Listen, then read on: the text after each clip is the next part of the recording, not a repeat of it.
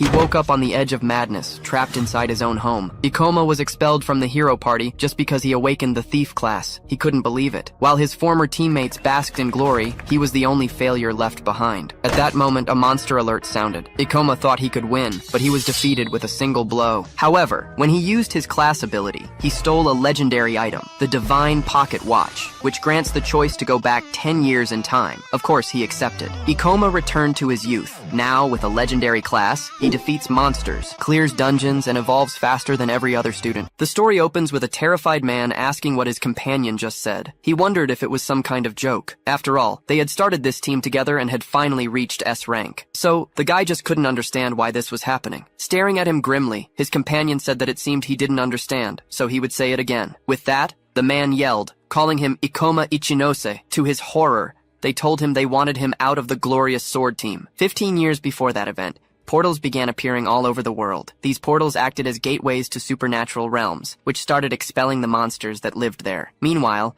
a portion of the population began to awaken game-like abilities and levels, allowing them to fight back. This group of people with awakened abilities were sent to combat the portals. They were called hunters. Someone was reading something in a completely different script. At the same time, he was accessing his awakened system. Hunters can select any character class they prefer, but some classes, like mages, are slow to cast attacks and difficult to control, so they have a high mortality rate. The boy was undecided about what to choose, so he decided to pick the rogue class, which has great agility, since his priority was to gain experience and get stronger. Ikoma saw something that surprised him. His plan worked. He soon gained a lot of experience points, becoming a high-level hunter known as the Swift Blade. The portals gradually brought more devastation to the world. A magnificent wing appeared. It was a monster that looked very much like a griffin. He began fighting on the front lines for the safety of his country and the world, and he genuinely believed it would stay that way. His leader said they wanted his teammate out of the group. Stunned, Ikoma asked why, but the guy was already out of patience and asked if he really didn't know, stating that the protagonist knew the real reason. The monsters were getting stronger and stronger, but none of his teammates' attacks were working. On top of that, he was terrible as support. The protagonist clenched his fist, trying to contain his anger. The man said that rogues were good for their speed, but that was a thing of the past. He claimed that no one chooses the rogue class anymore, since mages can deal more damage even at a low level. Furthermore, the guild had decided to remove him from the S-rank hunter list, so Ikoma wouldn't be killed in high-level portals. The protagonist tried to appeal, stating that he understood his flaws. Even so, he had risked his life to contribute to the team. The guy says that, besides, no one can distract and poison monsters like he can. They stared at each other for a moment. But the leader stated that at least he didn't seem discouraged, asking the protagonist to continue. Ikoma asked what he meant by that. His companion just gave a small smile. Walking past him, the man said that either way, he was off the team. With that, he walked away while the protagonist stood paralyzed. Ikoma remained motionless, not understanding what had just happened. A little later, in a place littered with empty bottles, trash and cigarettes were part of the mess. He was in tears, sitting on the floor holding a lighter in one of his hands. Looking to the side, he noticed something. He admitted that being a hunter meant everything to him. Even without being in the spotlight, he always thought his efforts would be valued. He let the ash fall from his cigarette, stating that this was his reward for all that sacrifice. He also remembered that he was never good enough. That's why he bought supplies with his own money and invested in equipment. Because of that, he didn't have a single cent left. He had lost his S-rank classification and now couldn't even enter high-level portals. The protagonist saw a notification on his phone, saying that the Glorious Sword team had succeeded in their expedition in China. They had managed to clear the Taodi Palace, a portal everyone said was impossible to conquer. Everyone was celebrating, extremely happy about it. On the other hand, the protagonist was frozen watching this. He watched the chat talking about the event. Some people asked where Ikoma was, while others said he was kicked out for being dead weight. Seeing those comments, the guy got extremely angry and threw his phone against the wall. He questioned why he had become a rogue. He knew he'd have enough to survive if he sold all his equipment. However, it wasn't that simple. He remembered when he was with his team. He started screaming while crying, stating that he sacrificed everything for them. Falling to the floor, he realized he had nothing left. Suddenly, his phone emitted an alert. Seeing it, the protagonist was very surprised. It said an S-rank monster had appeared in the Morima Ward, Tokyo, asking everyone to evacuate to a safe location. This made the guy extremely nervous. After all, the Glorious Sword team was out of the country. There were no hunters in that area who could subdue a monster of that level. And he wasn't much different, since he couldn't do anything alone either. But the guy's eyes fell on his equipment. Still a bit apprehensive, he realized he could try something. A large monster, which seemed to be wearing armor, flew across the sky. The protagonist was fighting it, stating that luckily he hadn't sold his gear. This was Kronos, the space-time dragon, a being far more threatening than he had imagined. Ikoma assured himself that this, at least, would be a glorious end to his career as a hunter. Though a bit apprehensive, the guy declared that they should begin their final battle. With that, the dragon let out a great roar, causing several stone fragments to rise. Rushing towards it, the protagonist told himself he was a hunter. He had to buy time for people to evacuate and for other S-rank hunters to arrive, so he leaped to attack the monster. Kronos also charged towards its enemy, preparing to strike. Frightened, the protagonist noticed his opponent was incredibly fast. His dagger was shattered in half. He quickly tried to dodge the attack. With great difficulty, he succeeded. However, behind him, a massive explosion erupted. He stared in shock at all that power. The dragon let out another roar as it faced the helpless man. Ikoma realized mentally that he would die if he got any closer. So, he used the double-bladed scythe, Hydra, but it didn't do a single bit of damage to his opponent. Getting more and more nervous, the protagonist realized it was immune to poison. Surprisingly, Kronos launched another attack with its claws. Thanks to his speed, Ikoma managed to dodge, though with some difficulty. He admitted to himself that he couldn't win this way. After all, he would have died if he wasn't a rogue. Still, he was cornered with nowhere to run. This was his only chance. He took a rope with a blade-like tip and began to spin it. With that, he threw it at his enemy. This was a klepto claw, used to steal items from its target. He thought that maybe this monster had something useful, something that could give him a chance to counterattack. His eye gleamed as the large claws came towards him. The slash was so fast and powerful that it completely destroyed his equipment. Even wounded, the protagonist laughed, saying that it seemed this was it. Lying amidst the rubble and covered in blood, he wondered if this was his end. With his eyes rolling back in pain, he admitted he could barely see anything, and that, after a lifetime of saving so many others, this was how it would all end for him. He declared he would love a chance to start over. He noticed something in his hand and wondered what it was. He realized the klepto claw had managed to steal something. It had acquired an epic item, the divine pocket watch. It offered a unique opportunity to go back 10 years in time, with a single use. He was stunned by this,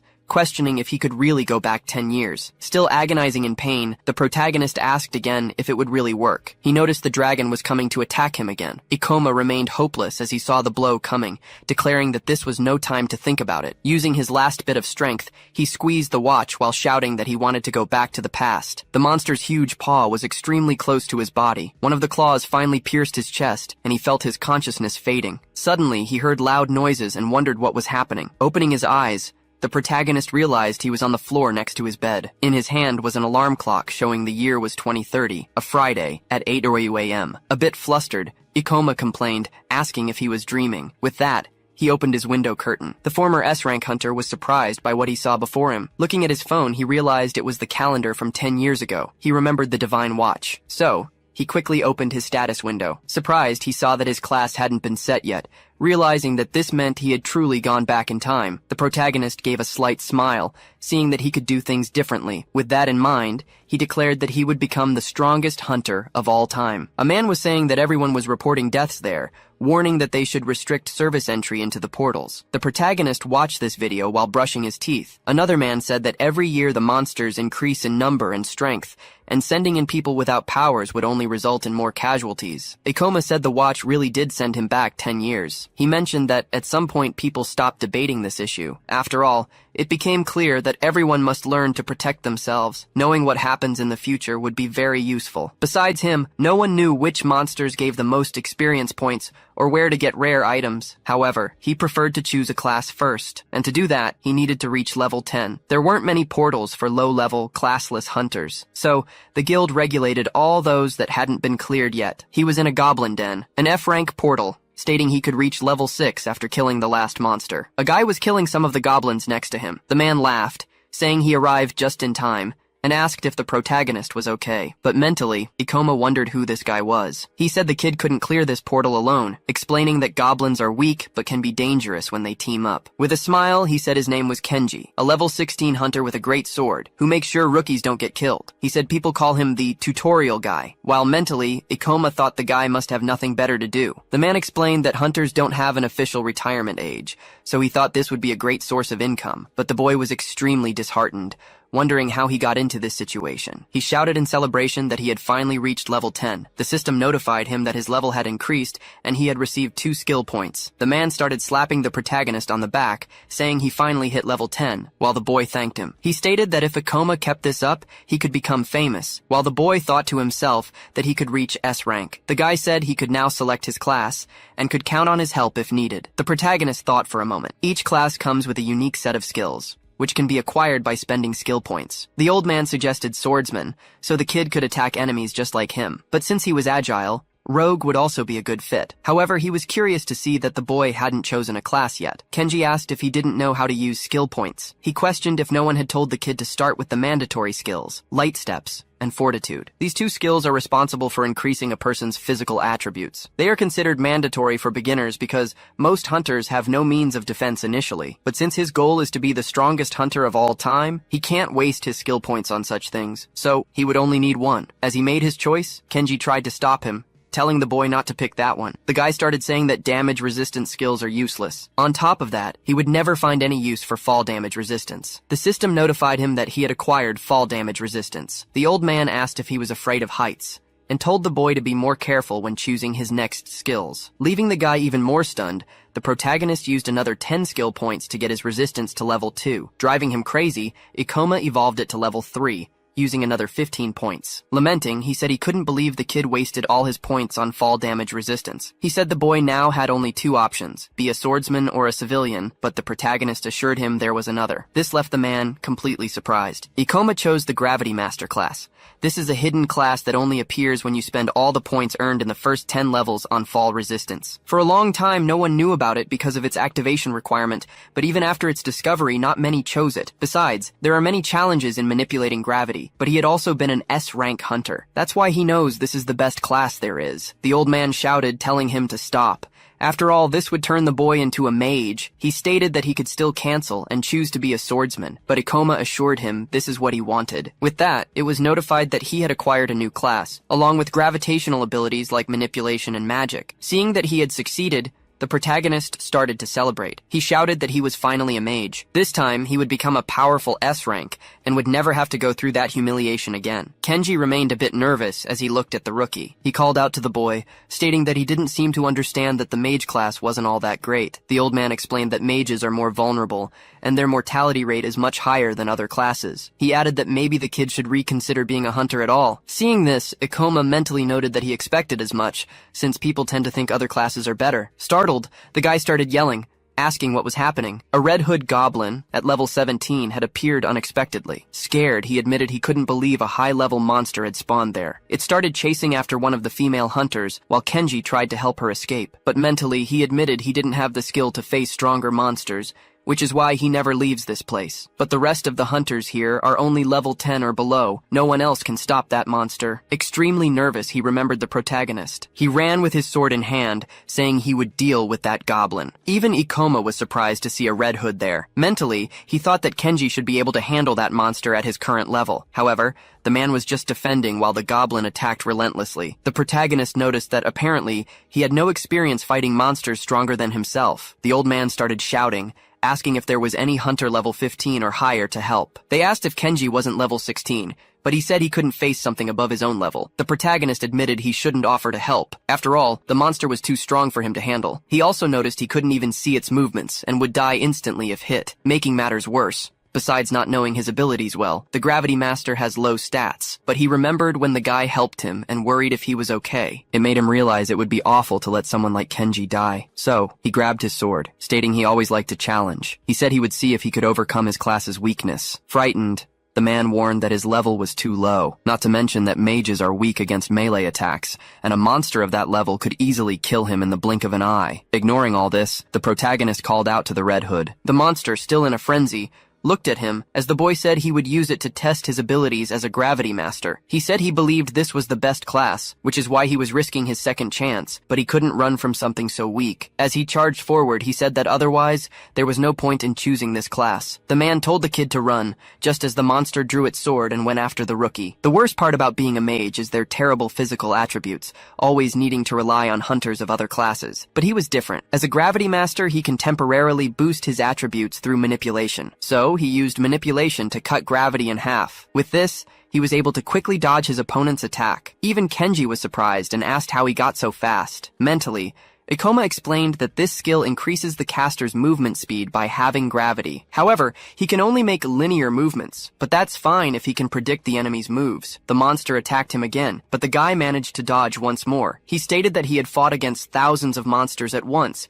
using nothing but his speed as a rogue. The Red Hood felt the consequences after taking a hit. The old man kept asking how a low-level mage could deliver such fast blows. With an understanding of mana management and the class itself, many gravity masters were able to match their physical attributes. The protagonist said that low-level monsters follow simple patterns, so it's easy to fight them. You just need to increase your speed. The old man asked Ikoma how that was possible. Surprising him, the kid shouted for the man. He asked him to finish the goblin. With that, Kenji ran with his sword in hand. The boy continued to stare at the monster, while it looked at the old man charging with his sword to strike it. With a smile, Ikoma asked the creature how it dared to turn its back on him. So, the protagonist used gravity magic, freezing it in place. The goblin was completely paralyzed as it heard something. Above it was the old man, preparing to deliver the final blow. With that, he struck, causing the protagonist to level up twice. Seeing the goblin's corpse, Ikoma realized it had actually worked. With a sense of relief, he said this fight was proof that he could become the most powerful hunter of all time. The people around noticed that this hunter was new, yet he had defeated the Red Hood with great ease. Mentally, Kenji realized that Ikoma had managed to surpass the monster's speed, even as a low-level hunter. Watching the boy, he was incredulous that the kid didn't even realize what he had just done. Still a bit nervous, he said the rookie had above-average talent. He wondered who Ikoma really was. Suddenly, the protagonist felt a sharp pain. He leaned against a rock, catching his breath. He noticed he had used all his mana. He also realized he would have to work a bit more on developing his ability to use skills. On the other hand, the old man was apparently happy to see he was alive. The man approached him and thanked him for his help, asking if he wanted a piggyback ride. Ikoma said that was pretty embarrassing, but he would have to accept. There were many people inside the portal, but only the protagonist, who had become a hunter just a few days ago, offered to help. Mentally, the man continued to thank him, stating that he had helped him find the necessary courage. He had let fear control him, which is why he only hunted monsters below his level. But now it was time to stop being the tutorial guy. Thus, he decided to walk like a winner. Meanwhile, Kenji said it was an honor to witness the birth of this hero. He thanked the protagonist once more. That portal proved what he could do as a gravity master. Now his goal was to level up. However, fighting alone would be inefficient,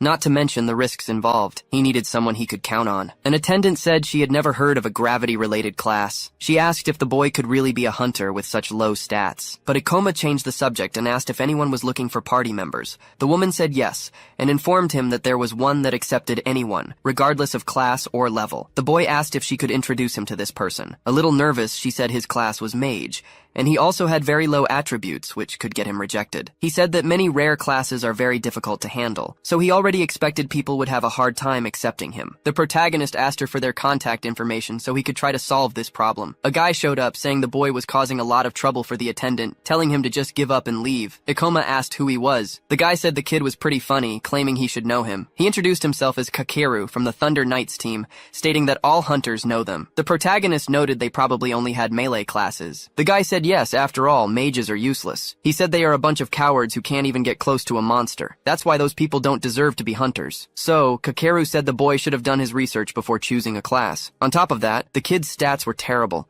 saying he felt offended seeing him give rare classes a bad name. Ikoma questioned if that meant he also had a rare class. Kakeru confirmed it and asked if the protagonist wanted to see what he could do. Pointing his sword at the boy, the guy told him to witness his power. Raising it, he used Lightning Summon. After that, he said this was the best character class, as it has incredible attributes and skills. The people around were surprised, saying they didn't know such classes existed. The guy looked proud as he saw this. The attendant said that using skills there was prohibited, but Kakeru assured her he needed to do it so the kid would understand. With a mocking look, he said it was none of his business, but stated it was very arrogant for the protagonist to want to join a team. While the guy was bragging, the protagonist was interested in the fact that he was a Thunder Knight. This class can deal a good amount of damage, but its movements are simple and unsuitable for complex battles. Thus, he would soon be in big trouble when facing monsters that are fast or immune to electrical attacks. Meanwhile, several people were saying that mage classes are useless, and that all the commotion was because the boy wanted to join a team. On the other hand, other people were admiring and envying Kakeru for his Thunder Knight class. Ikoma said that portals were a relatively new phenomenon at that time, so this wasn't very surprising. He stated that he had almost forgotten how mages used to be treated. People always thought that attribute points and extraordinary skills were everything, so maybe he would have to fight alone. The attendant called out to Kakeru, stating he didn't need to say things like that. The protagonist thanked her, saying he shouldn't have asked, and informed her he would be alone for now. The guy said maybe he should reconsider the whole idea of being a hunter, assuring him he didn't want to find his corpse lying around. As he left, Akoma thanked him for the advice. Kakeru continued to watch him as he walked away. In the Hunter Guild's archive room, Ikoma read a book and said it would take a long time to earn people's trust, so he couldn't join temporary teams for now. Therefore, he needed to team up with someone he could count on long-term, or someone with a class he had good synergy with. But before doing that, he would have to level up and achieve something noteworthy. He had a relatively easy time defeating the Red Hood and discovered what a gravity user could do. He wondered if he should challenge himself in a portal with higher-level monsters. He looked for the ideal one, noting that the level 25 Temple of Statues seemed like a great choice. Controlled portals are managed by the Hunter Guild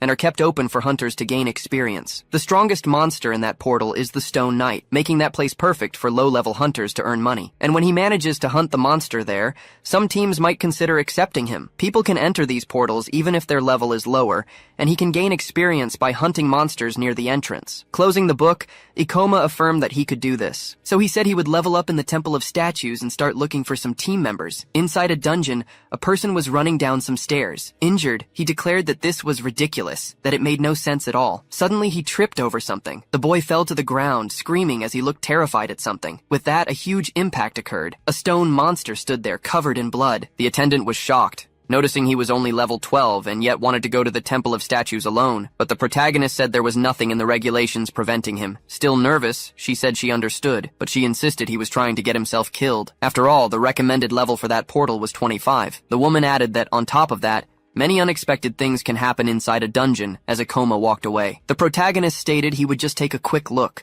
saying he wouldn't stay there for long. In front of the portal, he told himself he needed to take some risks to get stronger. After all, he constantly fought monsters with higher levels.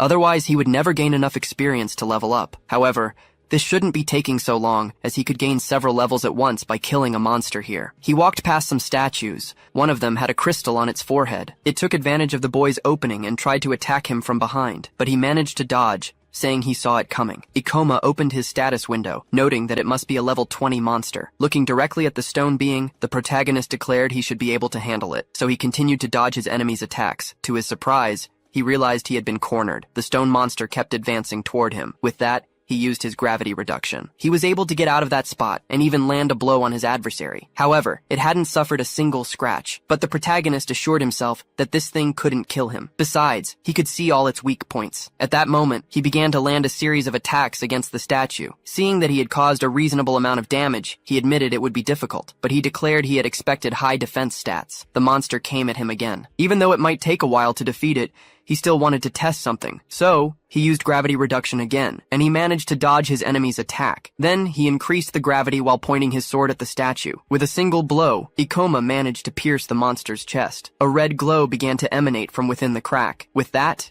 it was split in half. He explained that he made himself lighter to increase his speed. Then, he accelerated himself with gravity toward the point of impact to increase the damage.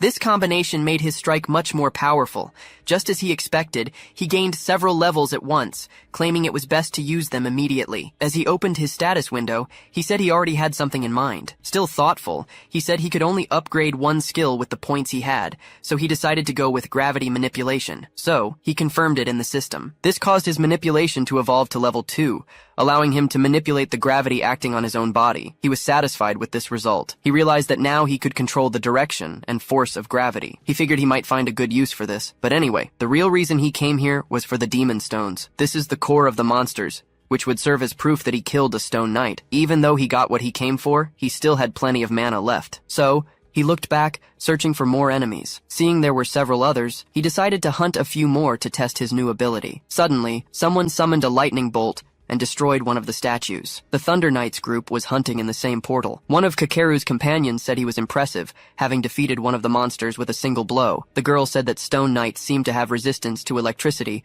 but his skill was superior. The guy said it was too easy and asked if all controlled portals were like this. Laughing, he said it was taking longer to level up now, suggesting they should go to a portal with stronger monsters. He stepped on one of the smoldering stones. For some reason, the man did this without saying anything. His companion asked if he didn't think he was too harsh on the kid from the guild, but Kakeru assured her that someone needed to teach those people where they belong. The guy said he really did him a favor since the kid could have died. Even though he was a bit harsh, it was to make him aware. After all, someone had to say it. His colleague said he didn't seem to have that intention. Suddenly, they heard a very loud noise coming from another room. Drawing his sword, Kakeru asked if it was the same monster. His friend said that this space was taller than the last one, but the guy said it didn't matter. After all, some monsters are just a bit bigger than others and nothing more. However, a giant stone warrior appeared. Both of his colleagues were scared, asking what that was. Excited, the guy said it was finally getting interesting, since that was a level 30 statue. It was higher than the other monsters that came before. His friend, frightened, stated they couldn't fight a level 30 monstrosity. Indifferently,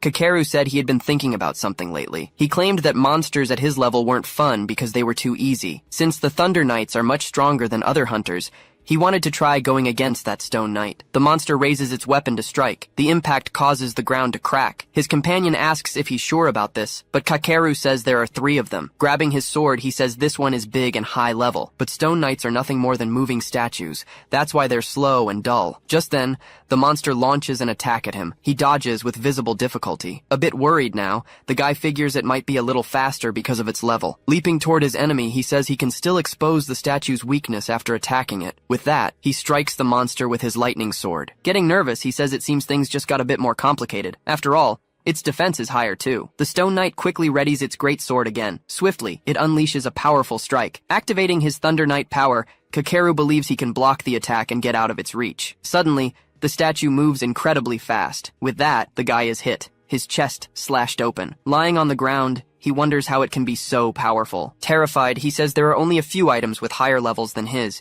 but this thing is apparently on another level. His companion calls out to him. Scared, the man tells everyone not to underestimate the enemy's strength. But before he could finish his sentence, the statue was already moving toward the girl. With great difficulty, she manages to block the blow with her sword. Her other companion shouts for Karen as she's thrown aside. However, he is also struck in the stomach. The blow is so strong that he even spits up blood. Seeing both his companions down on the ground, Kakeru grows even more frightened. Panicked, he complains about what's happening. Staring at the huge monster, the guy wonders if it was always this intimidating. Summoning his power, he declares that he's special anyway. With that, he unleashes a massive lightning attack against the knight. He claims to have poured all his power into that lightning bolt, sure that nothing could withstand such a massive blow. But the monster catches the lightning-covered sword with its bare hand. Kakeru is completely stunned by this. He remembers his companions saying they had lightning resistance. Causing him to lose almost all hope, the statue simply shatters the sword in its hand, powerless. He can only watch as his sword is broken in half. Desperate, he immediately leaps back. Terrified and frantic, the guy starts crying uncontrollably. However, the monster keeps advancing toward him. He's in disbelief as he watches the statue get closer and closer. The creature raises its sword while Kakeru insists this can't be happening. He declares he doesn't want to die like this. Before him, on the ground, lay his broken sword. The Stone Knight stood still, looking down at him like he was an insect. Trembling with fear, the man begins to beg for his life. Bowing before it, he pleads not to be killed. He screams for someone to save him. Suddenly, a leg shrouded in purple magic appears. The monster raises its large stone blade. Meanwhile, the protagonist uses gravitational reduction. With this, the statue is paralyzed for a moment. It notices this and looks around, searching for the source of the attack. The monster spots a purple light coming from its ribcage. Landing a short distance away is a coma. He assumes he knew that wouldn't work. Surprised, Kakeru asks if he's the guild newbie who chose the mage class, but the boy doesn't answer. Annoyed, the guy demands to know what he's doing, claiming there's no way he can defeat that monster. The protagonist had already reached level 16 and assumes that Hunter is right, and he's certain this won't be easy, since it's a level 30 Stone Knight. The creature probably reached this level by consuming weaker hunters and monsters, becoming an irregular specimen. Even so, he has to admit the monster is huge. He declares he just wanted to take a light stroll around here, looking for a monster to kill before leaving. However, he never imagined he'd find something this big. Still on the ground, the guy tells him to stop admiring the knight and just run, stating that it defeated them before they could even attack. With both his companions thrown to the ground, ignoring him, the protagonist activates gravitational reduction. The monster, like him, also prepares to launch a major attack. However, he manages to dodge thanks to his speed. Quickly, the statue changes its movement and tries to hit him another way. As he touches the ground again, Ikoma immediately jumps. By doing so, he gets above the monster while dodging the blow, and strikes the knight's head with his sword. Still on the ground, Kakeru mentally admits he can't believe it. After all, how could a low-level rookie mage do that? Fighting on almost equal footing with a monster like that. In his head, the protagonist realizes the monster isn't that fast, despite its high level, so he can easily outmaneuver it. But his biggest problem is that he doesn't have any skills powerful enough to defeat it. The Stone Knight is a monster with high defense, so his attacks would hardly work against it, not to mention the huge level difference. Besides, he'll soon run out of mana if he keeps using manipulation, so he doesn't have much time. Suddenly, the statue prepares to strike again. As he dodges, Ikoma admits this is a bit reckless, but either way, he has to try. The monster swung its sword as he dodged. Kakeru says he knew it was a long shot, but he hoped the guy could handle it. However, his attack didn't work either. His gravity reduction ability consumes a lot of mana, but he can't fight powerful monsters without it. He realizes he can't drag this out any longer, so he decides to end the fight at once. Another huge slash comes his way. The boy dodges again. He uses his ability to leap a second time. The protagonist spins in the air to gain more force. Suddenly, he uses his body's gravity to pin the enemy's sword to the ground. The monster tries to hit him with a punch. Ikoma jumps again, escaping another blow. He lands on his opponent's head. Surprised, Kakeru asks how he can move like that, and if it's because of his class. The protagonist jumps on the monster's head once more. He mentally admits he'd rather save his level 2 manipulation skill, but he's out of options. So, he activates reverse gravity. With that, the boy is upside down, his feet planted on the ceiling. He notes that he can apparently use this skill on himself, while his enemy searches for him, and he ends up surprised, thinking that this is quite interesting. The protagonist prepares himself, declaring that he should be able to deal the necessary damage from that height. Determined to handle it, he uses gravity increase. Preparing his sword, Ikoma says that it will increase his weight. Combining that with the acceleration of the fall, he'll deal more damage. He shouts that it's too late, and the monster can't stop him. Piercing through it, the protagonist uses Meteor Fall to end the battle. The giant monster is split in half and begins to dissolve. As the fragments of its body fall, he's notified that he has been granted 524 experience points. He leveled up from 16 to 23, gaining another 14 skill points. Pleased, he sees that his plan worked. After all, he killed a monster whose level was almost twice his, which is why he gained so many levels at once. After his victory, Ikoma celebrates. He drops to his knees after increasing his fall damage resistance to level 3. Mentally, he admits the impact of the fall was severe, but he's happy to have gotten the resistance in advance. On the other hand, Kakeru was amazed, thinking it was incredible. After all, his lightning didn't work on that monster thanks to its resistance, but a mage still managed to defeat it. Awkwardly, he asks why the protagonist helped him, since he treated him so badly at the guild, but the guy quickly panics, suspecting Ikoma might be there for revenge. Making him even more nervous, the boy calls out to him. He asks if Kakeru can get up on his own and if he's okay. The kid is surprised by this unexpected reaction. He starts to laugh, seeing it wasn't what he imagined. Extending his hand in return, the guy thanks him for saving him. Sometime later, at the Hunters Guild, the receptionist was terrified, asking what he was talking about, asking if a level 30 Stone Knight really appeared. Getting even more stunned, she asks if the protagonist actually defeated it. He just confirms, without giving many details. She claims it's impossible, since he had just started and was all alone. Taking out the monster's demon stone, he asks if that's proof enough. The receptionist says a core of that size can only come from a level 30 or higher monster, and even though it's hard to believe, she'll register it. She asks if the boy wants to exchange the stone for money, calculating it should be worth about 200,000 yen, but the protagonist says not for now. After all, he needs it to prove his skills. Suddenly, someone calls out to him. It was Kakeru, who says he was looking for him, wanting to thank him one more time. He also says he has a great offer. Opening his arms, the guy asks if he'd like to join the Thunder Knights. All the hunters around are surprised that the Rising team is inviting someone. Seeing the core in his hand, people start saying Ikoma must be incredible. With a smile, the guy says this is his lucky day, assuring him that he rarely finds himself receiving any kind of favor. The protagonist feels a bit awkward, while the kid tells him not to be shy. But Ikoma says that, unfortunately, he'll have to refuse the offer. Kakeru is surprised by this, asking why he refused. In disbelief, he asks if the boy wasn't looking for a team. The protagonist says yes, but informs him that he's changed his mind. With that, he turns his back and starts to walk away, leaving the guy in shock. Mentally, Ikoma assumes that if he can keep leveling up like this, he's sure to achieve what he wants. Soon, a portal called the Theater of Maniacal Dreams will appear, and inside it is a unique and incredible item. Therefore, thanks to the memories of his past life, he will be the first to clear the gate. Someone places some stones on the table, saying they'd like to exchange them for money. The people around get nervous. The receptionist asks how he manages to kill so many monsters every time, stating that she thought he worked alone. The protagonist ignores her and says he has one more thing. He requests a promotion to D rank. An F rank hunter is promoted to E rank upon choosing a class, and only D rank hunters or higher go to portal disasters. The receptionist informs him that he can only request the promotion when he reaches level 25. Showing his status window, Ikoma says that in that case, there's no problem,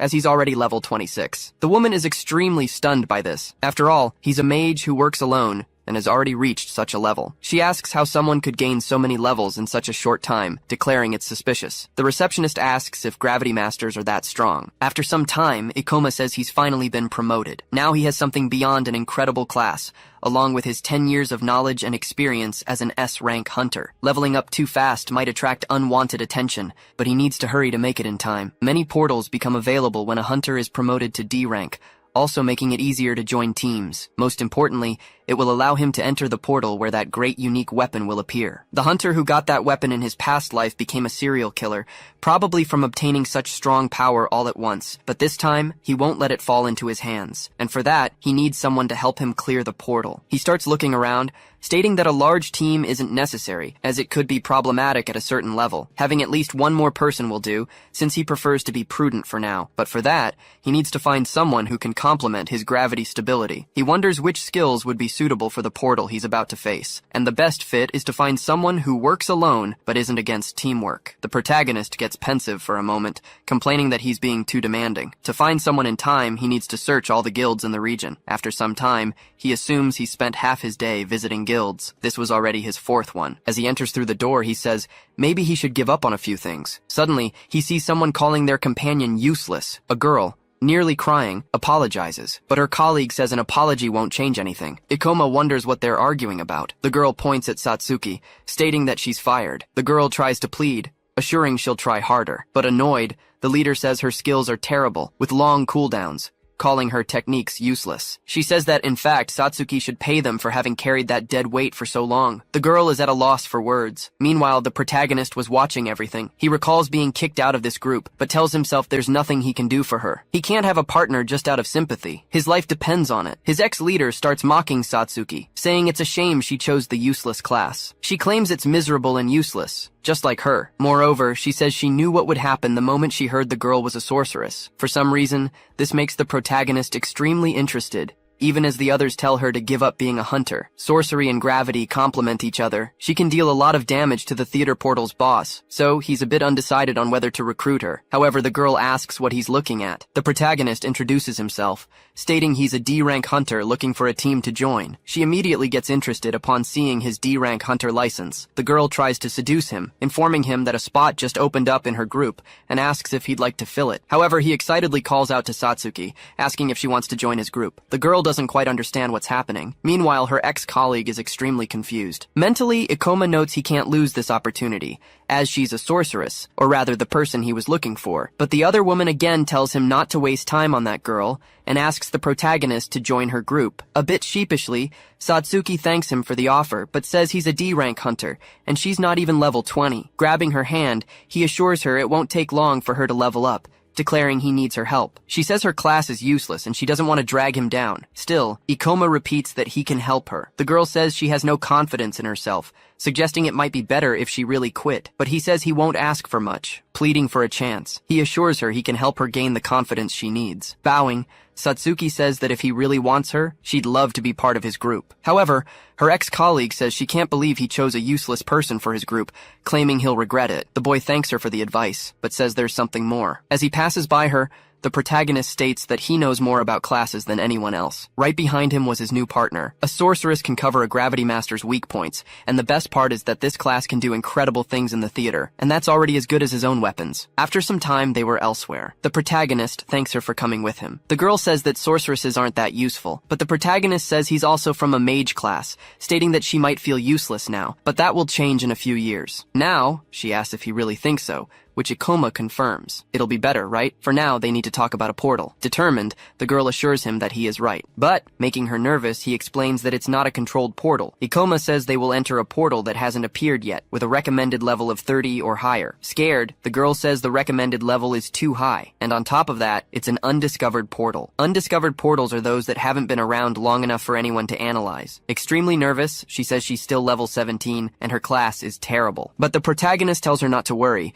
guaranteeing that nothing will happen to her, as he'll fight alone. In his past life, he read all available records on portals. That's how he managed to devise a strategy to clear the theater. He declares that the two of them can easily clear the portal. He states that the girl just needs to trust him. He feels bad for dragging someone into this, but he must protect that weapon, no matter what happens. Satsuki asks how the protagonist knows about a portal that hasn't even appeared yet. Ikoma says he can't tell her all the details, but in short, it's all thanks to a rare item. She says she doesn't believe it. After all, there's no way an item could predict a portal that far in advance. Startling her, everyone's phones begin to sound an alert. Nervously, she grabs her device to see what it's about. The protagonist does the same. Everyone starts talking about the portal alert, especially since it's near a neighborhood in Sikyo. Satsuki asks if this was the portal he was talking about, but the protagonist just says they start the next day. He explains that probably no one will be able to clear the portal in a week, but after killing the boss, you get a reward. After some time, they were already looking for the portal while the girl asks if Ikoma is sure. They notice that the Ministry of Portal Eradication had already set up at the location. Suddenly, a woman runs up to them, asking if they are hunters. She asks them to report any information they find about the portal, be it its layout or the skills the monsters use. However, they must prioritize their safety, as there have been many deaths in undiscovered portals. They say the ministry can count on their work. Satsuki asks why he didn't tell them they were going to kill the boss, but Ikoma explains she would have stopped them. Once inside the portal, he warns that this one is different from the others, and asks if the girl is still anxious. The girl says yes, then starts to stutter. The protagonist apologizes for asking such a difficult favor, but he assures her he'll fight all the monsters alone, and if he can't handle it, they'll both leave immediately. Afraid of being abandoned again, Satsuki starts to say she'll do her best. She says the protagonist can even use her as bait, but Ikoma says that won't be necessary, telling her just to cast her spells. The girl says she barely knows any useful skills. He asks if she can use something called mana drain. This ability drains mana from a target, making it useful in long battles against more powerful monsters. Since it also allows you to give that mana to a party member, it's the perfect skill to support gravity users. With this, the protagonist won't have to worry about his mana while facing monsters that can be drained. The girl says that skill is too slow and not very mana efficient, and that it's better to use one that hurts enemies. Mentally, Ikoma thinks that might be true if one of them specialized in it, while saying he'll fight at his maximum, and that should give her all the time she needs. Fighting against him was a large clown bear. While dodging the blows, he shouts for his companion to use the skill. She summons a ball of shadow. She launches the large spell at the bear. With that, the bear screams as it's hit by the ability. The protagonist notices that the monster has let its guard down, so he prepares to jump toward the enemy. Quickly, the guy was already above his adversary. He increases his body's gravity and attacks the bear's head. After defeating it, Ikoma sheathes his sword, preparing for more. He says that was extremely easy, while gaining another 212 experience points. Surprised, the girl says she gained 3 levels at once, but she again says she feels bad for letting him do all the work. But the protagonist assures her he needs her help, as they will go deeper and deeper. Besides, they are a group, so she needs to level up. The girl asks if they are really a team. She says it feels very different. After all, it never felt real when she was with Aoe. Smiling, Satsuki resolves to be more useful in the next battle. On the other hand, Ikoma tells her not to push herself so hard. A little nervous, he tells himself that they should be fine and that they will defeat the boss and secure the rare items. A man named Kaoru got this item in his past life. He used it to become the worst criminal in the history of portals. You can be sure that guy never gained power later in the portal, so they probably won't find her. After all, 2 days have passed since the theater opened. Meanwhile, a man was fighting. He tries to hit someone with his hammer, but the person dodges. The guy starts to laugh. Using a skill called Life Eraser, he manages to land a fatal blow. His dagger gets covered in his opponent's blood. As the man's body collapses, Kaoru says the guy should have known not to pick a fight with him. He notices he's leveled up again. The psycho says those losers gave a surprising amount of experience points. He says humans don't fight each other, so they're much easier to defeat and kill, now at level 36. Returning to the protagonist's group, he was using gravity increase. Ikoma summons a dark orb in front of him. With it, he slams the Jack-in-the-Box clown to the ground. Embarrassed, the girl says that even just casting spells behind him for a while, she gained many levels, already at 22. She says she feels like she got so much for doing nothing, claiming he probably could have done it all alone. But the protagonist says it's only this easy because they haven't found a powerful monster yet, as these have simple patterns. Reassuring her that the sorceress class is powerful, the girl replies that it doesn't seem that way. Changing the subject, Satsuki asks if they're leaving now, since he's used a lot of his mana. After all, his mana was almost gone. He says he's using gravity manipulation to boost his stats, and that's the cause of so much drain. The girl says the guild warns them to leave once their mana drops below 50%. With a smile, he says it's time to test that. In front of them was a clown goblin. The protagonist asks if she's ready, informing her that they're about to start. Immobilizing the monster, Ikoma tells her to use mana drain. The girl doesn't know how to react. Tying up monsters and draining their mana will allow them to generate a lot of it. After that, she can use the skill on the protagonist to transfer the mana to him. The girl says she understands, but asks him to at least cover the monster's face. But Ikoma says he can't do that without using a skill. Seeing no other option, Satsuki starts using her mana drain ability. The protagonist says now they can do it, while the girl pities the poor monster. It was lying on the ground after being cruelly defeated. The girl says she'll transfer the mana now, but Ikoma asks why she's blushing like that, telling her not to make it weird. She starts transferring the mana to her companion. The protagonist notes his mana went from 16 to 25. The girl assumes it's not as efficient as she thought, since it took them a long time to increase it by only 9 points. He says that's why they'll take the mana from 6 more goblins. The girl is scared by this, asking if they're really going to do that, but the boy says it's a great opportunity to level up. With that, after a while, he lands a cut on one of the monsters. The protagonist says that was the 6th one, and asks about her mana, which she reports is almost fully recovered. Satsuki's level went from 20 to 22, while Ikoma only went up once. Excited, the girl says they can keep leveling up and exploring like this. But Ikoma says that if they take too long to recover mana, it could lead to accidents. Even so, he can fight monsters like that all day, guaranteeing they'll never lose to them. Opening her status window, Satsuki says she gained many levels in a single day. She states that this is completely different from all the other portal expeditions she's been on. The guild always taught them not to face monsters beyond their level. The protagonist becomes thoughtful upon hearing this. Standing up, he says the guild has to recommend that for safety. However, you hardly get stronger without facing high-level monsters to acquire skills and experience along the way. She watches as he talks about this. Suddenly, the girl becomes determined. After some time, they were walking in a sort of cathedral, while Satsuki questions if they're really going to clear this portal. Suddenly, he stops and says they're in the right place. In front of a door, Ikoma says, "The boss of the Theater of Maniacal Dreams is behind that door." So he reaches out his hand to open it. With a big smile, he says they got there in 2 days, and bets the Eradication Ministry didn't expect this. The girl starts to tremble, asking if he's really talking about the boss monster. She claims she's never seen one up close and feels immense fear. He asks if the girl is anxious. He says that if Satsuki is scared, they can come back another time, but his companion says there's no need. She remembers Aoi getting angry with her for always giving up on a fight, but then she wonders what she's talking about. She states she doesn't want to be like that anymore. She declares she wants to change so she can help him, so she'll do everything she can. He sees all that determination. Proud, he gives a brief smile. Crossing his hands, Ikoma says that's the spirit. He assures her they will defeat that boss. However, the girl asks if he's sure that plan is enough. Opening the door, the protagonist tells her to remember what he said, asking her not to worry. That boss will be easy to kill with her sorceress class. They enter the place, which was extremely dark. Surprising both of them, they hear a laugh. In front of them was the maniacal clown, a level 35 boss. Scared, Satsuki says that's the portal's boss. Seeing the large monster, Ikoma says nothing, just observing it. But deep down, it seems that after defeating this boss,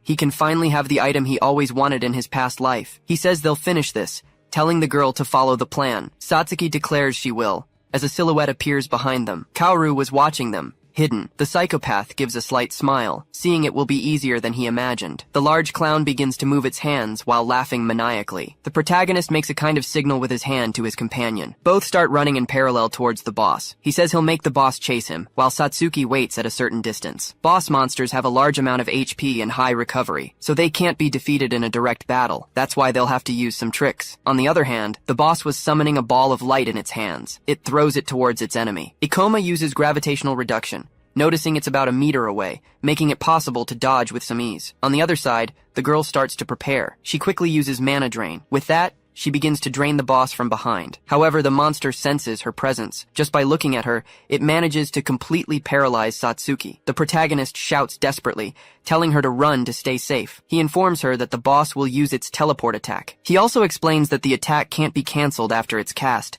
telling her to run to the center. Suddenly, one of the clown's eyes starts to glow. Satsuki sees the shadow of that large monster right behind her. Extremely close to her body was the boss with its mouth open, forming a large fireball. Quickly, he launches that attack at the girl. However, the protagonist moves towards it, claiming he's still there. The monster continues to laugh maniacally. On the other hand, Ikoma manages to dispel that fire attack. As she watches, Satsuki thinks that the attack is extremely fast. The protagonist says it's better for him to back away for now, jumping to the clown's back again. The boss's eye glows again as it turns towards its adversary. It uses its teleport to appear in front of the boy. Apprehensive, Ikoma realizes it used the same skill twice in a row. Meanwhile, the giant clown was coming to attack him. Worried, the girl screams for her companion. Surprisingly, he uses gravitational reversal. With that, a large explosion occurs. The monster continues to laugh, not understanding much. To its surprise, the protagonist was hanging upside down. However, the boss's eye glows a third time. He says it's not as easy as he imagined, but everything is still going according to plan. The girl remembers asking if they really wouldn't attack the boss monster, but the protagonist informs her that the boss uses magic spells extremely quickly, and if they approach it slowly, they'll be incinerated. But if they attack from a distance, it will use its teleport to quickly get within its attack range. But this monster has a critical flaw. Back in the present moment,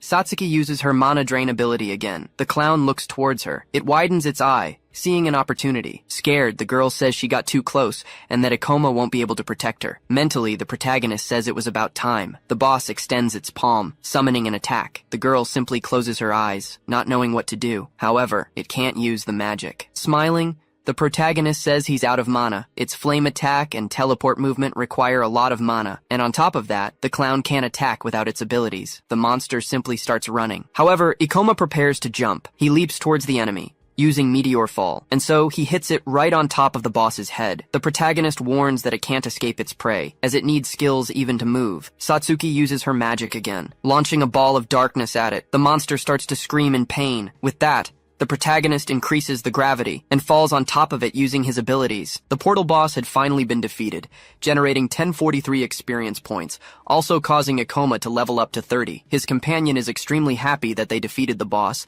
asking what they'll do now. Ikoma says the gate will close in some time, so they should leave before then. Satsuki questions what would happen if they got trapped. The protagonist tells her not to rush, as it will stay open for at least half a day, and they haven't encountered any more monsters. Blushing, the girl says she didn't know. Suddenly, the clown's body starts to glow. Confused, Satsuki asks what that is, while the boy says he finally got it. In front of him was the reward for killing the boss, the clown's blade. The protagonist says that blade is a great match for a gravity master. It could even be considered a hack. The girl asks if this was the equipment he was looking for. The blade increased attack by 11 points, along with decreasing skill activation time and reducing mana cost. Satsuki says that at times the weapon's stats seem mediocre, but the protagonist replies that in reality, it's incredible. He informs her that the stats and damage are just a bonus. What he really cares about is the item's effect. Since it can increase the overall power of classes that rely heavily on skills, it makes it a super powerful item. The Gravity Master is vulnerable when switching between skills,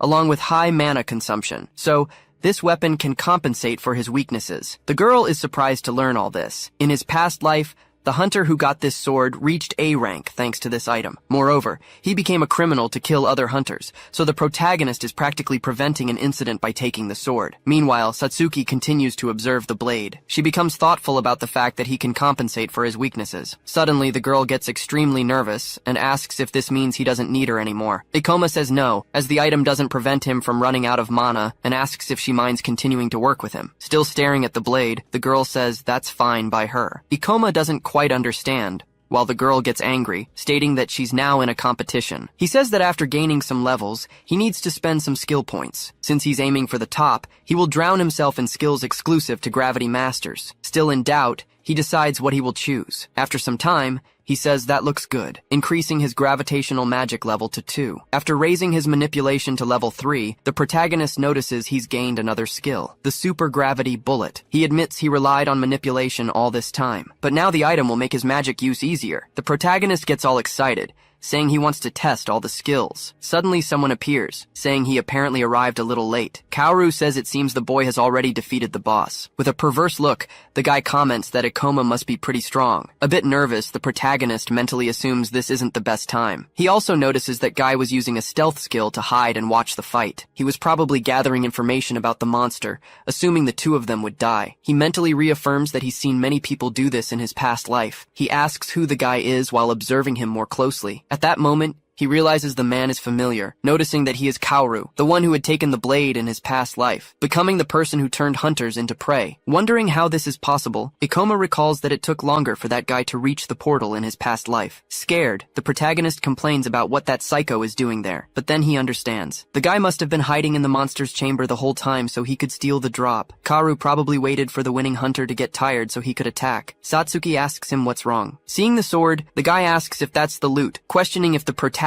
got it after defeating the boss, and then he asks if he could take a look. The protagonist says of course, as he extends his hand. Mentally, the guy calls him a fool. Looking at both of them, he says they are naive, and that he'll kill the man first, and then he'll play with the girl until he gets sick of her. Approaching them, the psycho says they should be more careful. Then, he extends his hand as his eyes glow red. Drawing his dagger, he uses the life eraser skill. However, the protagonist quickly dodges. Kaoru turns around, excited. However, Ikoma was already swinging the sword. Even with his speed, the assassin manages to evade the attack. At that moment, the protagonist realizes he lost him. He claims he wanted to hit him before he realized the situation, but unfortunately, the guy is too fast. While his companion is frightened, he is forced to admit that Kaoru is much stronger than them. The assassin admits this is strange, asking the boy how he found out what would happen. After all, he thought he was a fool, but it seems the kid isn't as bad as he imagined. Satsuki asks the protagonist what's happening, but he tells the girl that Guy is murdering hunters. He also says that because he's an assassin, it makes him fast and stealthy. Kaoru questions how he figured all that out in such a short time. Changing his expression, he says that at least saves him the trouble of explaining things. Telling them to hand over the item, he guarantees he will spare them both. The protagonist also changes his tone and says the worst part about dungeon crimes is that they leave no evidence. Therefore, he doesn't believe the man intends to let them live. Kaoru is quiet for a moment, but he soon breaks into a smile, stating that this is good. After all, the boy is smart and also very brave, despite being weak. Preparing himself, he declares that he wants to see the protagonist spitting blood as he walks to hell. On the other hand, Ikoma shows no hesitation or anything of the sort. A little nervous, the protagonist admits this isn't good. This is the serial killer who decimated numerous hunters, the person who got the clown's blade in his past life. He confesses he never considered that guy could be hiding in the portal all along. But when their swords clashed, he realized there's no way to beat this guy. The girl calls out to her companion. Surprisingly, the protagonist shouts, telling her to get behind him. Ikoma explains that assassins are fast and deal extra critical damage when they ambush someone. So, the guy will kill her when he gets close enough, as sorceresses are a support class, not for close quarters combat. For that reason, she shouldn't get any closer, asking the girl to leave everything to him. Mentally, the protagonist assumes it won't be easy to fight this guy alone, but he can't let Satsuki face him either. Besides his advantage in combat, he has vast experience and skills for fighting. Along with that, the most important thing is, the girl will panic when she sees the evil things he does. With that, he reuses gravity reduction. Quickly, both of their weapons collide. Even holding a unique item, the protagonist was trembling. Kaoru says he's very good with the sword. However, he warns that he has bad news. After all, the boy probably has no experience in killing people. Unbalancing Ikoma, the guy says that in contrast, he has killed dozens of people, and would never lose a battle. Mentally, Kaoru confesses that most people panic, but the protagonist prepares to attack again. Dodging the blow, he says people can't handle the pressure of fighting others, so they tend to make mistakes. But he gets a little apprehensive after another cut passes extremely close to his body, and that's when he notices that this kid isn't shocked at all. In fact, he seems to respond to his movements easily. Kaoru claims that's ridiculous. There's no way a low-level kid is putting pressure on him. Meanwhile, a little nervous, Satsuki was watching the situation unfold, realizing that her colleague isn't just smart in terms of knowledge, he's also incredibly strong in close combat. In his thoughts, Ikoma admits he's very happy to have gotten the blade in time, decreasing the activation delay of his skills so he can quickly switch between reducing and increasing gravity. He wouldn't be able to withstand his enemy's attacks and would also be out of mana if the sword wasn't reducing consumption. Suddenly, Kaoru yells that the game ends here. He puffs out his cheeks as he prepares to show what he's capable of. With that, the guy spits something dark red. It was a poison needle. Luckily, the boy sees it coming towards him. Skillfully, he bats it away with his blade. The assassin is extremely frightened, declaring that's impossible. Still dazed, he sees the protagonist coming towards him. He dodges, but Ikoma anticipated it and blocked his needle. The guy ends up with a cut on his cheek. Angry, he yells that the kid is very lucky. Attacking back, Kaoru says that won't happen again. On the other hand, Ikoma remained apparently calm. He uses his life eraser skill to try to land the final blow. However, the protagonist activates his ability and increases gravity, managing to knock the blade from the enemy's hand. The assassin feels pain as he stands still. The protagonist says the guy has a skill that allows him to accelerate his arm on the closest path to the target's neck. This makes the guy more and more amazed, confused as to how his opponent figured all this out. Ikoma states that it's this simplicity that makes the man's movement extremely easy to predict. On top of that, he says that if it were him, he wouldn't use that type of skill against certain enemies. Suddenly, Satsuki starts preparing a skill. She uses her shadow sphere. Kaoru watches the attack coming from behind him. He stumbles a little. When he looks forward, he sees the boy raising his sword. The protagonist quickly slashes with his blade, making a cut on his face. The assassin starts screaming, muttering about his eye. Trying to stop the bleeding, he wonders how the kid dares to cut his eye. As he watches him, the protagonist notes that besides being able to respond to his movements, he can also handle his tricks, and he matched his speed using gravity manipulation. His only problem now is mana. Since he doesn't have much after fighting the boss, he'll soon be exhausted, and when that happens, they'll be completely finished. As he runs toward his enemy, Kaoru promises he will finish the boy. Picking up his knife again, the assassin tries to prepare himself while getting scared, complaining about why it's so hard to finish this kid. After all, he knows everything, from his movements to his tricks. Plus, he's very powerful. As he watches Ikoma go from one side to the other, he says that's not right. Noticing Ikoma is heading for his blind spot. Trying to dodge the protagonist's blow,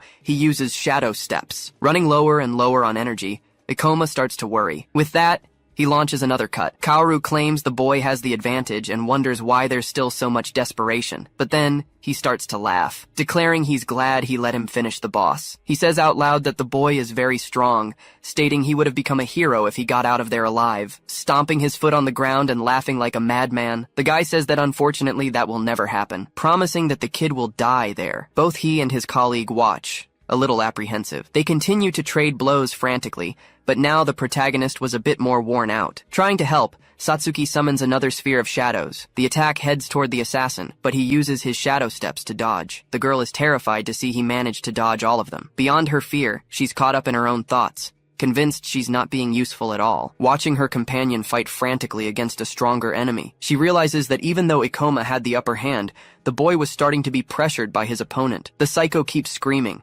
shouting that he loves this. Still trading blows, he says it's not every day you find an enemy where you don't know if you'll kill or be killed. He tells them both to enjoy the battle to the fullest while it lasts. Ikoma tries to land another slash, but the psycho manages to dodge. The protagonist was growing more and more nervous and anxious. Using the sword's weight, the boy uses his leg to try and land a strike. He manages to land a hit on his opponent's chin. The guy gets even more irritated, but quickly tries to create some distance.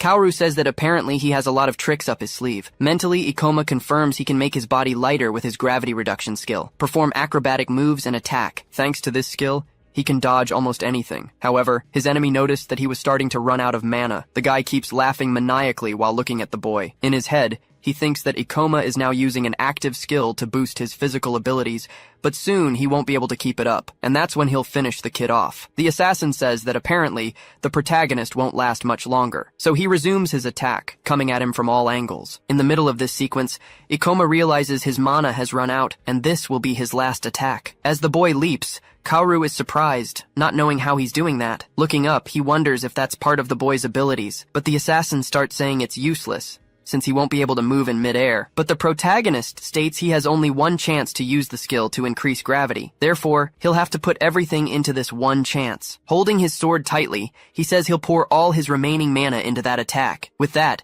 he uses Meteor Fall, slamming his opponent into the ground. Straining with immense effort, Kaoru asks what kind of incredible power this is. Realizing that no matter how much force he uses, he can't push him back. Unable to hold back his opponent's blade any longer, the guy receives a deep gash across his chest. The protagonist was extremely tired, as he's notified that his mana has reached 0. His companion runs up to him, calling his name. Joyfully, she says that Ikoma won. However, he simply apologizes. As he faints, The boy keeps apologizing to Satsuki. Right behind him, severely wounded, Kaoru gets back up, cursing him. The assassin says the brat must be out of mana now. On his knees, with no strength to move, Ikoma tells his companion to run. Using what little strength he had left, he says the guy wouldn't be able to catch her, but for that to happen, she needed to start running now. Even his opponent admits he's an incredible guy, since he must be exhausted after fighting the boss. And yet, he kept fighting him to prevent Kaoru from touching the girl. This leaves Satsuki more and more stunned. Meanwhile,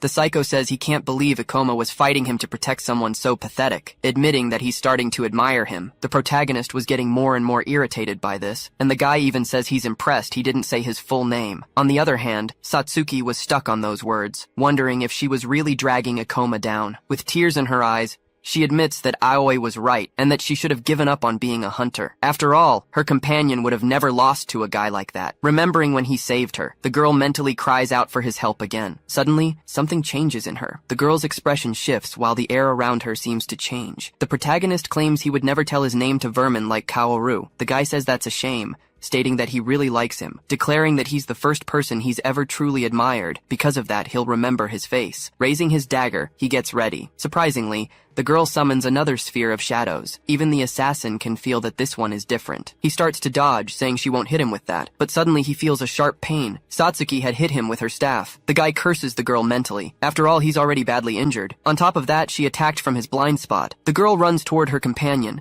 as Ikoma asks what she's doing, reminding her that he told her to run. Using some kind of skill, Satsuki says she will never run away again, since he convinced her that she has the power to make things right. With that, she uses mana transfer. This allows him to regain some of his strength. Seeing all that energy, the assassin doesn't quite understand what's happening, but he yells, warning that he'll kill her first. Quickly, the guy activates Life Eraser. Ikoma looks directly at him, but she didn't show fear but rather a certain indifference. The protagonist thanks her for saving them both. Now he was back on his feet and had stopped his enemy's attack. Ikoma begins to recover some of his mana. Startled, Kaoru wonders if his enemy has already recovered enough mana to use that skill again. The guy says that's pushing the limits, but the protagonist says they were a team from the start. That was even before he ambushed them. Besides, he's recovered his mana while Kaoru is still severely injured, declaring that now he wants to see who will win this fight. Quickly, he attacks his opponent again. The psycho gets scared as he tries to dodge. However, the protagonist gives him no opening, increasing his strength and speed more and more. The guy claims he's not done yet and starts using dark magic, summoning a red circle in front of him. Satsuki prepares to face it. However, Ikoma tells her to stay put, and surprisingly, he summons his gravity magic, telling his enemy that his magic is too slow to use against opponents, and that in his past life, he had used the Jester's blade to compensate for the delay in casting such an attack. Seeing that,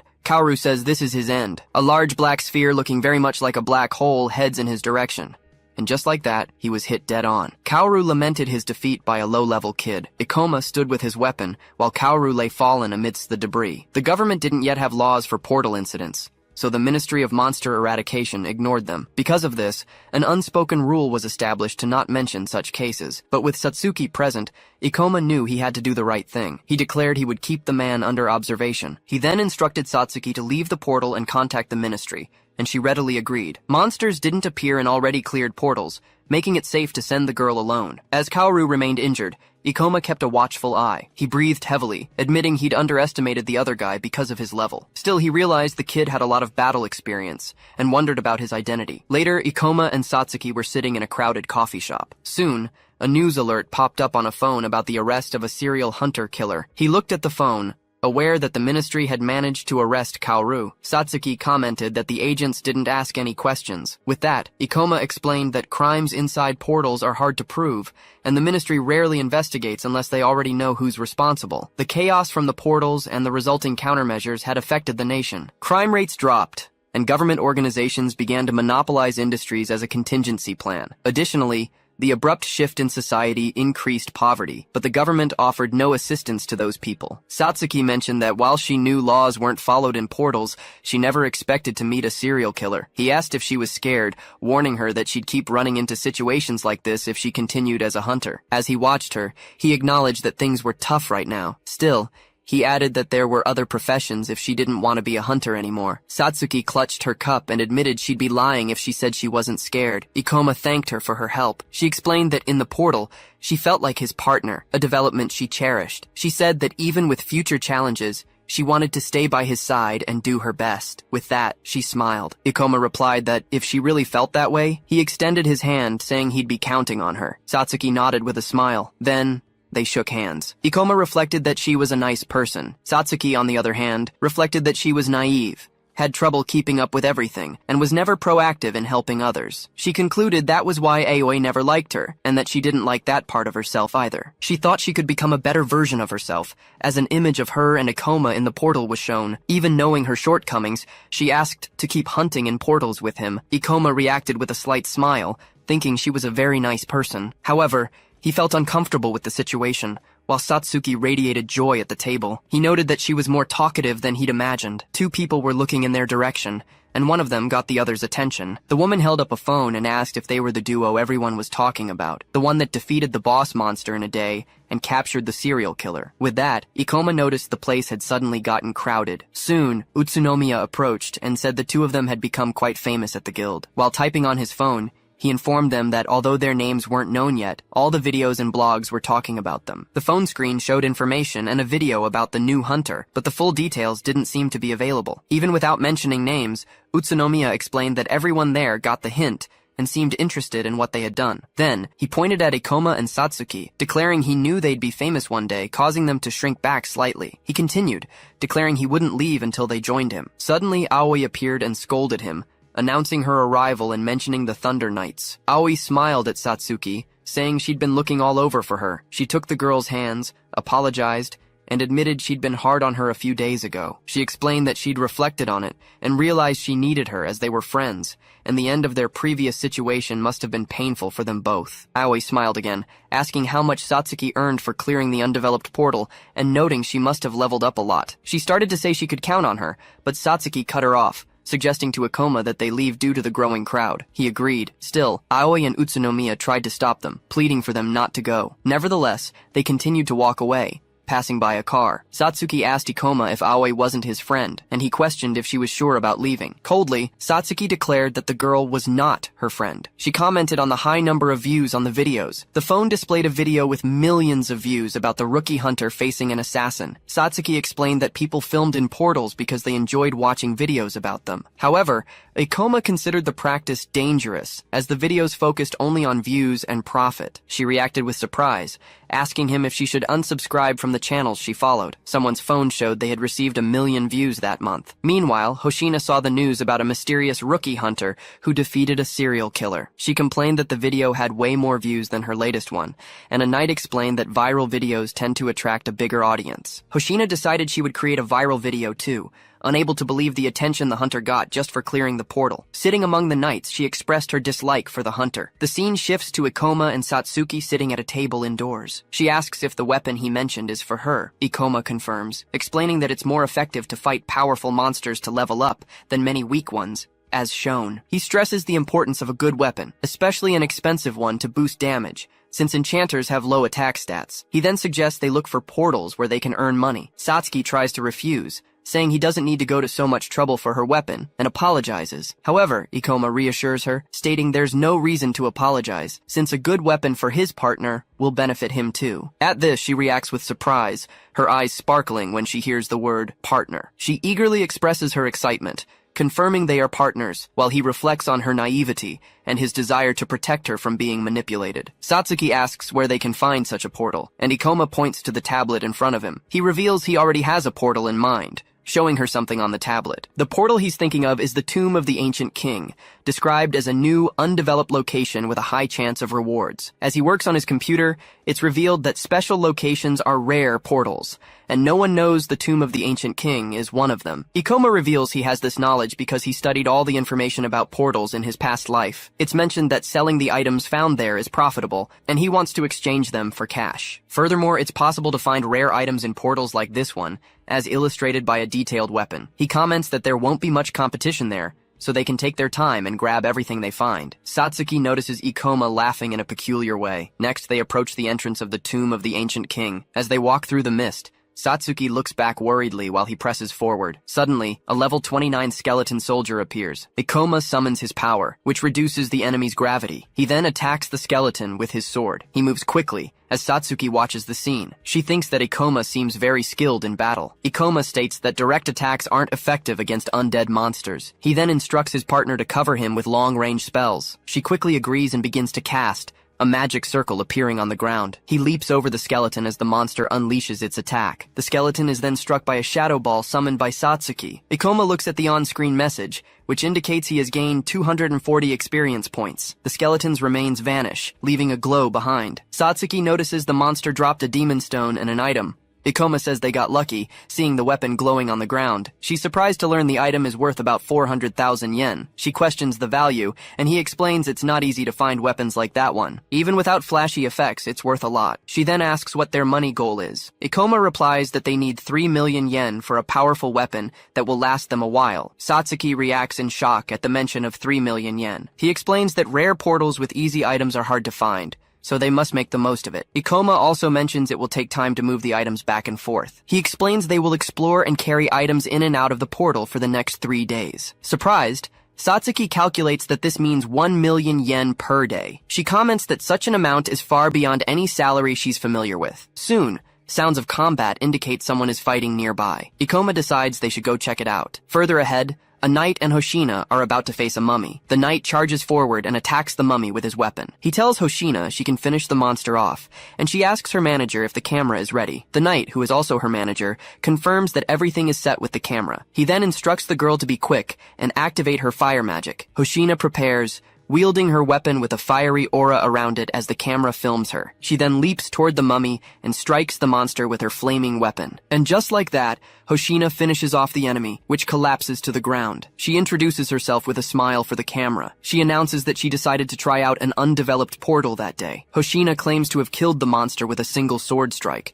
concluding that clearing the portal might be easier than she thought. Ikoma and Satsuki, watching the scene, realize she's a portal streamer. Satsuki reveals that she knows Hoshina and has seen her channel a few times. Ikoma watches her with a look of disapproval. Satsuki remembers that Ikoma doesn't like portal streamers. She recalls he disapproves of Hoshina's behavior, who only talks about views and profits, questioning if she even realizes how dangerous portals are. Hoshina notices something and asks in confusion. She complains to Ikoma and Satsuki, who are at the top of the stairs, visible in the recording. Hoshina scolds them, saying they're in front of the camera and have ruined her shot at getting lots of views. Ikoma called out Hoshina for just finishing off a monster someone else had already nearly killed. She claimed it was all part of the show. She explained that in the entertainment business, it's not about skill, but about looking charming. She then asked her manager if they could salvage the footage, but he replied that it would be impossible to edit them out. Hoshina lamented that the perfect shot for her introduction was now ruined because of them. Then, she asked if they didn't know who she was and introduced herself as Hoshina Sayonji, a portal streamer. Ikoma apologized and introduced himself as Ikoma Ichinose, also introducing Satsuki Kisaragi, who gave a bow. He added that he didn't mean to ruin her shot. Hoshina dismissed the matter, saying she'd let it slide since she was busy looking for new material. Afterward, Ikoma asked why anyone would want to be a portal streamer. She replied that the reason was obvious. She then stated it was all about money, making an okay gesture with her hand. Ikoma narrated that portals are exciting and provocative, offering many ways to get views, and that companies pay a lot for ads. Hoshina continued, saying she'd become a celebrity if she got popular enough, but he warned her that being a decent hunter wasn't easy, and she should stop before she got hurt. Raising her voice, she questioned what he had just said. Ikoma warned that portals of this level were dangerous, suggesting she take her celebrity games somewhere else. He added that if she didn't take it seriously, she'd regret it when her skills were actually needed. Hoshina remained silent, staring straight ahead. She complained that not only had Ikoma ruined their footage, but now he was also mocking her. Satsuki said he didn't have to be so harsh, but he replied that he was just offering some friendly advice. The manager tried to calm her down, telling her not to listen to him. She replied that she knew, that she should just ignore the haters. Then, to his surprise, she ordered the manager to start filming. Hoshina asked if his name was Ikoma as she approached. She said he must be pretty confident in his skills to be offering people friendly advice. With that, she proposed a game to see who could gather more demon stones, stating that if she won, he'd have to take back what he said and apologize. She also declared that she would film everything and upload it. Ikoma narrated that she added he didn't need to worry, as she would put a small censor bar over his face, showing that some random hater started a fight. Hoshina finished, promising that if he won, she would give him anything he wanted. Hearing the offer, Ikoma accepted, while a surprised Satsuki called out to him. Hoshina laughed and declared it a deal, saying she'd see him at the portal entrance in 3 hours. She smiled, warning him that he'd better not run away. The passage stretched ahead, lit by torches on the wall. The manager asked why she challenged him. Hoshina replied, imagining how amazing a video of her beating that random hater would be. She added that this was the kind of viral hit she needed, and that they would make a lot of money this month. She then stated that, above all, she wanted to teach him a lesson. She thought about how he said she wasn't taking things seriously, vowing to make him eat his words. Ikoma and Satsuki watched a mummified monster staggering ahead. He then launched an attack called Meteor Drop, which struck the monster. Ikoma saw that he gained 364 experience points,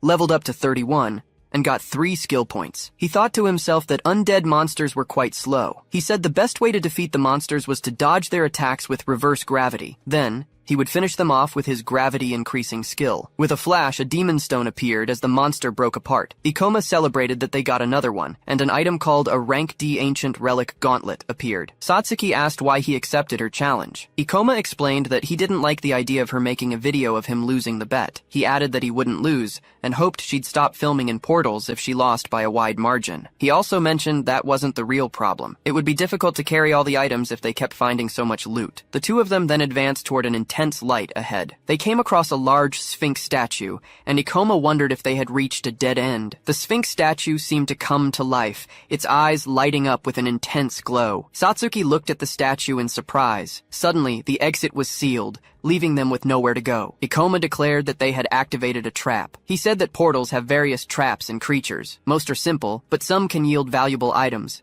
especially in a rare portal like this one. The creature with glowing eyes demands answers to test their knowledge, stating it will keep asking questions until they can no longer respond. It then warns that it will take the lives of anyone who fails to answer at least 3 correctly. Satsuki then asks if the creature is a monster. Ikoma notes that a fight could break out if they fail the creature's test and tells them to be prepared. She is surprised, but he assures them not to worry, because he's smart. As the creature gets ready, its eyes glow as it announces the first question. It asks about the amount of experience points needed to level up from 1 to 10. With that, Ikoma quickly gives the correct answer, surprising Satsuki beside him. The creature confirms his answer, and he realizes he only needs 2 more correct ones. Glad he researched this information in his past life. Next, it asks its 19th question about a monster with 3 heads and 4 legs, and Ikoma promptly answers that it's the scary doll. Sitting next to Satsuki, he asks the creature if it really wants to keep going, reminding it that it promised to keep asking until he couldn't answer anymore. Satsuki, watching the situation,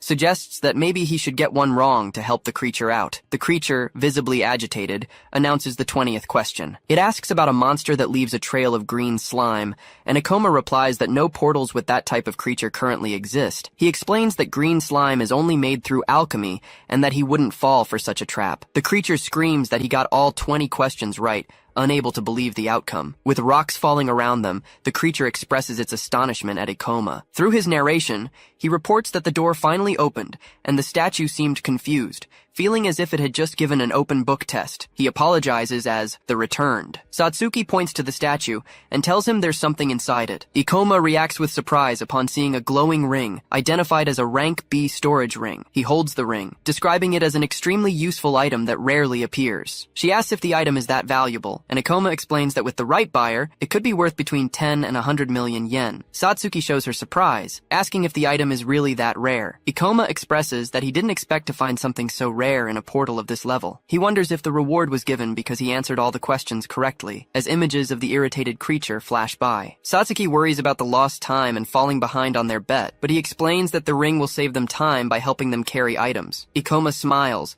stating that they are in a much better situation now. As they walk, he says the monsters here aren't hard to defeat. He attacks a skeleton warrior with his weapon, explaining that they are resistant to close-range attacks, so he gets in close to strike them. Satsuki, in turn, casts spells from a distance to take down the monsters. Hoshina notes that the mummies are slow, allowing her to use gravity manipulation for powerful attacks against them. She adds that mummies are also great targets for draining mana. Ikoma says the probability of getting rare items in this portal is incredible, noting he went from level 31 to 33 and got 2 rare weapons. He uses the ring to store the items, invoking its storage ability. He tells Satsuki the new item is very useful, and that they've already collected 6 demon stones, enough to win the bet, but they're here to make money. Ikoma smiles and suggests they hunt down all the undead monsters before time runs out. The scene changes to Hoshina, out of breath, celebrating that they finally took down the monster. She explains that these monsters are quite tricky, as they attack relentlessly and are very resilient. The knight comments that they've only killed 2 monsters so far, and that it's taking longer than they thought. He agrees that on any other day, they would have been done by now. He then mutters, they shouldn't worry, as their opponents probably aren't doing any better. Hoshina considers paying their opponents to pretend they lost the bet, but the warrior beside her scolds her, saying they should stop making fake videos. Ikoma, accompanied by Satsuki, approaches a surprised Hoshina. He comments that she must be doing pretty well if she has time to sit around. She retorts that she's doing just fine and hopes he's managing to keep up, then suggests she could let this one slide if he apologized. Ikoma ignores her suggestion and activates the storage ring to show off his items. Hoshina screams in disbelief as she's showered in the light of the various items and demon stones emerging from the ring. Shocked, she asks how he got all those demon stones and items, and also questions him about the ring and its ability. Ikoma just smiles and asks what the problem is. Speechless, Hoshina recalls her earlier suggestion that she could forgive him if he just apologized. Annoyed, she declares that the contest isn't over yet and orders her manager to follow her as she leaves. Satsuki asks why he was so rude to Hoshina, and he replies that he was just trying to motivate her. He then says he just hopes she doesn't get too motivated and do something reckless. Satsuki asked Ikoma about his dislike for gate streamers. He explained that the problem wasn't his dislike, but their lack of seriousness about the risks of being a hunter. He added that a hunter can easily die in a gate, so no one should take it lightly, using Hoshina as an example of a streamer just looking for fame. Ikoma stated that if she wasn't truly committed as a hunter, she would regret her choice when faced with real danger. To win the bet, Hoshina needed to do something that would completely change the situation. She quickly realized he would surely win the Demon Stone contest, so she needed to convince him to count something else. Her companion warned her they had gone too far and were low on mana. However, she insisted they needed the mana for the return trip, and couldn't give up yet. Then, she questioned who said she didn't take being a hunter seriously. 8 years ago, a city was in flames, amidst explosions and screams. Back then, the world was in complete chaos. Each gate incident caused far more casualties than they do now, with a huge monster lurking. A young Hoshina was begging for help. She and a younger boy were in danger, as an orc finished off both their parents, and she screamed for help. Running, she held the boy's hand tightly. Meanwhile, people sheltered in makeshift compartments inside a hall, and some were looking after younger children. 2 people watched the girl and the boy, who were sitting down, having just lost their parents. She held a phone, watching a broadcast about the country's 5th hunter to reach A rank, Ms. Kuan. In that moment, Hoshina hated the helplessness she felt in the face of tragedy and decided to become stronger. She explained that she never imagined getting this far or speaking in front of a camera, but it made her happy. She was glad she could give hope to others who lived in fear of monsters. She added that she never dreamed of being as powerful as that hunter, but she wanted to be like her, someone who offered hope and encouragement to her viewers. Determined, she declared she wouldn't let anyone say she wasn't committed enough, and that she would make Ikoma apologize. Right after, she told her companion they didn't have any good footage from that area, and should look for a bigger monster. Then, she headed toward a noise, saying it sounded like a big monster, exactly what they needed. As she ran, she claimed she'd always been lucky. Her companion praised her, while she thought about leaving. Suddenly, she appeared from behind a wall, stating that a great filming opportunity had just shown up. Before her stood a large golden monster resembling a pharaoh with several weapons, standing over a fallen person. An information screen revealed the monster was a level 40 undead pharaoh, the boss of the Tomb of the Ancient King gate. Startled, she commented that it was impossible for a B-rank boss monster to be there, realizing it wasn't something she could handle. Then, her companion said someone had probably led the monster there while trying to escape. He added that they needed to leave immediately, forgetting about the footage and the bet. Hoshina agreed, stating that the monster wouldn't be able to follow them down a narrow path. The person lying on the ground cried out for help. She saw herself as small and helpless in the tragedy, as an orc attacked her, and the image of Ms. Kuan appeared before her eyes. In that instant, she realized she finally understood why she was drawn to her message. Right after, she added that she didn't want to run away when someone needed her help. As she ran, she told her companion she was sorry. Then, she blocked an attack from the monster with her sword. She turned to the person calling for help and ordered them to start running, as she would hold the monster back. The person thanked her, as the monster swung its weapons violently. Then, her companion countered the attack, stating that the creature's blows wouldn't work on him. He quickly added, enthusiastically, that he was Hoshina's #1 fan, leaving her visibly confused. Mr. Manager declared that he wouldn't run and wouldn't leave her behind. He admitted he wasn't very skilled in combat, but could serve as bait, as the pharaoh approached menacingly. She was breathing heavily as she continued to defend the fallen Mr. Manager. The warrior activated a shield, which manifested around him with an intense blue glow. However, the monster launched a swift attack with its weapon. The blow struck the warrior's shield, shattering it into pieces. Surprised, Hoshina realized the monster was stronger and faster than them in every way. She concluded that this was what made a monster worthy of being called a boss. She was visibly shaken as the great enemy approached imposingly. The pharaoh brandished its two weapons in front of it. Faced with the scene, she looked apprehensive. Then, Ikoma appeared and stated that her actions had been reckless. The pharaoh launched a powerful attack, which was blocked by a barrier. When she opened her eyes, she saw Ikoma holding her. Surprised, she asked how he had gotten there. He explained that he had come back in case she did something like this, as the hunter she saved had told him everything. Ikoma let out a sigh. He reiterated that she would regret it if she didn't take being a hunter seriously, and reminded her that if she won, he would have to take back what he said and apologize. With a faint smile, he declared that she had won the bet. As he held her in his arms, he apologized for saying she wasn't serious. Next, Ikoma declared he would reduce the gravity. He then charged the monster while still holding Hoshina in his arms. The creature lunged forward, and he blocked the attack. He explained that he used his gravity reduction ability to deflect the weapon's impact, creating distance between them and the enemy. Meanwhile, Satsuki summoned a shadow sphere, aiming it at the monster. The creature was struck by the energy. Satsuki revealed she had managed to distract it from Ikoma, although her attack dealt no damage. He noticed the two injured hunters and reflected that he rarely fought with an advantage, especially not against such a high-level boss monster. The level 40 undead pharaoh was an imposing sight. Ikoma noted that he could use his weapon to enhance his gravitational abilities, but he admitted there was no simple strategy to defeat this opponent. He then realized the odds were heavily stacked against them, but Hoshina explained that the other two hunters were there at her insistence, so she couldn't abandon them. Ikoma added that he didn't mind an occasional challenge. He then asked Satsuki to help replenish Hoshina's mana. He then declared he would try to distract the monster while she recovered. He noticed Hoshina had used fire magic and concluded she was a swordswoman who used her weapon,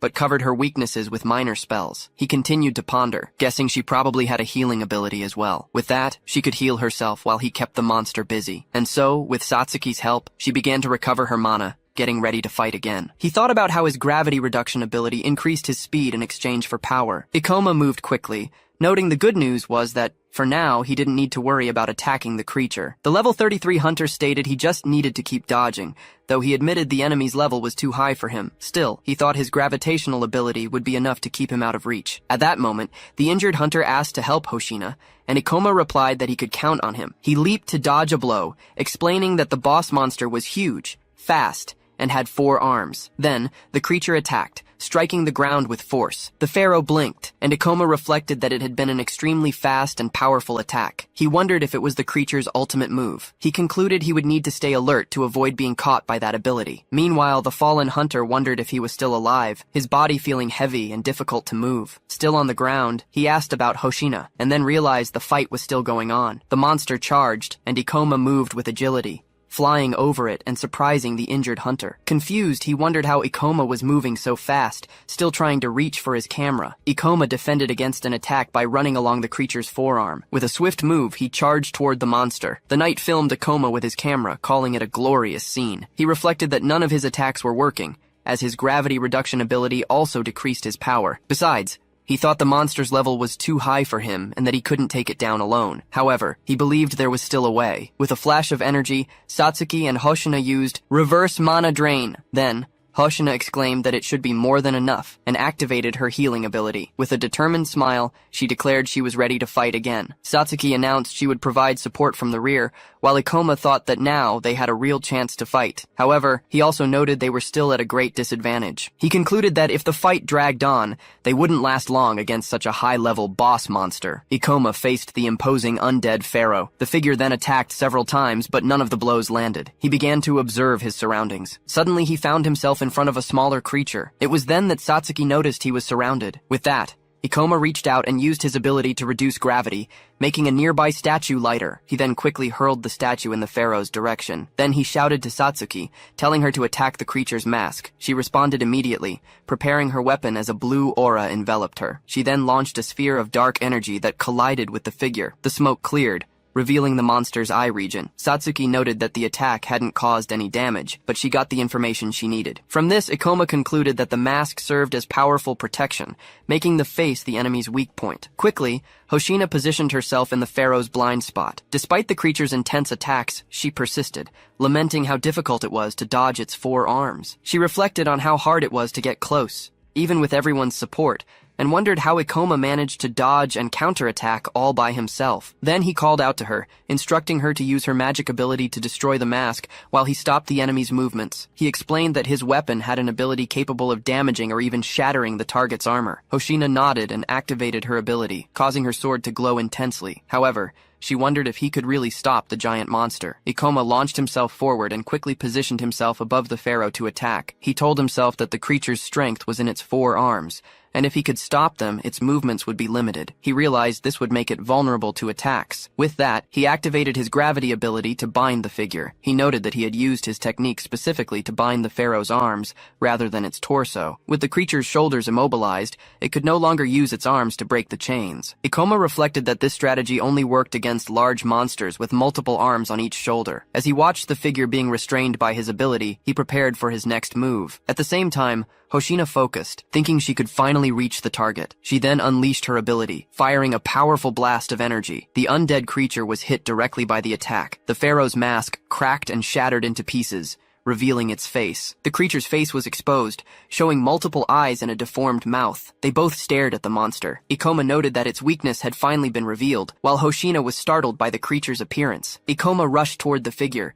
determined to take it down while it was still bound. Immediately after, he reversed the gravity, leaping to avoid the pharaoh's attack and shattering the ground on impact. He predicted the creature would use all its arms for a final attack, and that he would activate his ability the moment they came together. He realized this move would make the monster lower its head, thus exposing its greatest weakness. Then, he exclaimed that this would be the end, delivering a decisive blow. In that instant, he activated his Meteor Fall skill, launching a powerful attack that struck the pharaoh's head directly. With a smile, Ikoma held the golden ring and discovered he had leveled up after defeating the boss monster. Meanwhile, Hoshina was helping the injured warrior on the ground, while another one just watched. A glow emerged from the defeated monster's body, and Satsuki noticed something next to Ikoma. She called him over to show him a magic weapon, revealing its powers in a brief description. Ikoma offered the weapon to Satsuki, saying it was perfect for her, and that way they wouldn't need to buy one. Surprised, Satsuki asked if she could really keep the weapon. He then recalled that she had helped him get his own weapon, and mentioned that Hoshina should also receive something. Hoshina reassured Ikoma, telling him not to worry. She then thanked him, stating that he had saved their lives. She offered him the item and the demon stone,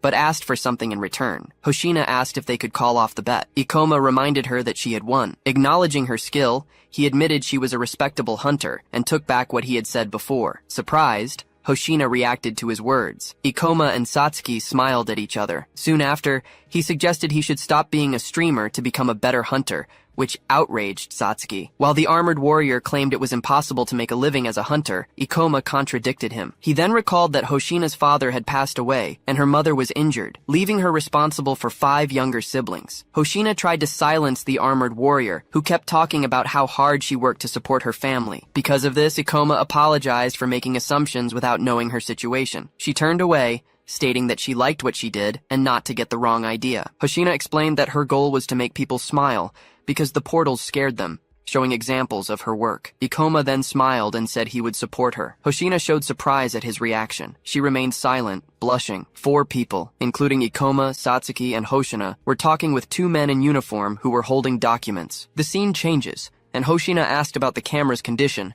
remembering it was expensive and captured fast movements, hoping it wasn't broken. One of the warriors confirmed the camera was working, which relieved her. Even so, the warrior complained that they had barely gotten any demon stones or footage from that portal, despite almost dying in there. Hoshina thought that maybe they should have asked for the boss monster's demon stone, but stated she wouldn't accept anything out of pity. She asked repeatedly if the camera hadn't recorded anything useful, begging them to tell her there was something. The camera then showed a recording of Ikoma in action. Later, at the Marima branch of the Hunters Guild, Ikoma was sitting and reading a book, while Satsuki watched something on her phone. Excitedly, she called him over to watch a video. Ikoma suggested that instead of looking for information in videos, it would be better to get it directly from the experts. The phone screen showed a picture of him, accompanied by the title, "The Rumored Supreme Hunter Appears," a video of Ikoma fighting the monster, posted by Hoshina, was getting a lot of views. In the comments, people praised Ikoma's speed and his lack of intimidation in the face of the monster. He smiled discreetly. Ikoma realized all the stares he was getting were because of the video, and Satsuki, excited, told him it had reached 1 million views in a single day. Meanwhile, in her room, Hoshina was happy to see that the video of Ikoma she had uploaded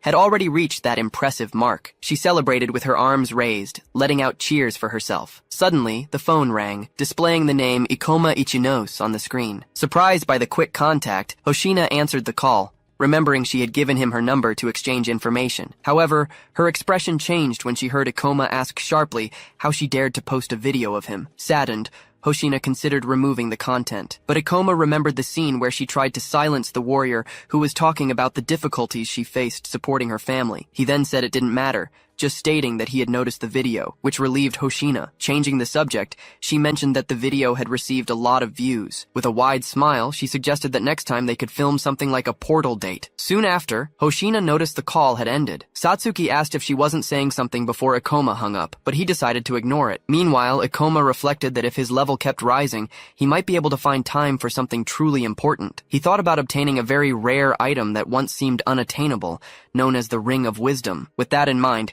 he clenched his fist, believing he could even change the course of history. A moment later, the receptionist points to the screen, confirming Ikoma is at level 36, indicating he now has the necessary experience. Then, the protagonist is promoted to C rank and is properly congratulated. Afterward, Ikoma and Satsuki step away from the administration desk. She expresses her admiration for his rapid rise, and he thanks her, wishing her a speedy promotion as well. Meanwhile, the receptionist at the desk is impressed by the speed of his ascent, something never seen before. Ikoma believes his rapid progress is due to his knowledge and experience, explaining that the most effective way to level up is by defeating high-level monsters. Soon after, Satsuki states that he is one of the strongest C-rank hunters and promises to work hard to reach the same level. In response, he declares that by the end of the month, he will become a B-rank hunter. Satsuki shows concern about this ambitious goal, asking if he isn't pushing himself too hard, and reminding him that few guilds have someone so strong. Finally, Ikoma reveals he has a specific item in mind that he wants to obtain. To get it, he needs to access the high-level portal called the Library of Illusions,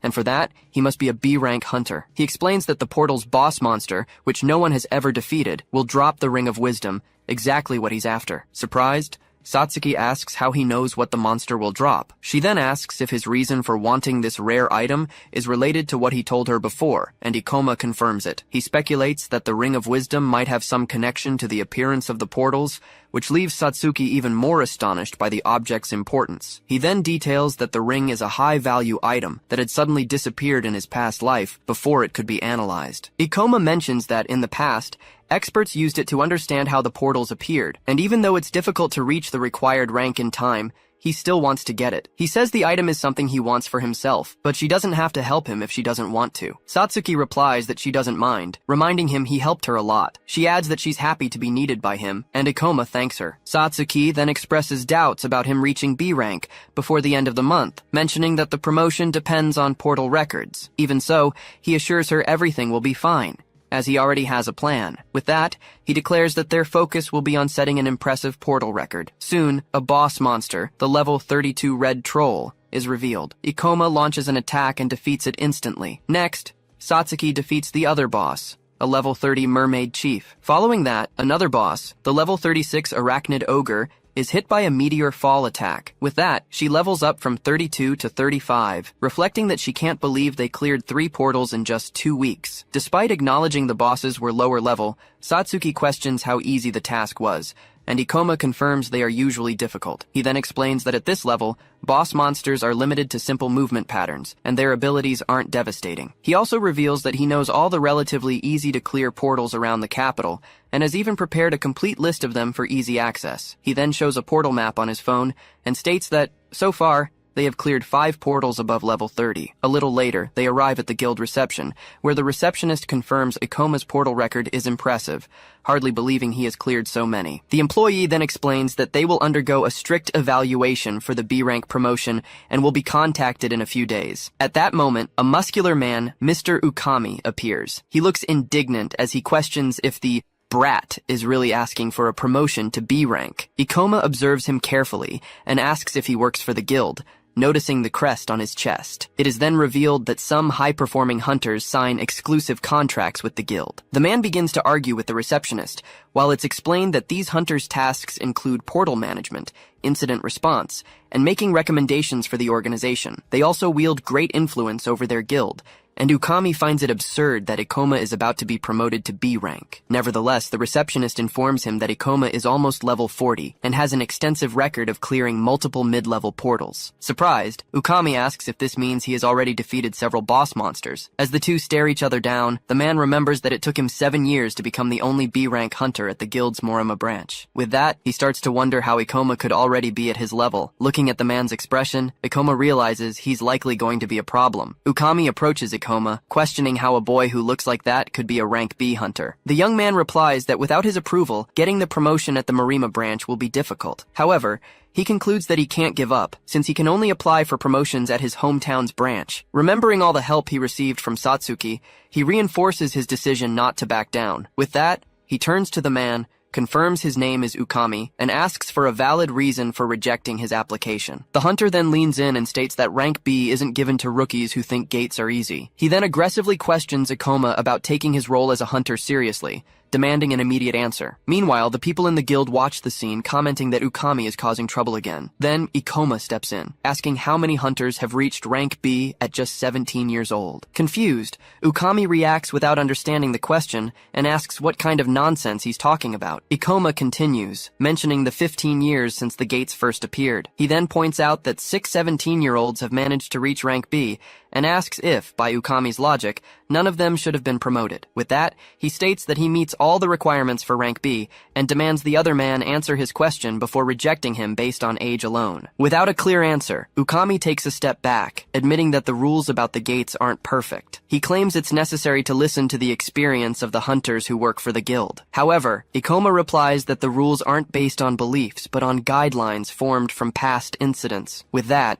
he gives a sharp look and asks if that isn't the guild's official policy. As soon as the woman agrees, she begins to analyze the data on her computer. Satsuki observes that Ikoma's knowledge and logic surpass even those of an experienced hunter in the organization. While people murmur about Ukami being left speechless, he himself comments that it was a bold move. After the humiliation, he plans to make the one responsible pay for his actions. He then declares he'll make the other guy regret the challenge and asks the receptionist for Ikoma's level and class, identified as a level 38 gravity user. He then questions the woman about this class, expressing surprise that he's never heard of it and wondering if it might be a rare class. Ikoma reflects that the class is likely a mage type and that a powerful warrior might be the reason for his rapid level increase.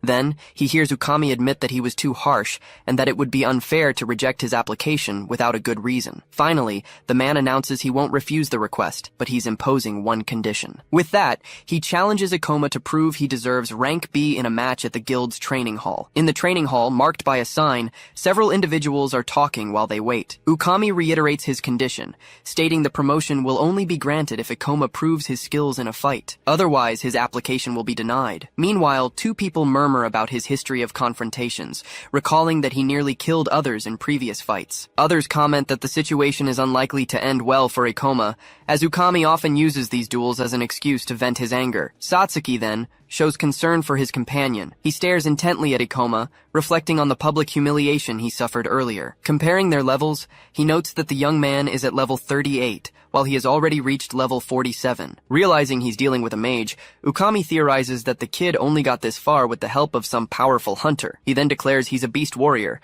emphasizing that his class nature enhances his physical attributes. With a smile on his face, he plans to publicly humiliate and destroy the boy to stop him from continuing as a hunter, considering his own experience and traits superior. Ikoma then manipulates a holographic screen in front of him. Observing this, Ukami assumes he has a class geared toward direct combat. Aware that he needs to be cautious, Ikoma decides to use his remaining skill points to upgrade his gravity magic. He spends 25 points to raise his gravitational manipulation to level 4, anticipating a boost in his physical stats. Although he'd prefer to invest directly in gravity magic, he concludes he has no other choice and decides to proceed. At that moment, Ukami taunts him, assuming he had been saving up points before the battle and had an easy life until now. In a sarcastic tone, he warns about possible accidents in fights, advising him not to get hurt. Ikoma simply thanks him for the warning. Then, The challenger tells him to show his skills, and he responds by drawing his sword. With a determined look, Ukami plans to prove his superiority in front of everyone present. He smiles, determined to publicly humiliate Ikoma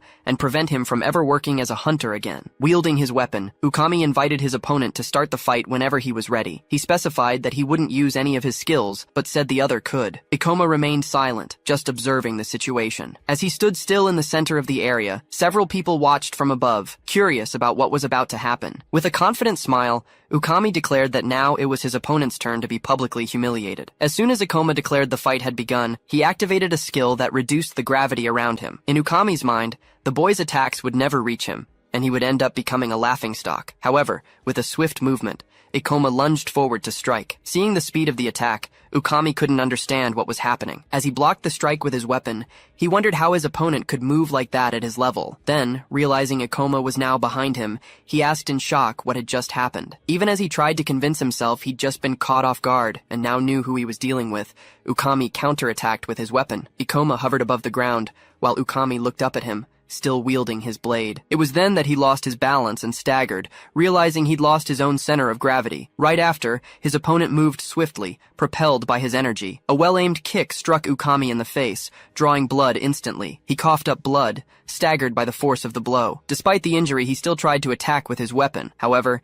he realized his opponent had performed a combination of moves that ended with a kick, and he wondered how anyone could fight like that. From a distance, someone watched the fight through a device, unable to believe that Ikoma was completely dominating the battle. Meanwhile, the spectators murmured that this was just a rank promotion test, and wondered if Ukami was just going easy on him by not using his skills. Ikoma then landed a blow, forcing him back. Seeing him move so quickly, Ukami realized his own attacks couldn't even reach him. At that moment, he noticed people commenting that he was making a fool of himself. Ikoma hovered over him as he remained frozen. It was at this moment that the young man realized something his opponent hadn't noticed yet. He explained that the gravity user class was the best, as it allowed him to boost his physical abilities far beyond normal, surpassing other classes. Furthermore, he explained that this advantage was especially decisive in short battles, where he didn't run the risk of running out of mana. Ikoma also declared that Ukami was mistaken to think he would win just because he had a higher level and wasn't using skills. He then remembered that Karu had far more experience in direct combat, with more refined movements and an obsessive desire to defeat and eliminate his opponents. Then, without hesitation, Ikoma lunged to attack Ukami with his sword. He then used his skill to increase gravity. To his surprise, Ukami found Ikoma's blow was heavy. He wasn't just fast, he was powerful too. For a moment, he thought his opponent had disappeared and wondered where he had gone. Right after, Ikoma appeared upside down in the air, while the other man stared at the ground, exactly where he had vanished. Next, he appeared behind Ukami, pointing his sword at his back. The young man explained that he reduced the force of gravity immediately after their weapons clashed, using the force of the impact to quickly reposition himself behind his opponent. The people watching the fight declared that the experienced rank B hunter stood no chance against Ikoma, celebrating his victory. Satsuki smiled, expressing her delight and declaring he had been incredible. Meanwhile, Ukami remained perplexed, wondering if this was some kind of joke. Refusing to accept defeat, he claimed he had been humiliated and that it was unacceptable. Ikoma then asked if, with this victory, he could officially become a rank B hunter. Suddenly, he stopped his movements, sensing something strange. Consumed by a red aura, Ukami lunged toward him aggressively. He roared at Ikoma, his eyes glowing red, as he activated a claw skill. With a swift movement, he struck a blow with the activated claw. The attack hit Ikoma, forcing him back a few steps. Then, the young man revealed he couldn't dodge the blow because he had let his guard down, believing the fight was over. As he watched Ikoma, Ukami thought this was all ridiculous. He then explained that he had used his weapon as a distraction to hide his real move, though the other had still managed to block part of the attack. Outside, the crowd began to murmur about what had happened, declaring it was cheating since the match was over. They also pointed out that Ukami had clearly said he wouldn't use skills during the duel. Even so, he remained angry, getting booed by the crowd. Ikoma, confused, asked what was going on and if the rank promotion test would still continue. As an eddy of energy swirled around him, Ukami gritted his teeth, consumed by rage, and swore he wouldn't let Ikoma mock him, promising to make the boy's life a living hell. Ikoma asked if his performance proved his eligibility. Meanwhile, Ukami reflected on how unacceptable it would be to lose to someone of a lower rank, as it would completely undermine his influence in the guild. With that, He declared it was useless to continue and denied the promotion request. News of the result caused murmurs among the observers, while Ikoma stood motionless. Then, the evaluator stated that he had agility, but was unable to land a decisive blow, making him weak against powerful monsters. He then explained that he had intentionally given him several opportunities, but the young man failed to seize them. Finally, he pointed out that Ikoma couldn't dodge his final technique and got injured, showing an inability to react to the unexpected. The spectators began to murmur that it was unfair, commenting that Ukami would have rejected the promotion either way. At this, he questioned what was said, causing one of the men to flinch. The other advised him to stay silent so as not to provoke his wrath. Just then, Utsunomiya shouted Ukami's name, asking if he wasn't ashamed of what he had just done. Ikoma then realized Utsunomiya was there. The man accused Ukami of breaking his word about not using skills and stated that Ikoma had held the advantage throughout the entire fight. In response, the other told him to shut up, calling him a nobody. Even so, Utsunomiya assured Ikoma that he would handle the situation and reveal the truth of what happened. However, the young man refused the offer, questioning the use of the term best friend and the reason behind his help. Satsuki, who had watched the fight, believed he had won. Then, she wondered why Ikoma was acting that way. Remembering he needed Ukami to acknowledge his skills, he revealed that, because of this, he made sure to clearly show the difference between them. He then reflected that, despite having wounded his opponent's ego, perhaps he should have been less humiliating. He concluded it was no use realizing that now, as defeating him hadn't changed a thing. Then, someone approached, asking about all the commotion. Ukami recognized the deputy guildmaster Serizawa. He asked what he was doing there, stating that he was looking for him. The other replied that he was evaluating a hunter, but the guy turned out to be a waste of time. Serizawa looked at Ikoma and questioned if it was really necessary to injure someone else, acknowledging that accidents can happen in combat. Ukami scoffed at the injury, calling it minor scratches. Then,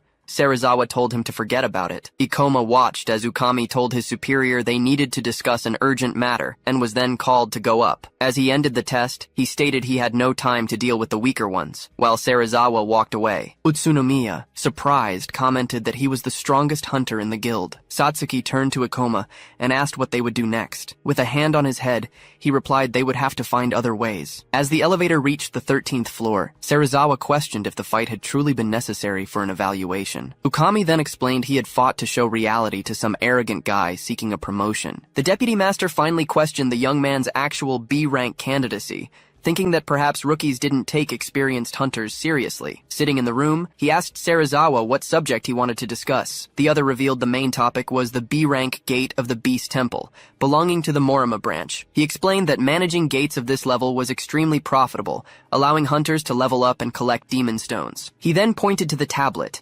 reporting that abrupt changes had been noticed in the monster distribution inside the gate. He continued, explaining that the mana density levels were also abnormal, and that the priority should be preventing disasters, not seeking profit. The evaluator, holding a paper, showed he understood that Serizawa wanted to get rid of the Beast Temple to avoid future problems. The other confirmed, explaining that the ministry wanted to keep the B-rank gates because they were scarce, and the guildmaster was also hesitant to close it due to the profits. He also said that the only reason for this hesitation was that Ukami, as an experienced hunter, had declared the location safe. He added that the gate raised many questions, and that, personally, he wasn't sure about its safety. Therefore, he asked the evaluator to offer a new opinion to the guildmaster. He then questioned if that was the real reason he had been summoned. However, Serizawa interrupted him, saying he wasn't finished yet. Then, he covered his face and told the other to shut up. Right after, Ukami held up a paper, stated the gate was fine, and then tossed it aside. Serizawa bent down to pick it up, saying he hadn't even looked at the collected data. Even so, the evaluator stepped on the papers,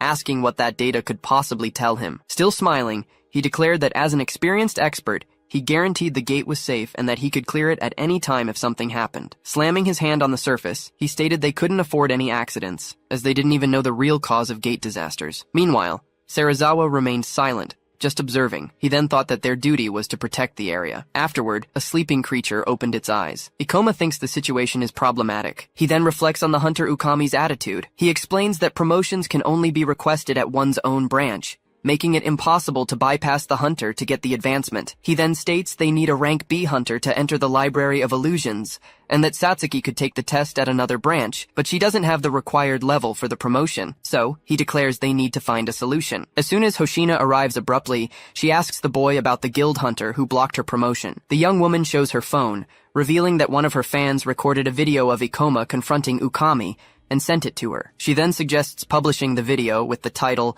Guild Corruption, Ukami's Abuse of Authority, confident that her 120,000 subscribers would react against the injustice. Ikoma asks if she's just doing it for views, and the girl denies it. She then declares she wants to repay him for saving her, offering her help. However, she also reveals she wouldn't mind if the action brought her views and profit. The boy states he doesn't want her to publish the video, mentioning there's still a lot to understand about the portals. He goes on to explain that the guild needs experienced hunters, and that criticism wouldn't make people like Ukami change their minds. Furthermore, he warns that this would only put her in Ukami's crosshairs, and Satsuki reacts to the information. She watches as Hoshina asks if Ikoma is worried about her. Satsuki then asks if the girl has feelings for him. Hoshina reacts with astonishment, asking what the other is talking about. Shortly after, she states that Ikoma has many secrets and acts superior, saying she wouldn't like someone so annoying, even if he has a handsome face. She clarifies that she was only worried because he saved her, and being an online celebrity, she wouldn't risk a dating scandal. While watching her, Satsuki hears Hoshina ask why she's being stared at,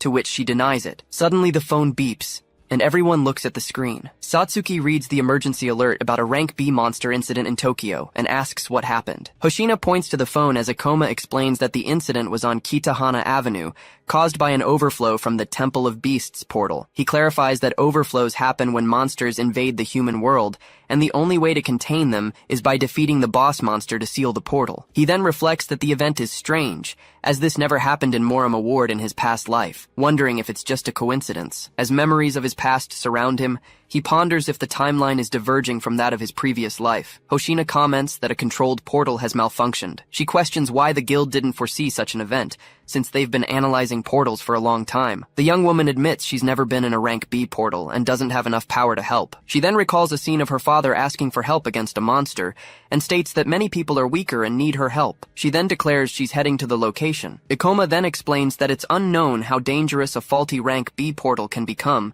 as monster-related disasters can cause other phenomena. At the scene of the incident, Ukami confronts a large creature amidst the rubble. The creature reveals itself to be a level 34 werewolf. The hunter leaps into the air to attack it with his weapon. He advances quickly, declaring that no one will stop him. At that moment, he thinks the situation is terrible and that the portal's proximity to Serizawa is unfavorable for his reputation. Two people praise the hunter for defeating a strong monster with a single blow of his weapon. He then asks if they don't have anyone stronger, stating they can't handle the disaster with rank C people like them. They reply that there are few rank B or higher hunters, and although they've contacted those who can help, they don't know when they'll arrive. Ikoma explains that the other's reputation would be ruined if the disaster got out of control, but reveals he has fought the monster from this portal before. He then says the boss monster is a level 47 phantom fox, and it shouldn't be hard to defeat. He states that Ukami intended to defeat the boss monster quickly to blame Serizawa and become the hero of Morima. The hunter then declares it's time to eliminate the boss monster,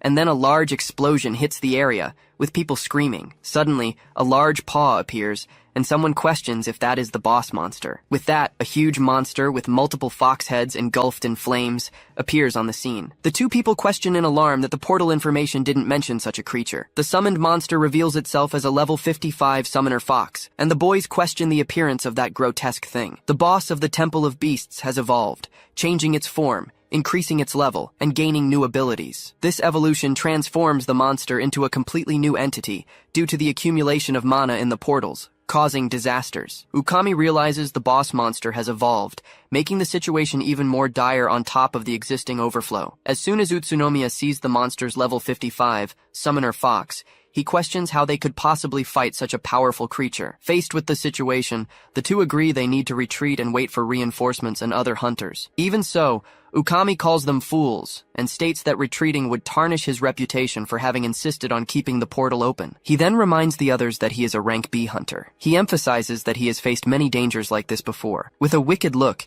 he says they should distract the monster so he can deliver the final blow and kill it. The guys say the idea is reckless, stating they wouldn't last 10 seconds acting as bait against a monster of that type. Ukami gets angry at his companion's refusal and concludes they won't do as they're told. With a smile, he decides he has no choice but to give the boys some incentive. He then invokes the Berserk skill, and a beam of red energy shoots from his hand, hitting both of them. With the red energy enveloping their bodies, the guys fall to the ground feeling a strong headache. The Berserk spell, a Beast Warrior class spell, temporarily increases the target's attack while lowering their reasoning ability, making them aggressive. The hunter reveals he often used this skill to create human bait and escape monsters, but admits it's been a while since he last used it. He then kicks one of the guys, sending him flying forward. Next, he orders them both to attack the monster. He plans to step in and deliver the final blow as soon as they distract it. With a sadistic smile, he thinks this will serve as a lesson, because good people don't survive in the world of hunters. The two, under the skill's effect, charge at the monster, brandishing their weapons as he watches them. Meanwhile,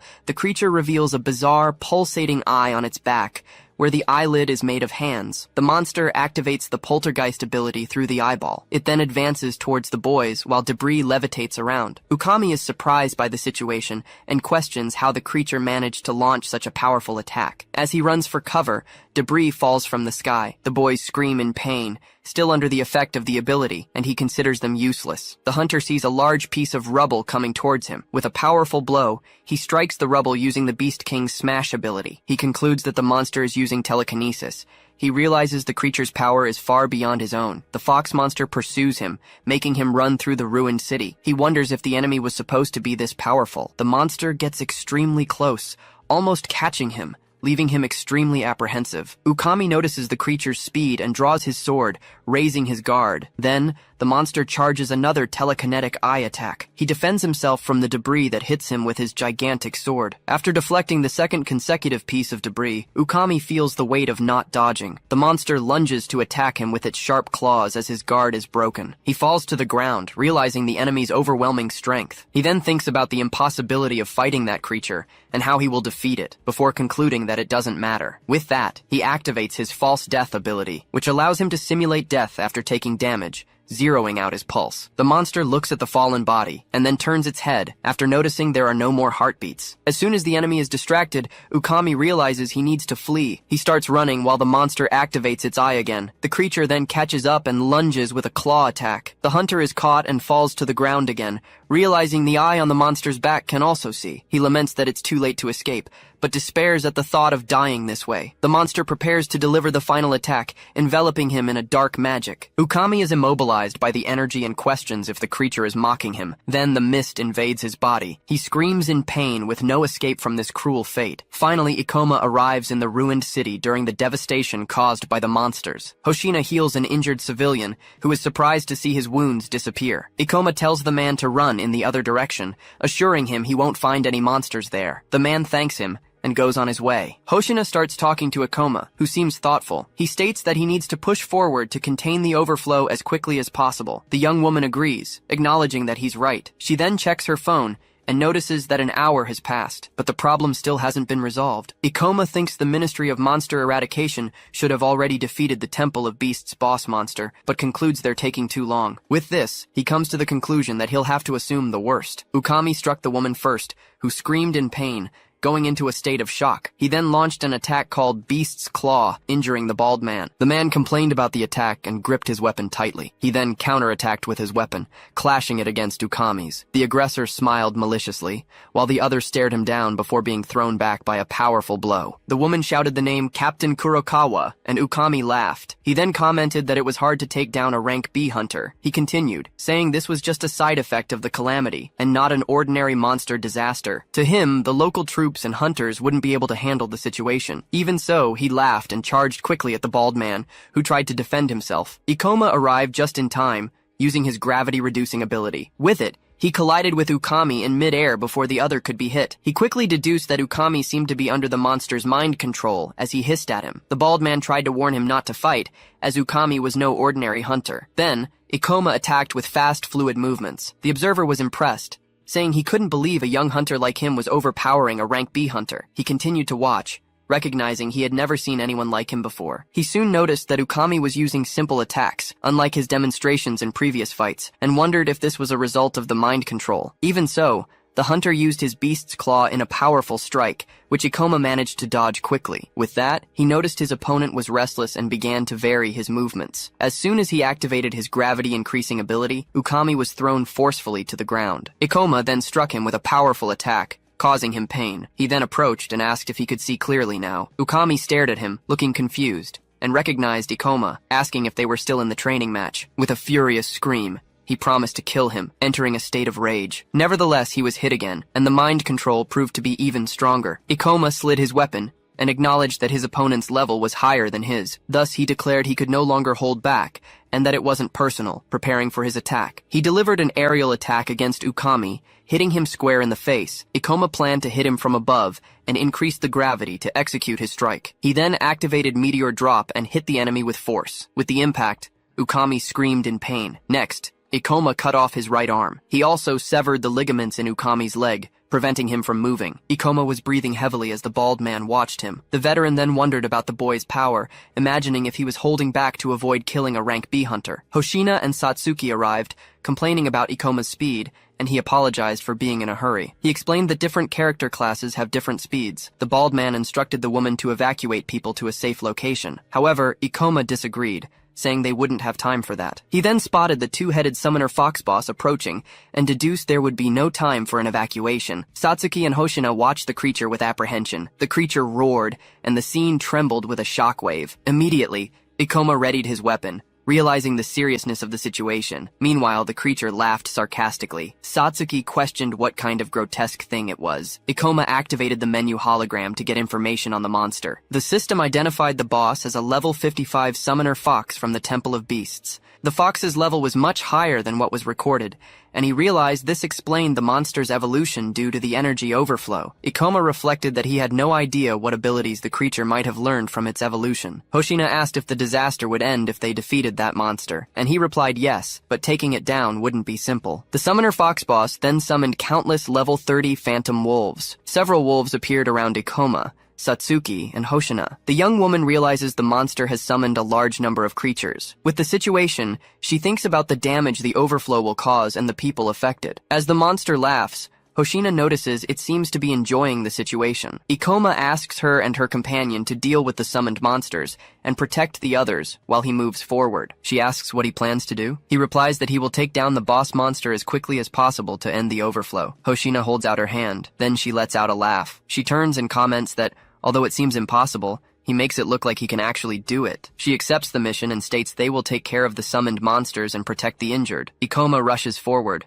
with Satsuki and Hoshina covering his back. Captain Kurokawa expresses concern, stating that it's reckless for him to face a level 55 monster alone without reinforcements. Meanwhile, Ikoma sees two spectral wolves howling. He leaps over one of the wolves while the two women prepare below. The boy says he's counting on them, and Satsuki replies that they've got it covered. With that, he moves at high speed towards the monster. The creature activates a powerful ability, a poltergeist. Pieces of buildings and debris levitate in the air, colliding with each other. Ikoma observes the levitating objects and comments that the ability is impressive. Kurokawa questions in surprise how the monster is using such a powerful skill. The summoner fox laughs before preparing another debris attack. With that, the debris flies rapidly towards Ikoma. Satsuki exclaims Ikoma's name, while Hoshina thinks that even he would have a hard time dodging the objects. Meanwhile, a spectral wolf appears near Ukami, who concludes that the monster is clearly mocking them. Ikoma thinks the creature sees humans as mere playthings. He moves quickly. He then jumps between the debris attacking him,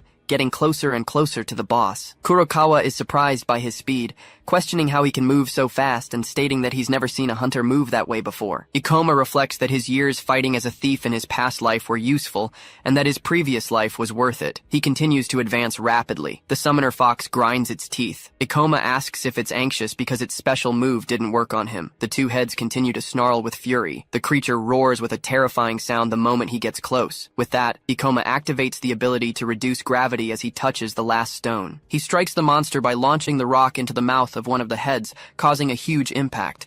The monster bites the stone, shattering it, but it doesn't escape unscathed. Ikoma appears beside the creature, commenting that it can't even defend itself. He then prepares and fires a powerful attack called Grante. The blow hits the enemy with an intense flash and a piercing scream. Kurokawa, surprised, realizes that Ikoma single-handedly defeated a level 55 boss monster. He wonders who this young man is, concluding that his skills indicate he must be one of the top hunters in the country. Ikoma reasons that by eliminating the monster, the portal will close, and all the escaped monsters will disappear, so he has no time to waste. Hoshina watches the situation. The boy raises his weapon and declares he will take down the monster as quickly as possible. The debris hangs menacingly. The monster's face shows extreme fury. Soon, the wreckage tries to surround Ikoma from above. He nimbly dodges the falling fragments, stating that the monster's movements are powerful but imprecise, and that he's exceptionally skilled at escaping attacks. He lands lightly on the ground, only to leap again. He then quickly moves above the creature. Ikoma concentrates his energy and increases the gravity. With that, he executes a meteor drop,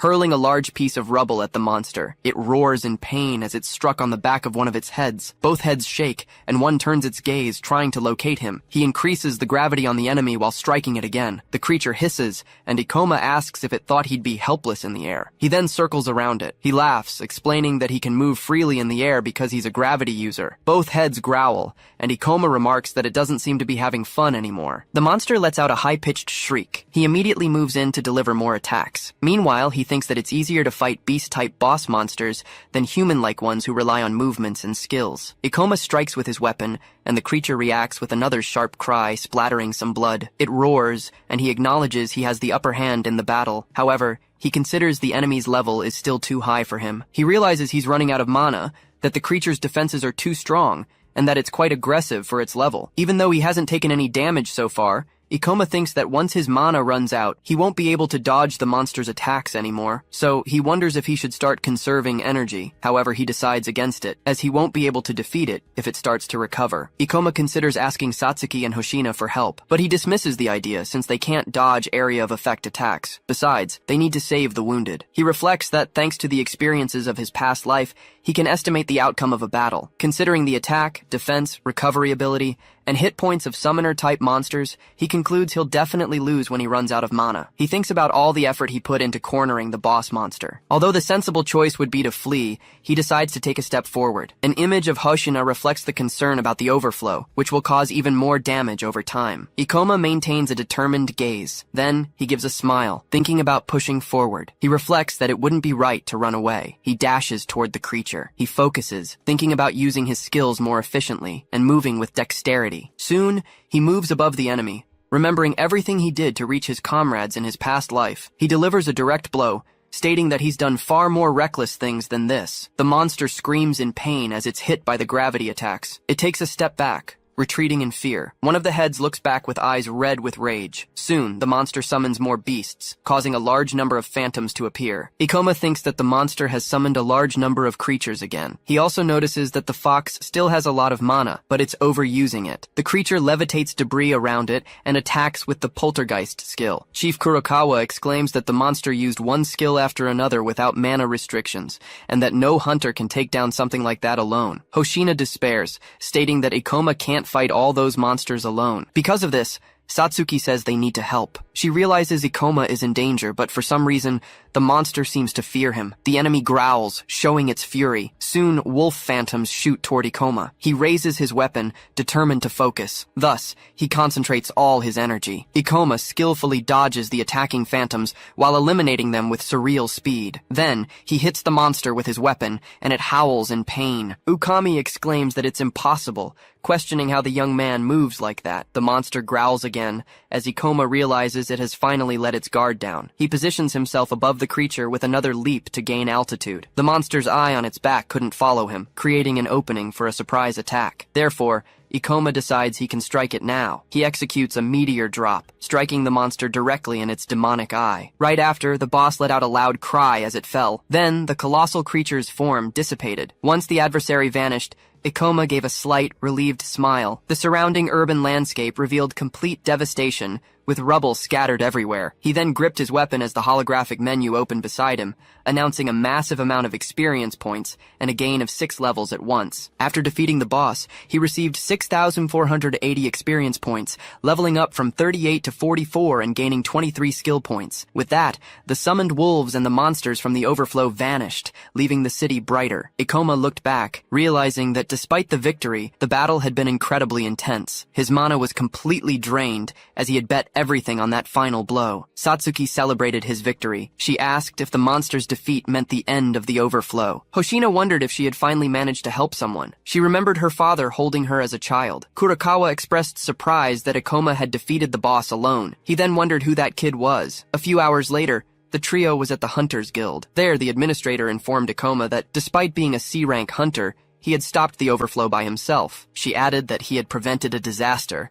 and that the three of them deserved thanks, bowing in recognition of their service. Two people commented that they heard the three of them had stopped the overflow and taken down a boss the ministry couldn't handle. Satsuki corrected them, stating that it wasn't them, but Ikoma who stopped the overflow. In turn, the young man felt embarrassed and said he couldn't have done it alone. He explained that if they hadn't fought the summoned wolves, he wouldn't have had enough mana to fight the boss. Then, Hoshina commented that she felt like an instant celebrity. Ikoma lamented that they couldn't film what happened. She retorted that she knew you shouldn't film people suffering in disasters. The boy thought that she could be surprisingly reasonable at times. Meanwhile, Hoshina pointed out that civilians had been injured in the incident. Serizawa and another man walked away, moving through the guild. He reflected on the disaster and how the monster eradication forces couldn't stop it either, wondering what would have become of them without the one who defeated it. People around them began to murmur, commenting that those three had apparently defeated the boss. Upon seeing Ikoma, Serizawa showed surprise. In turn, the young man recognized his face. Serizawa stared at Ikoma with wide eyes. He recognized him and questioned if he was the one who had defeated the boss. Finally, he remembered the moment he underestimated Ikoma after the fight. Then, Serizawa smiled, admitting he had no eye for talent at all. Meanwhile, Ukami, in a hospital bed, revealed he had faint memories of what happened while under the monster's control. However,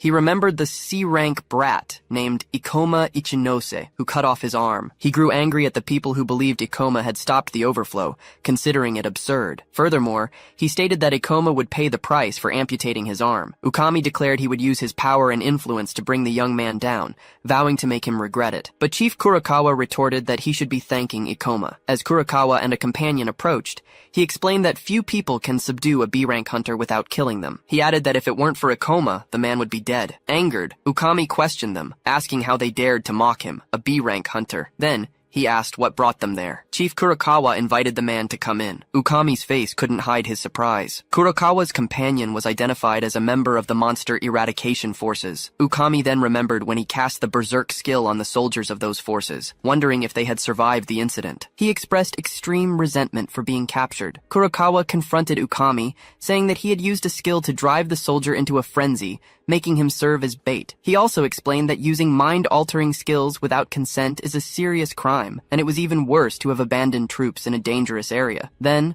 Ukami, in his hospital bed, was told that he surely knew the punishment for portal-related crimes. He expressed his rage, cursing everyone. Later at the guild, Ikoma's promotion request was denied. The young man questioned if they couldn't process his application form. The attendant apologized, explaining that the guild values its hunters' opinions. She also said he would have to wait 3 months to apply again if a guild hunter had denied the previous request. Ikoma reacted with surprise, stating that he was now level 44 and didn't need a review before applying. The attendant apologized again and asked him to return in 3 months, when she could accept his application. Ikoma thought that in 3 months, he wouldn't be able to clear the Library of Illusions before others did. He grew angry, thinking that Ukami had ruined his plans. Satsuki intervened, saying that Ikoma was a hero of Marima and had defeated the hunter who denied his application twice. However, the attendant reminded Satsuki that the man was fired and arrested for illegal skill use, reiterating that she was sorry but had to follow guild policy. Ikoma asked Satsuki to stop, recognizing there was nothing to be done. However,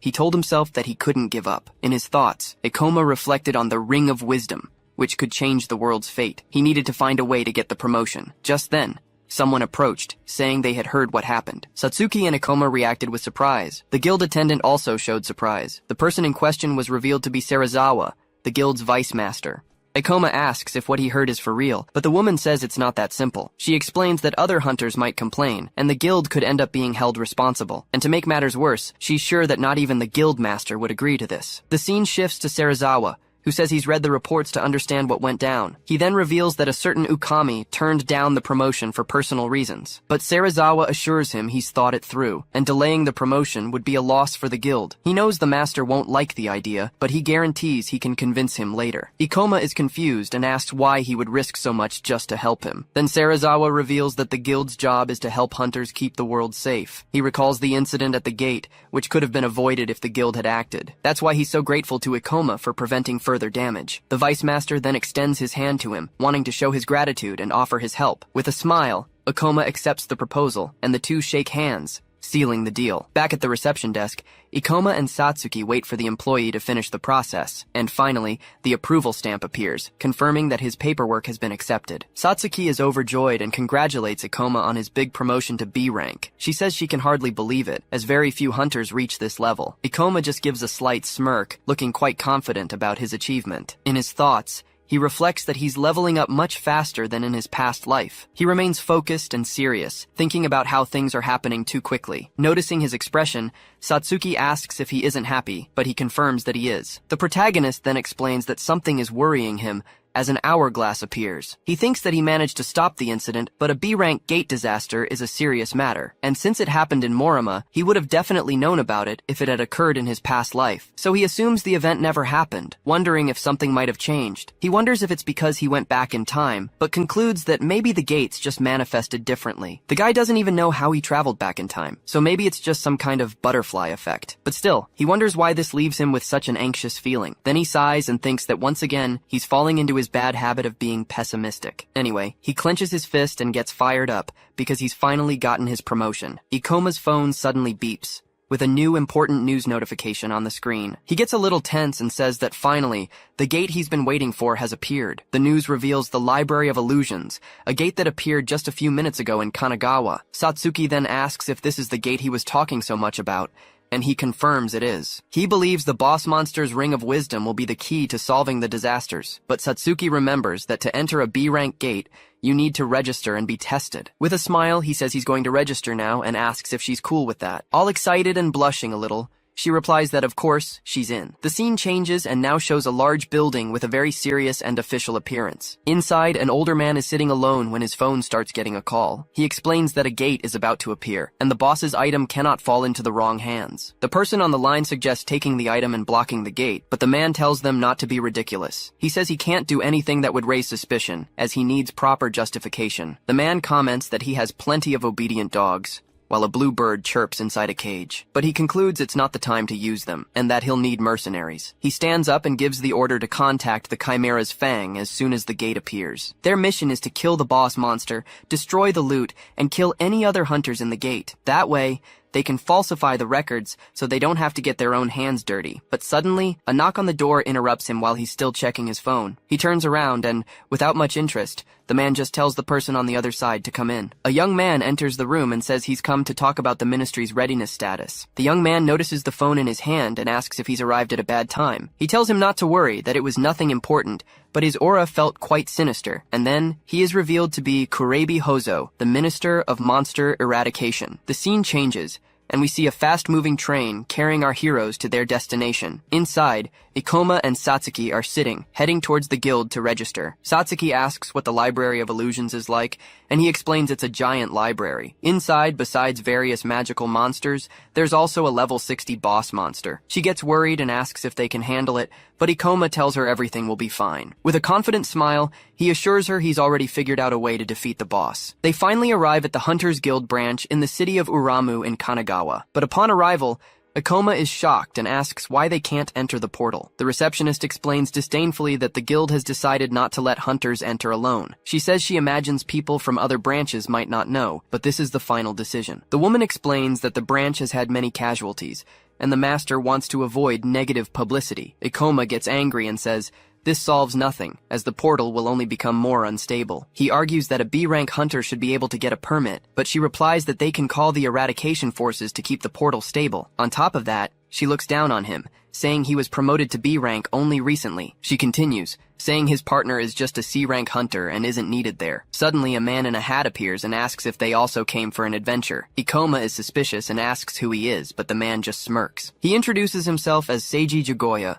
a level 43 priest class hunter. Seiji says he's a B rank hunter and also wants to work in that portal with talented people. Ikoma thinks this is great, because with a priest and other hunters, they could get in. He had planned to level up with Satsuki before the boss, and forming a party solves that problem. Still, our protagonist finds the guy too suspicious to trust. Satsuki, on the other hand, is thrilled that they can finally enter the portal together. He turns to Satsuki and holds her face, confirming if her partner's name was Ikoma. Then he invites all B-rank hunters to join the party he's putting together. Satsuki feels a bit awkward and asks if she could also go on this mission. The priest just stays silent for a moment, making the atmosphere very strange. He says he heard she's an enchanter, one of the hardest classes to control, and with a malicious smile, he finishes by saying he can't have useless people in his party. Satsuki gets very sad, but Ikoma warns that if she's not going, he won't join either. The priest glares at Ikoma, not liking the stance he took to defend the mage. He then accuses Ikoma of trying to take control of the party, using Satsuki as an excuse. Seiji reveals that he already has 2 attack classes, and that he's taking this mission seriously. But Ikoma argues that an enchanter can provide mana, which would be crucial for the party. The priest remains silent for a moment, carefully considering the arguments he just heard. He gives a little smile and nods, saying that if that's the case, he'll accept the girl. So Seiji suggests they exchange numbers so he can let them know when the party is ready. He says goodbye and tells them he'll register everyone and meet them in front of the portal. The scene returns to the 2 of them sitting on a bench, anxiously waiting for the priest's call. Satsuki is still worried and asks if they'll really be able to work with that guy. Ikoma takes out his phone and agrees with her, saying he seemed pretty demanding, huh? But despite everything, he believes they can trust their new teammate a little. He thinks it's better to work with someone straightforward who doesn't seem likely to cause trouble later. Ikoma says he won't cause any problems, but Satsuki is scared and just hopes that's true. Besides, Ikoma thinks they have no choice, as this is their only chance. And having 3 high-rank allies will be a huge help in dealing with the boss monster. The scene changes, and now the whole group is gathered in a very gloomy-looking place. A girl with a scythe slams her weapon on the ground and says this isn't what they agreed on. The hunter Sayonibuki asks Seiji why he brought 2 useless classes to the party. He says it was necessary to get the guild's permission, and that she already knew that, but she retorts that he lied because he didn't tell her the classes of the 2 newbies. With a smile, Seiji replies that they are only there to meet the guild's requirements. He says Ikoma has a high level, but Satsuki is just a bonus that came along with him. Satsuki is happy to be there, but she thinks the group doesn't seem to get along very well. She then whispers to Ikoma in a corner and asks if he thinks everything will be okay. Ikoma thinks the priest was annoying enough, but the others are even more demanding. Just then, Sayan turns to them and says she's going to make one thing very clear to everyone. She threatens that if they try to take the loot without helping, she'll finish them both off right there. But Ikoma replies that he likes the idea of earning more if he works harder in the portal. Sayan gets irritated by his response and calls him a complete arrogant idiot. Then she turns to her partner Hiru and asks what he thinks of all this. Hirugasai says he doesn't care about it and just hopes they don't get in the party's way. Ikoma thinks their levels are good,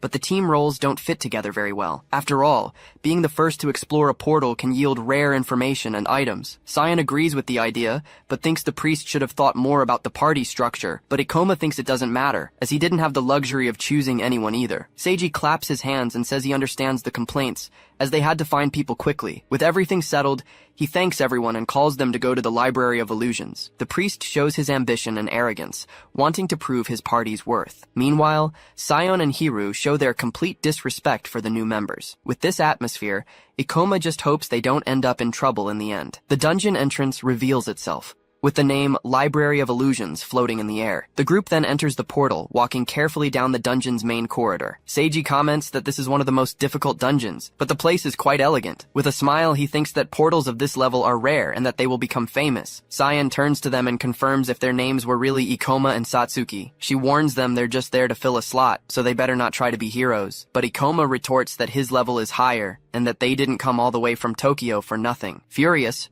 Sion yells at him and asks if he has the nerve to talk back to her. He then explains that he's just saying they'll also need their share of the loot. Ikoma says he knows they're there for the numbers and promises they won't attack without reason. She turns away in contempt and says at least he knows his place and that they won't need any help. Satsuki gets worried, but Ikoma tells her that for now, the focus is just on clearing the portal. He maintains his serious expression, already thinking about the next steps they need to take. In his thoughts, he knows that at some point, the group will need their help. Just then, Seiji finds something strange, and upon opening a book, he looks very surprised. He says he can't tell what language it is, and wonders if it's something unique to that realm. It's explained to us that apart from items and demon stones, all objects from portals disappear on the outside, and in the future, Scholars were only able to discover the civilizational difference between the worlds. None of the scriptures formed a language, and none of the theories had solid proof. But the Ring of Wisdom from this library is a rare item that can answer all of this. Ikoma becomes determined and thinks with conviction that he will get that ring no matter what. Suddenly,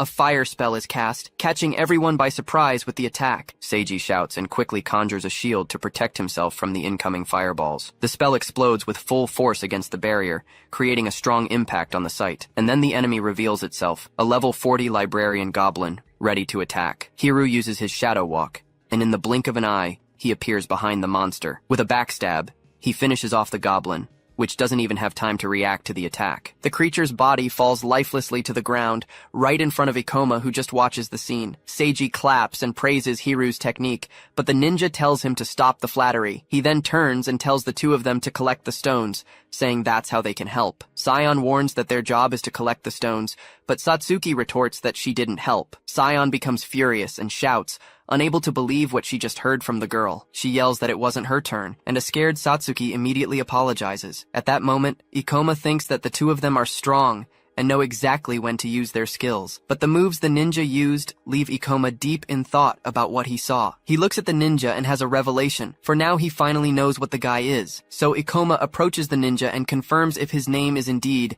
Hiru Gasai. The ninja turns around, annoyed, and asks who gave him permission to call him by his name. Seeing the scene, Satsuki gets worried and asks why he's talking to that scary guy. The protagonist ignores her and remembers the skills, the shadow walk, and the famous backstab. He gets all excited with a big grin and says the guy is definitely a rogue. Satsuki is completely shocked and confused and can only call out Ikoma's name. Then he explains to the ninja that he'll need more power to fight the bosses. So he suggests with a gleam in his eye that the ninja use skills to get stronger. Hiru is completely baffled and wonders what the hell is wrong with this lunatic. Ikoma advises that he can distract or team up with mages, and that he should choose soon. But Hiru gets angry and grabs him, yelling that he'll cut his head off if he tries to help again. Satsuki asks why he spoke to the guy, but Ikoma says he knows his way around the rogue class. He thinks that rogues lose power at high levels, and didn't want Hiru to go through that. Then Sion calls him an idiot, saying Hiru is one of the best rogue hunters. Ikoma then remembers that in his past life,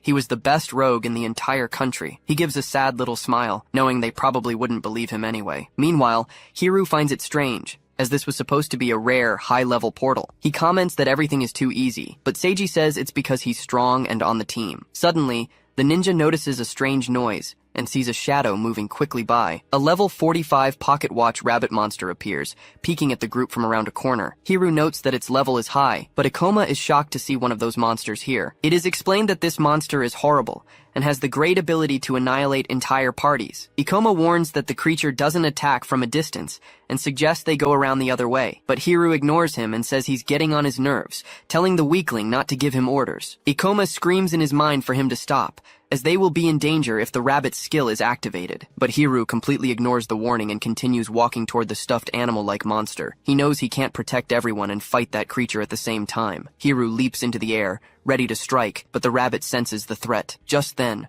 Ikoma desperately yells for him to stop, warning that these rabbits are extremely dangerous. The rabbit lunges at him as Hiru prepares to slash with his blade. He attacks with full force, but the monster dodges with incredible speed, zipping right past him. Hiru is stunned by its quickness, wondering how such a small monster can be so fast. Suddenly, the rabbit activates a skill called Rabbit's Dash, and glows brightly. It vanishes from the hunter's sight, who complains about it having an escape skill, but Hiru smirks. A rare monster with unique skills must drop some good loot. He figures since he started the fight, he has to commit to it now. Ikoma's expression turns serious. He's determined to help defeat the pocket rabbit, no matter what. He warns the group to be on guard because the creature will use its skills and can be lethal. Seiji seems confused, disdainfully asking what Ikoma is talking about. He looks at the monster and says it's only level 45, no match for the 5 of them, but then his eyes widen as he begins to wonder if the rabbit has that skill. Hiru ignores the warnings and tells the rabbit not to boss him around, calling it a loser. Hiru leaps into the air, ready to strike, but the rabbit senses the threat. Just then,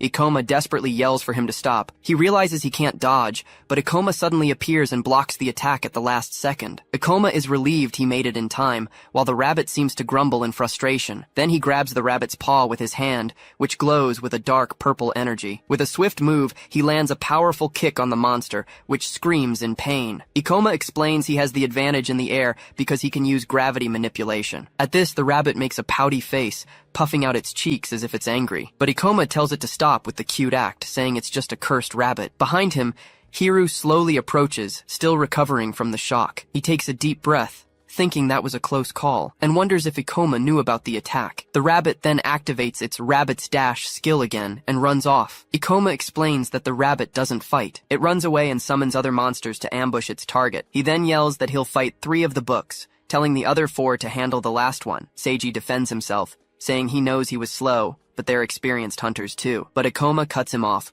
warning that one wrong move and they all die, so they better listen to him. It's explained that the rabbit is faster and smarter, making it nearly impossible to fight in its ambush. We're told that Hiru was the most skilled, but even he almost died right there. Sion, on the other hand, is in a total panic, trembling with fear and unsure of what to do. And then there's Seiji and Satsuki, who are support classes and can't fight properly. That's why Sion yells at Ikoma, saying it's impossible for him to fight 3 monsters. But Satsuki trusts his judgment, knowing his plan is their best shot. She then shouts to the team that they'll take down their monster and then help Ikoma. Meanwhile, one of the grimoires flies straight at the protagonist, ready to attack, but Ikoma manages to dodge the bite, moving with incredible agility at the last second. We're told that these monsters can move freely in the air, making the fight difficult. On top of that, they can attack from a distance, with incredibly fast and powerful magic. Ikoma also has to stay alert, as the rabbit could appear at any moment to ambush him. He sighs, thinking it's rare to have to fight in such an unfavorable situation, but his determination quickly returns. He enjoys battles that push him to his limits. With a confident smile, he calls the monsters trash and says he'll tear them to pieces. The rabbit seems to enjoy the taunt, thinking the fight is going to be a lot of fun. The 3 grimoires charge Ikoma at once, surrounding him from all sides. Seeing the danger, Seiji acts fast and casts a shield spell to protect the team. The monster's attack explodes against the shield, but the magic barrier manages to withstand the impact. Sion seizes the chance and yells that she's not holding back, leaping at the enemy. She lands a direct hit with her scythe, tearing off a piece of the monster book. The girl realizes they're fast and strong, with powerful attacks and spells. And to make matters worse, she remembers that damn rabbit is still around. She gets angry, wondering how anyone can face 3 of them, and what that idiot is thinking. Meanwhile, Ikoma defends himself, plunging his sword hard into the attacking grimoire. He uses his magic in midair as the other monsters prepare magic circles to attack him. With his eye glowing, he concentrates and uses his ability to reduce the gravity there. He then jumps onto a book, using it as a foothold to dodge a spell. In the air, he fires a beam of purple energy, hitting one of the monsters head-on. With a smirk on his face, he lands stylishly after destroying the first enemy. Then he uses his skill, Meteor Fall, and dives straight at the last monster. The monster's head explodes from the blow, and a window announces that Ikoma has gained experience. With a serious look, he confirms that's one down, but the battle isn't over yet. On the other side, Satsuki uses her Shadow Ball magic, attacking the grimoire chasing her, and Hiru also attacks, using his quick stab to pierce the other monster book. Sion and Seiji celebrate, happy they managed to defeat 2 of the summoned enemies, but the rabbit uses its watch again, releasing an intense pink glow on the field. It activates Alice magic and summons 2 more grimoires to replace the ones that were killed. Ikoma explains that the rabbit can control 4 monsters. He explains that it just swapped out the pieces. Satsuki gets desperate, yelling that at this rate the enemy's attacks will never stop. To make it worse, the 2 new monsters fly straight for Sion. She braces for a fight, yelling that they're mistaken if they think she's weak. Seeing the danger, Ikoma yells for Sion to run and regroup behind the shield for protection, but she gets annoyed, admitting he's good, but he can't underestimate her like that. Angrily, she screams that she'll kill both monsters at once and prepares to attack. She starts her circular cut, but stops when she hears a sound, wondering what it was. Hiru is startled to see the rabbit coming towards him with a scary face. Sion turns toward the sound, but only finds the little rabbit standing there, looking cute. The monster taps its foot on the ground, pretending it was the one who made the spring-like noise. Seiji wonders if the monster did that to trick them. He yells for Sion to get out of there, but it's too late, and one of the grimoires mercilessly sinks its teeth into her waist. She screams in pain as she's thrown to the ground by the impact of the surprise attack. The monster doesn't let go, its teeth digging into her flesh, which starts to bleed heavily. Panicked, she thinks the creature won't let go and that she's going to die there. Ikoma appears, warning that they'll have to rip the monster off by force to save her. He gets ready to strike, but warns that the blow will hurt her a little too. With his eyes glowing, he uses his Grante magic, creating a purple sphere of gravity. The magic crushes the monster, which screams in pain as it's forced to release Sion. Freed from the enemy, she falls to the ground, dropping her scythe and feeling intense pain. She breathes a sigh of relief, thinking that it hurt, but she's still alive and almost died. The remaining grimoire is terrified, screaming in fear as it looks at her on the ground. Ikoma strikes the last monster with his sword while Sion remains on the ground. He yells for Seiji to use white magic to heal her, and the boy replies that he's on it. Satsuki says their formation is broken, and now they're cornered. The situation is bad, with the team separated and Ikoma alone against the last enemy. But he explains there's hope, as the rabbit's magic uses a lot of mana. Ikoma stares at the rabbit, thinking the creature probably knows this very well too. At that, the little monster realizes it needs to act fast before its mana runs out. Ikoma then uses his skill to increase gravity, crushing the grimoire against the ground. But the book's cover is tough and it defends itself with its teeth, forcing Ikoma to retreat. Seeing that it didn't work, he changes tactics and tries to stab the monster from below. With a yell, he uses his Grante magic once more, concentrating all his power. A sphere of gravity flies at full speed and hits the grimoire head-on, with no chance to defend. The attack worked, and he gains more experience as the book's remains fall to the ground. Satsuki celebrates, saying they got another one, and that they need to keep up the pressure. But Seiji yells that he's gone too far, warning Ikoma to watch out for the rabbit. Seiji shouts desperately, warning that he'll get surrounded if he stays there alone. Suddenly, the rabbit appears behind him, with a sinister look, ready to attack, but Ikoma says he knew it was coming and uses reverse gravity to jump over it. The rabbit is confused and doesn't understand, as the protagonist simply vanishes from its sight. It's explained to us that the rabbit knows it needs to take him down first, since he gives the orders. The monsters had them cornered. But the rabbit couldn't use its ambush without a blind spot, so Ikoma figured it would attack him as soon as he exposed himself, falling right into the trap. With the plan working, he charges full speed at the rabbit, which gets startled. But the protagonist realizes the creature reacted very quickly, almost dodging his attack. Wasting no time, he unleashes a powerful slash with his sword, covering a huge area. Ikoma gets frustrated, realizing he couldn't kill the monster with that blow. It's explained that the plan was to increase gravity and then deliver a downward slash, but the creature was so fast that he had to use a horizontal slash and missed the target. Meanwhile, Hiru gets bitten by a book, but he doesn't seem to care. Seiji's shield is hit hard, showing that their defense was at its limit. The group warns that they can't hold out against the monster's pressure for much longer. Ikoma knows he needs to defeat the rabbit quickly to end the magic and save everyone. He runs at full speed, but realizes the rabbit is too fast to be caught like that. The rabbit smirks, as it already anticipates Ikoma's next move and has a plan to counter. Then, the protagonist shouts the name of his magic, Grante, and launches a new attack. The rabbit uses Rabbit Rush again, jumping high to dodge the sphere. Mockingly, it holds up a sign with a score of 10 as if scoffing at the attack. But it gets a scare, as the gravity sphere starts pulling everything in around it. The rabbit is pulled down hard, crushed against the ground by Ikoma's magic. Down on the ground, it hears that Ikoma had anticipated its every move from the start. Ikoma explains that the rabbit's skill forces it to jump, exposing its weakness at the end. At this, the rabbit despairs and reveals its sinister face, screaming at him in a rage. He seizes the opening and finishes the monster, gaining experience and leveling up. With the summoner's death, the monster books simply lose their magic and fall to the ground. Satsuki and Seiji look at the items with relief, now that the danger is finally over. She tells Ikoma she's glad the magic stopped, and that they managed to survive. Sion, almost in tears, asks if it's really over, still in disbelief that they won the fight. Satsuki notices the girl is very emotional and calls her name with a smile. But Sion yells that she's not crying, claiming it was just some sand in her eye. Seiji then apologizes to Ikoma, thanking him and saying he shouldn't have underestimated him. He confesses that he thought Ikoma would die and that the team would have lost without his help. Suddenly, he sees a book on the ground and asks what that dropped item is. Ikoma picks up the book and says it's the Demon Stone and also a loot item. The rare item is the Rabbit Skill Book, which teaches the Rabbit Rush ability. Ikoma says the skill can be sold for 10 million. This leaves Seiji shocked by the amount. Seiji calculates that it'll be 2 million for each of them, getting excited about all the money. But he changes his mind and suggests it might be better for them to leave and come back later. It's explained that they underestimated the portal, spent too much mana, and Sion got injured. Ikoma gets serious, as he can't let anyone get the Ring of Wisdom under any circumstances. He says the rabbit was the worst enemy, and now Seiji can heal the injured. Then he says there's an easy way to recover mana, making Seiji very curious. Satsuki is terrified by her past trauma, begging Ikoma not to make her go through that again. He explains that the librarian goblin is perfect for draining mana, making Satsuki desperate. Seiji looks at the rest of the group and agrees with the suggestion, deciding to continue the exploration. Hiru also agrees, saying he's not the type to run from a good fight. He thinks that Ikoma seems useful, and that he will have many uses for him. Sion is outraged by the decision, yelling if they've already forgotten the danger they were in. Seiji taunts her, saying if she's scared they can leave, but she denies it. The scene changes to outside the portal, where some important people are discussing the situation. One of them shows a card, explaining that the eradication forces have been sent for security. The guard is surprised, as he realizes the man is from the guild's headquarters. At that, he apologizes and salutes, showing respect to his superior. The girl complains about the procedures,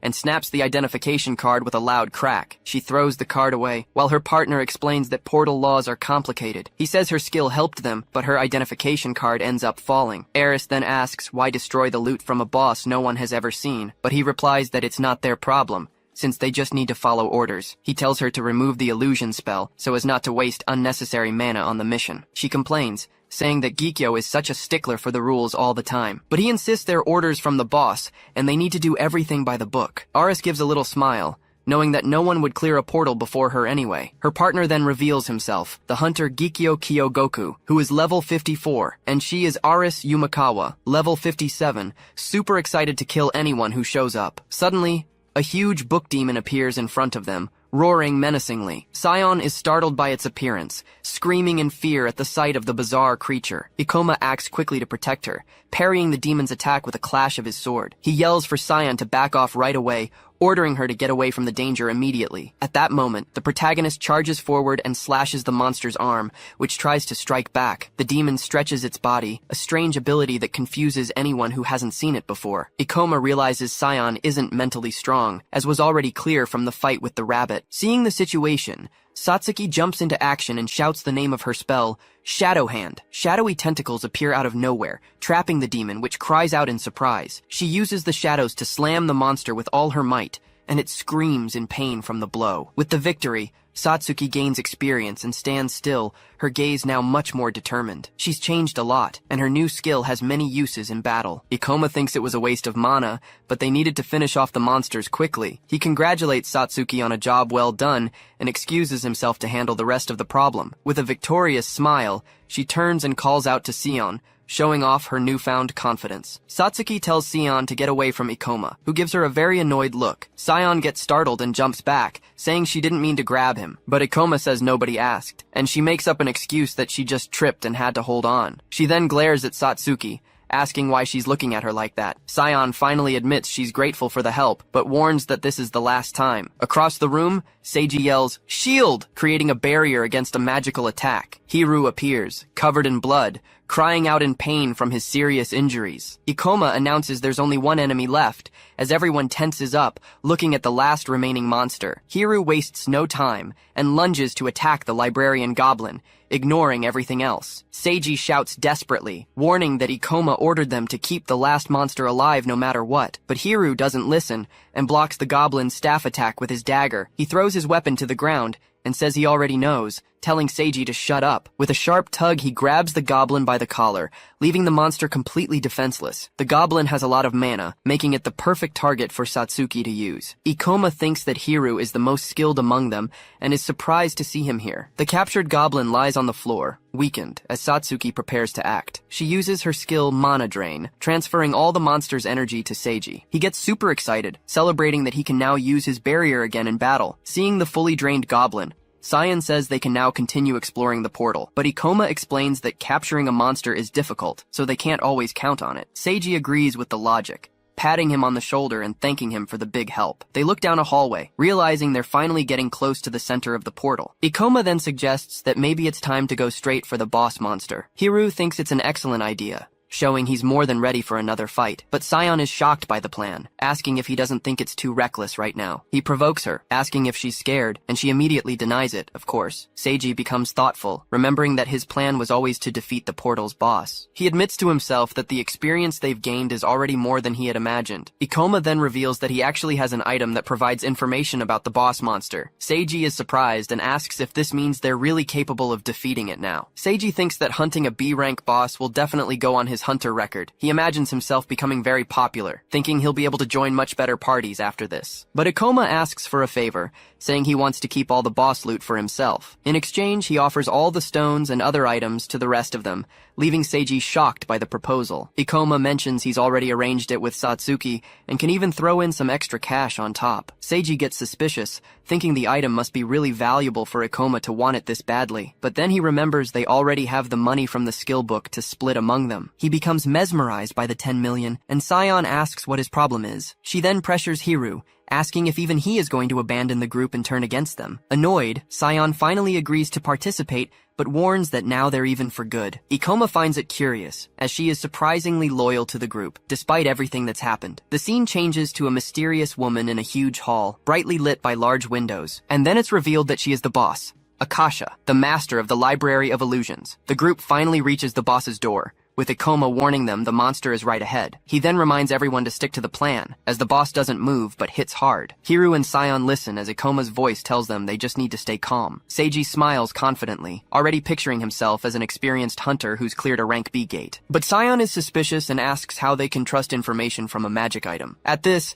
Satsuki notes she wasn't complaining before, but Sion shouts that something feels wrong. She points at Ikoma, saying he didn't even explain the item, and she doesn't understand everyone else's trust. Seiji defends the protagonist, saying no one would reveal their secrets, and that Ikoma doesn't seem like a liar. Sion gets annoyed with the situation, while Hiru says he's not running from a boss. Ikoma then says that if anyone is scared, they can all just leave together now. Sion gets flustered, yelling that she's not scared. She just doesn't trust him. With that, Seiji tries to calm her down, explaining that he and Hiru will provide full support. She turns to Hiru, thinking he's underestimating her, but Ikoma says she just seemed anxious. Hiru thinks that Ikoma handled her well, and that his objective will be accomplished here. Before the fight, Ikoma decides it's better to use his skill points at once. He analyzes his skill screen, seeing that he needs 15 points to level up his magic. Thinking about the boss, Ikoma decides that improving his gravity magic now is the best choice. The screen confirms that the magic has been upgraded to level 3, spending the 15 points he had. Suddenly a new window pops up, notifying him that he has learned a spell called Gravidea. The description says the skill crushes its targets, and he thinks this will be very useful. With a smile on his face, he's satisfied to have gained a new skill for the fight. The moment arrives, and Ikoma slowly opens the large doors to the boss monster's room. The entire group then enters the chamber, all with serious expressions and ready for battle. The protagonist takes another step forward, looking up with a focused and determined gaze. The scene reveals a giant hall, and at the far end is the boss, Akasha, with her back turned. She turns around slowly, and her name and level 60 appear, showcasing her imposing presence. Hiru and Sion analyze the enemy, commenting that she seems to be standing still for now. Seiji gets ready, while Hiru shouts for everyone to follow the plan, and Ikoma agrees immediately. But out of nowhere, the boss starts using a skill, releasing a powerful yellow energy. A gigantic lightning bolt then crashes down on the group, catching everyone by surprise. Ikoma realizes the item's information was correct, since the boss did use the lightning bolt. He explains that the bolt loses power with distance, which is why it focused on them in the front. At that, he moves quickly, using his magic to reduce his own gravity. And Hiru is also naturally very agile, since he's from the bandit class. With their speed, Akasha wouldn't be able to cast another spell in time to hit them. The strategy is to find an opening to attack right after she uses a skill. So Satsuki seizes the chance and conjures a powerful sphere of shadows with her staff. Sion also wastes no time, sending an energy slash from her scythe towards the boss. Both hits land squarely on the boss, who feels the strong impact of the combined attack. But Akasha turns to Satsuki and says she won't forgive her for this. The mage is in complete shock, as she never expected the monster to be able to speak. Ikoma yells that she's about to use an area of effect attack and tells Hiru to fall back to Seiji. Hiru doesn't like taking orders, but for now, he decides to obey the plan. And just like that, the boss summons a giant wave of fire that rushes towards the group. Sion panics and screams in desperation, as there's no way to dodge this attack. But Ikoma says with a smile that if they can't dodge it, then they'll block it. At that, the whole group retreats, and Seiji steps forward, telling them to leave this part to him. He then conjures a shield of light, which manages to hold back the boss's massive fire wave. Seiji thinks that Ikoma was right, as area of effect spells don't deal that much damage to a single point. He tells the group they can handle her skills, they just need to stay sharp. We are told that because she's immobile, Akasha has many area of effect spells, which makes her predictable. Ikoma then shouts loudly for everyone to remain calm, because they will be able to defeat her. Hiru and Sion get excited by the situation, and she says with a big grin that they can do it. But Hiru thinks that everything is going too well, and he needs some of them to die to make things easier. He glances at Ikoma from the side, thinking the protagonist is too skilled to be left alive. Our hero remains focused on the fight, oblivious to the betrayal that is coming his way. Hiru then makes up his mind. He needs to deal with Ikoma before finishing off the rest. Ikoma and Hiru remain on the front line, facing the boss Akasha up close and ready to attack. Just then, she begins to gather a bluish energy in her hands, preparing her next powerful ability. The boss then creates a giant sword of pure lightning, called the Sword of Zeus. With it, she slams the sword into the ground, causing an electrical explosion that destroys everything around them. But Ikoma manages to dodge at the last second, already preparing to counterattack the monster. He takes advantage of the opening and sends a quick slash with his sword, aiming right for her body. Akasha steps back, saying he was too slow, and Ikoma realizes she doesn't know how to fight up close. He then taunts the boss, asking why she doesn't just stick to her long-range attacks. In the back,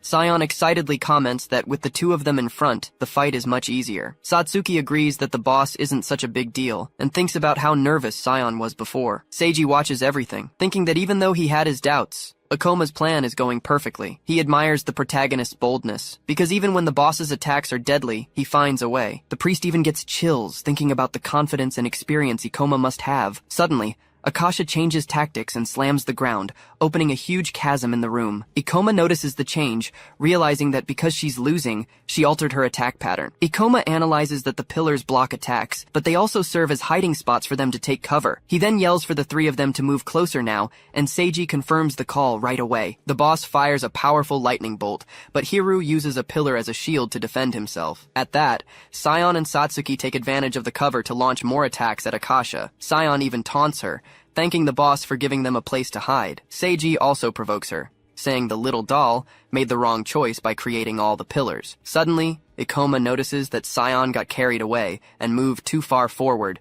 putting herself in a dangerous position. But for him, that spot is simply perfect, fitting exactly into what he was planning. He runs full speed towards her, already shouting and apologizing for what he's about to do. The girl is confused, watching Ikoma charge at her in such a strange way. He then stomps hard on her back, using the poor girl as a human springboard. With the boost, the protagonist soars high into the air and lands perfectly on top of one of the pillars. Sion is furious on the ground, yelling if he seriously just used her as a launch pad. He explains that he couldn't get close, but now he can attack from above using his magic. At that, he uses his skill, Meteor Fall, crashing down on the boss. The blow lands squarely on the boss's helm, breaking one of her horns on impact. Seeing the damage, Sion celebrates wildly, shouting that they finally landed a good hit. But Ikoma looks at her with a serious expression and warns that the battle isn't over yet. Akasha's health was very low, but he realizes her defense is too tough. So he turns and says her HP is almost gone and that they can win. Taking advantage of the distraction,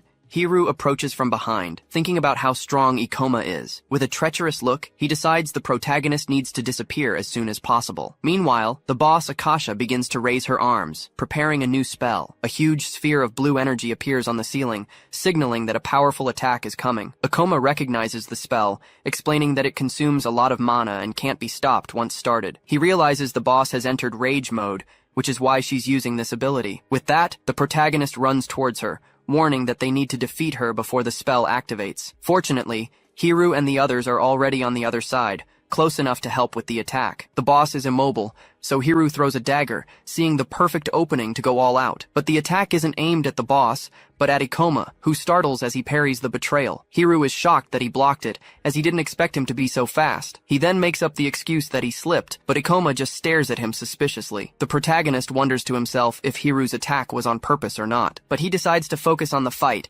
and yells that the boss's ultimate attack is coming now. They both say they'll make quick work of him. Then he comments that there aren't many items that can be summoned. Seeing the ring, He remembers seeing something similar before. Revealing the item, he explains it came from the portal's boss. With a serious look, she faces the unfolding situation. Then she realizes it's all just a bluff on his part. Mockingly, she says he risked everything on an unknown item. He replies that he got the ring to get rid of her clones. Falling silent, his opponent just listens. Smiling, she asks if the boy really has a plan. Challenging the boy, she sends her clones after him with everything she's got. The small creature warns that Akasha is in a weakened state right now, but he explains that with his mana, he can use her abilities. Pointing forward, he orders Akasha to advance and attack. Answering the call, she unleashes a powerful strike towards the enemies. Surprised by what she sees, she wonders if that's an area of effect spell. With no way to escape, she realizes she won't be able to dodge that attack. Hit by the blow, she tries to shield herself with her arms, but looking closely, she notices the attack isn't that strong. Her two copies end up taking the full impact of the blow. At that, the clones start to disintegrate, unable to withstand the damage. She says her clones can only take a certain amount of damage. The summoned creature comments that the wave of fire doesn't deal much damage. Using summoned monsters is inefficient because it consumes too much mana. Even if they're weak, area of effect attacks are her clone's biggest weakness. Illusionists don't have defensive or evasive skills to protect themselves. He then reveals he can use different spells through summoned items. Having fulfilled its purpose,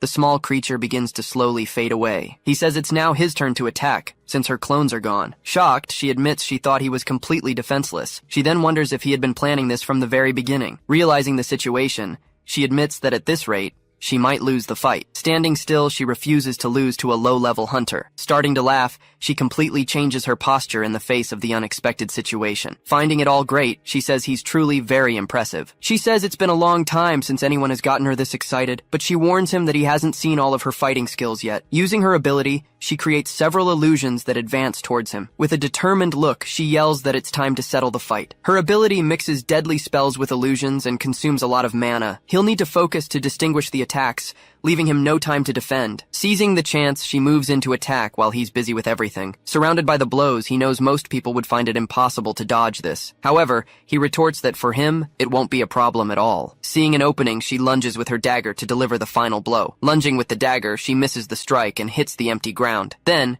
she's shocked to realize he's no longer there. Looking around, she wonders where he could have gone. Suddenly, he appears in the air using a gravity skill. Gaining momentum, he launches himself upward with great speed. When she looks up, she finally spots where her opponent was. He then descends with an extremely powerful downward strike. Parrying the attack, their weapons clash, creating a huge impact. Straining hard, she says she can't push him back. She yells that he's too strong for her to hold back. Under the pressure of the blow, her weapon shatters into pieces. Seeing the opening, he follows through, landing a direct hit. Thrown downward, she crashes to the ground from the force of the blow. Lying on the ground, she hears him say the fight is finally over. He laments, saying she hasn't seen all of his skills either. Shouting, she charges forward to deliver a powerful blow against her opponent. She realizes he doesn't go down, no matter how many times she attacks. Her companion wonders if the attacks aren't really affecting him. Strengthening his body, the skill makes him stronger with every hit he takes. Despite everything, the ability seems to have dulled his senses. He will keep fighting as long as his body and limbs are intact. Then, one of them says they don't need to rush to defeat him. He decides he just needs to buy time until his help arrives. Suddenly,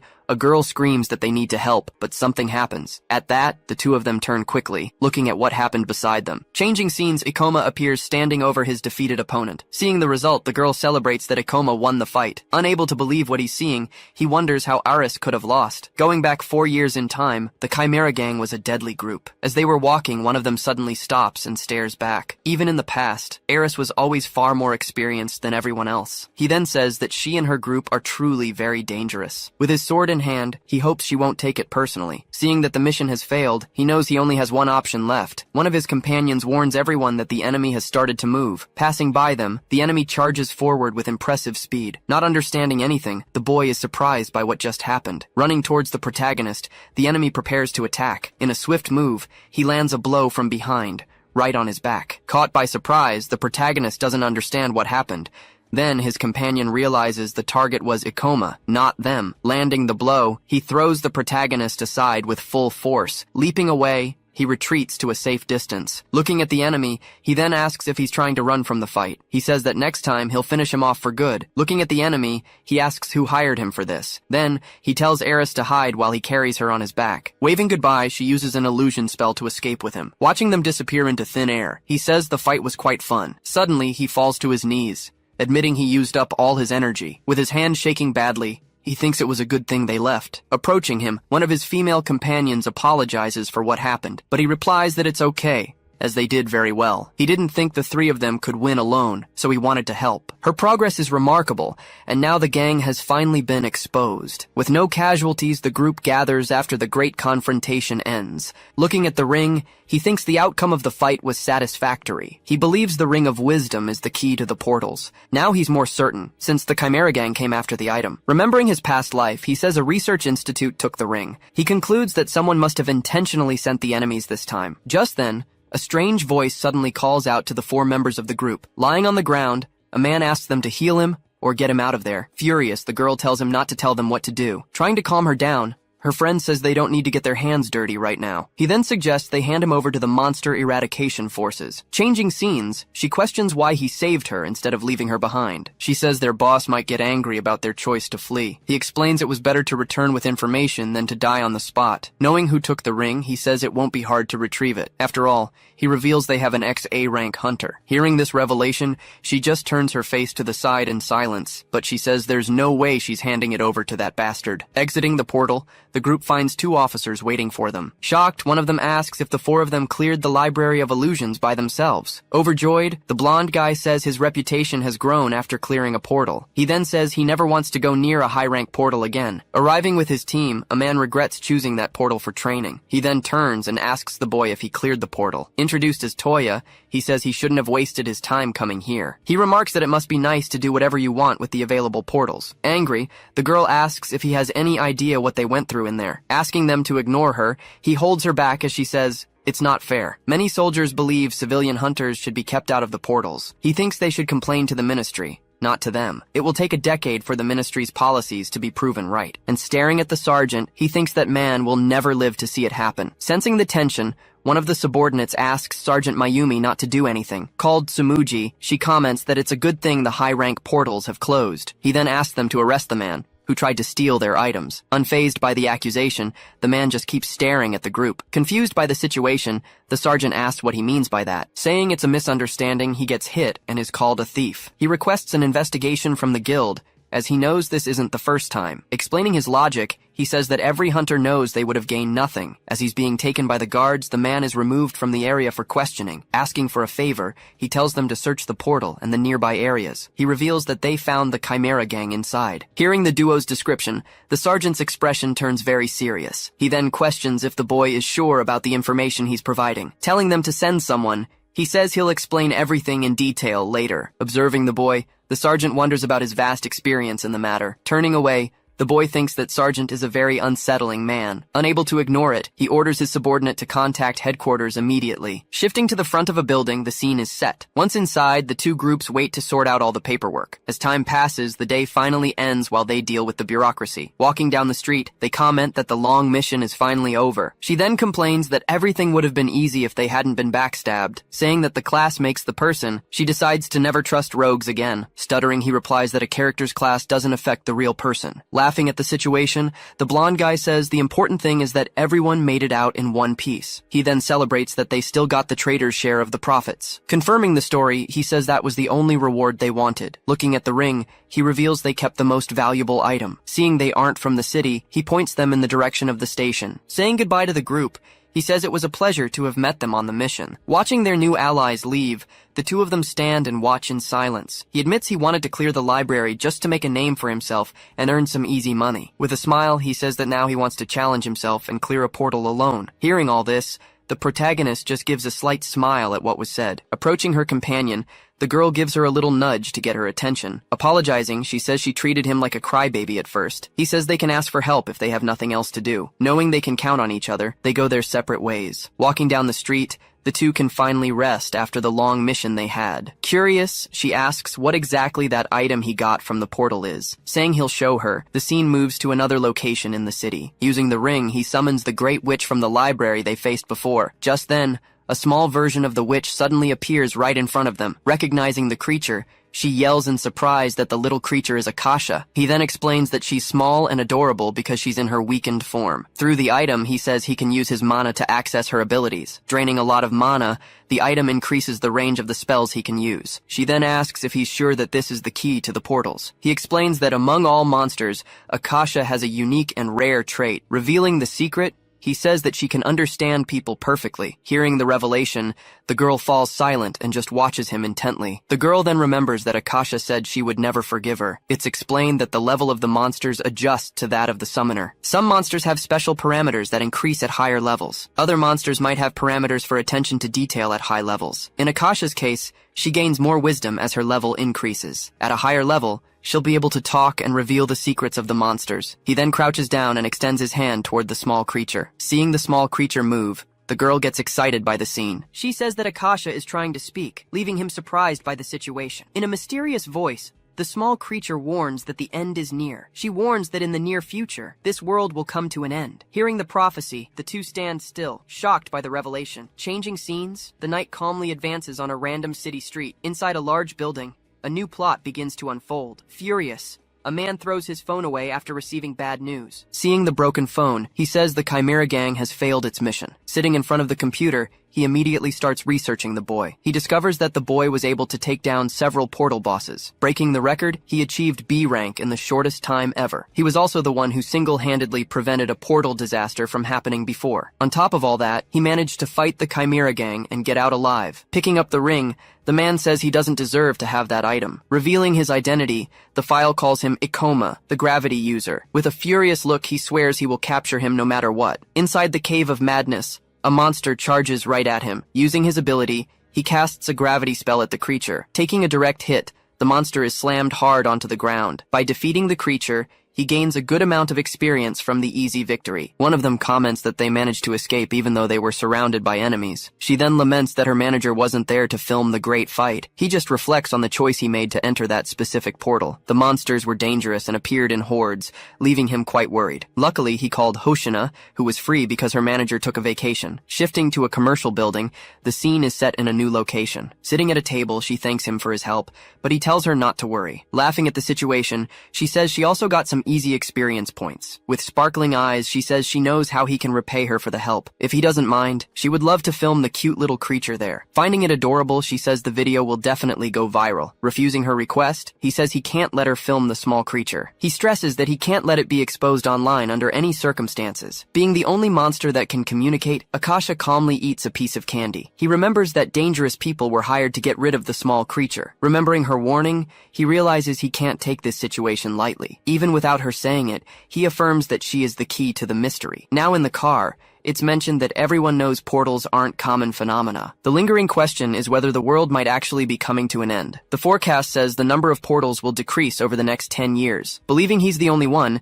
he reveals himself to be an S-rank hunter from the future. Coming to a conclusion, he says they'll need a third member for their party. She then asks if it would be someone new, and he lists the qualities he's looking for. Despite having many advantages, his class is weak against specialists in a single skill. His specialty is spells that restrict the movement of his targets, but they need an attacker, and Hoshina already has her job as a streamer. Besides, Sion isn't exactly the type to attack directly. Remembering a certain guy, he wonders if he'll really have to call the Thunder Knights. Hoshina then reminds him that as a B-rank hunter, everything changes. She continues, saying it won't be easy to find someone at his level without a party. Thinking for a moment, he remembers someone from his past life. In a memory, a girl questions him about why he protected her. Even though she's badly hurt, she smiles and says she's happy he's safe. Apologizing, she asks him to promise he'll become a great hunter one day. After her sacrifice, her weapon is left behind on the ground. Returning to the present, he wonders if she might be alive in this current time. Noticing his distraction, Satsuki asks what's wrong with Ikoma. Playing it cool, he replies that it's nothing,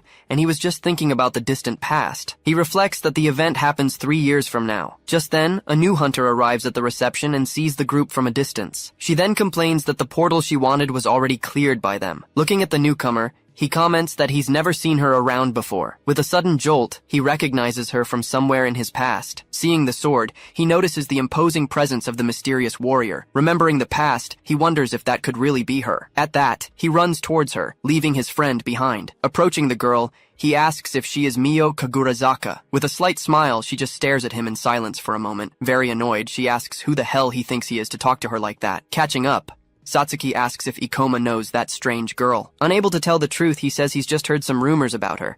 Recounting the rumors, he mentions a skilled hunter who always works alone. Getting straight to the point, he invites her to join his party. Scoffing at the offer, she says it's not the first time she's been invited. Turning her back on him, she refuses the offer and starts to walk away. Questioning the invitation, she says that weaklings would only get in her way. Realizing her strength, Satsuki understands why he wants her in the party. But even so, she tells herself that the girl doesn't seem very nice. Remaining silent, he simply watches her reaction to his invitation. Complaining about her rudeness, Satsuki says she didn't have to be so mean to them. Justifying her attitude, she says she was just being clear with them. Revealing their power, he says they've already cleared B-rank portals. Finalizing his proposal, he says it wouldn't be a bad deal for her. With disdain, she just scoffs at his proposal. Challenging the boy, she says that his level doesn't really prove anything. Falling silent, she just grinds her teeth at his provocation. Taking a step forward, he suggests they see if they'll get in the way. He then proposes a training duel to prove his point to her. Understanding her distrust, he challenges her to test their fighting skills. With an irritated look, she glares at the boy for his insistence. Shoving the boy, she tells him to stop provoking her with the duel. Moving away from him,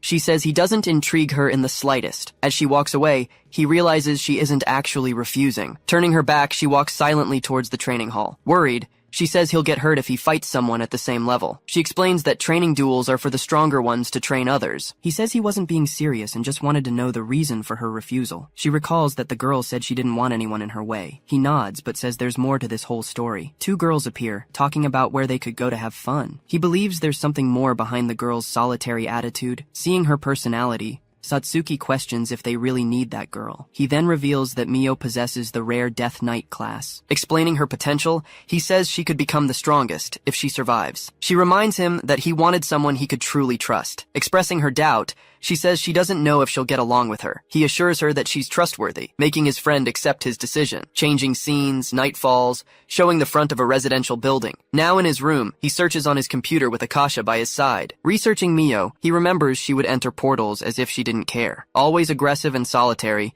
she refused every invitation to form a party. But most important of all was the connection they had before. He then recalls that she died to save him in his past life. Gripping the mouse, he fears she'll meet the same end if she continues like this. Thinking about her future, he decides she needs teammates. Sighing, he asks Akasha how he can convince such a stubborn girl. Falling silent, the small creature just stares at his computer screen. Suddenly, a strange reflection appears in the small summoned creature's eye. At that moment, she says someone is moving the hands of time's clock. Not understanding, he asks what she means by that mysterious warning. Turning suddenly, the creature just makes a sound and stares at him intently. He then decides the best thing to do is to level up quickly. With a determined look, he remains silent for a brief moment. Remembering the need, he hears they need a high-damage attacker. With a smile, he says he has someone in mind, but she's stubborn. Waving at her, he just watches her from a distance with a calm gaze. Muttering, she walks away as he watches her with a look of pity. In a bookstore, the scene shows a new moment unfolding between them. With a book in hand, he tries to start a conversation with her cheerfully. Moving to a station, he continues with his plan to get closer to her. Showing a card, he invites her to go somewhere with him. Outside a portal,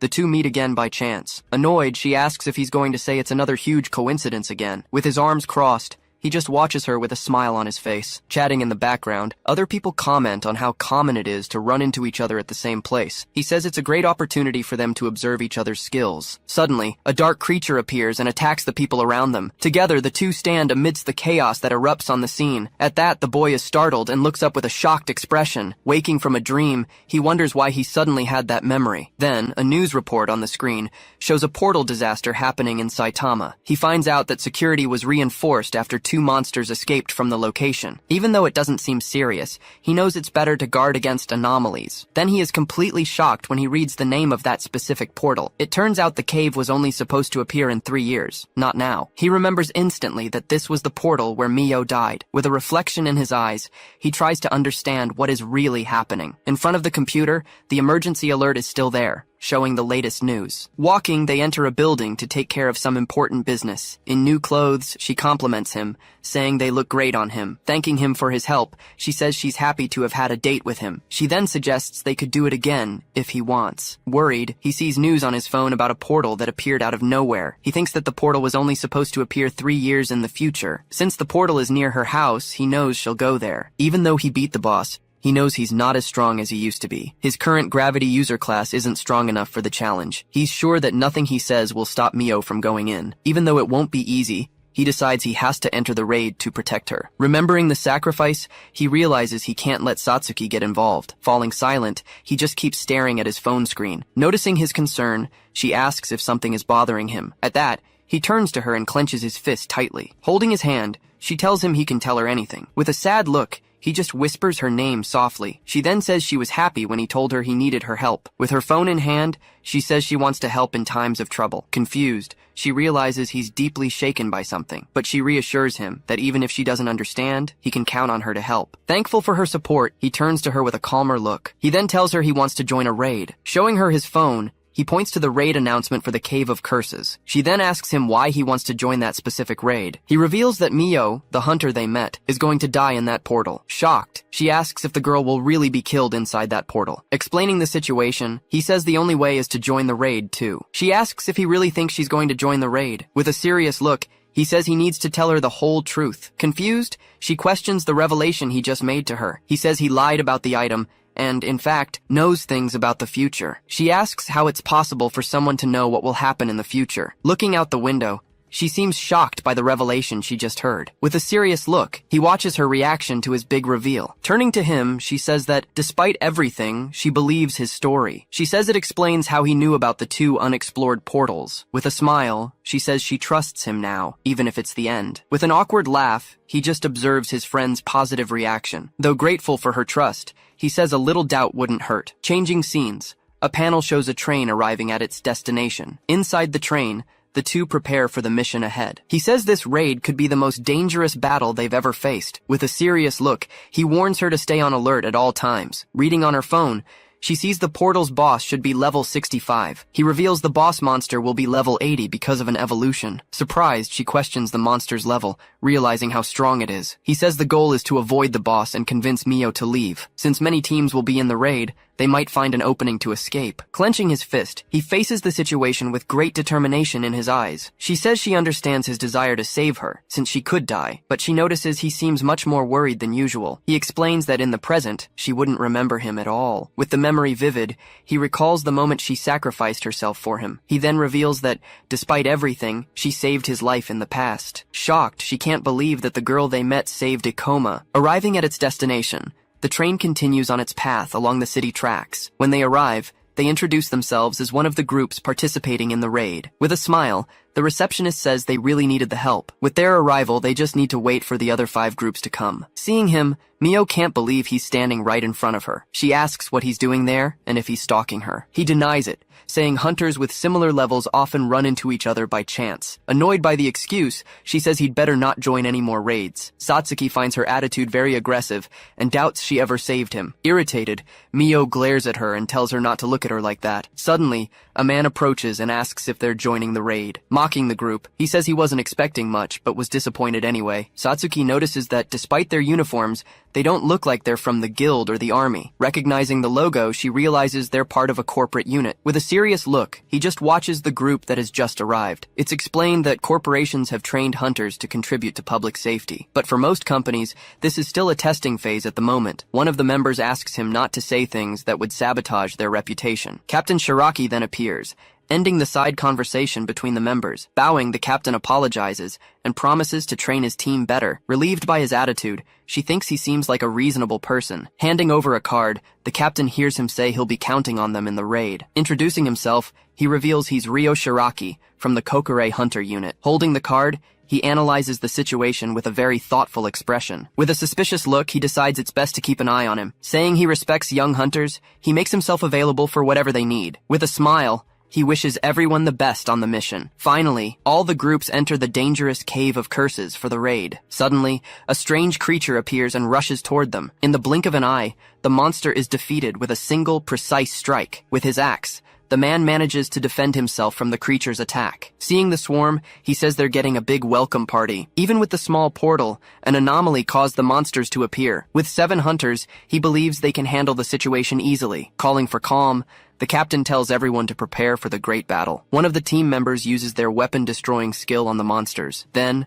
2 other members charge forward and hit the creature's critical point dead on. Watching the fight, he realizes they have great teamwork. The 2 strongest focus on reducing the number of incoming monsters. Meanwhile, another member watches and stops the approaching monsters. The leader stays ready to respond to anything the team needs. Casting a spell, Satsuki fires a shadow ball toward the monsters. Hitting its mark, the spell explodes and damages the nearby creatures. Charging with his sword, a team member fiercely attacks the monsters. Even though it's wounded, the monster survives the blow but is left very weak. Satsuki notices that even though they aren't bosses, they have a lot of health. She then suggests he use his gravity moves to deal with them all. He says it's not necessary, as they should take them down one by one. Mio says they need to conserve their strength, since disasters can happen at any moment. Using her blade, she unleashes a powerful strike that hits several monsters at once. He's surprised, since he'd only seen her display this level of strength much later on. He wonders what her current level is, since she's stronger than before. Even with all their health, he realizes the monsters aren't that dangerous. He then asks Satsuki to drain the mana from the approaching monster. Suddenly,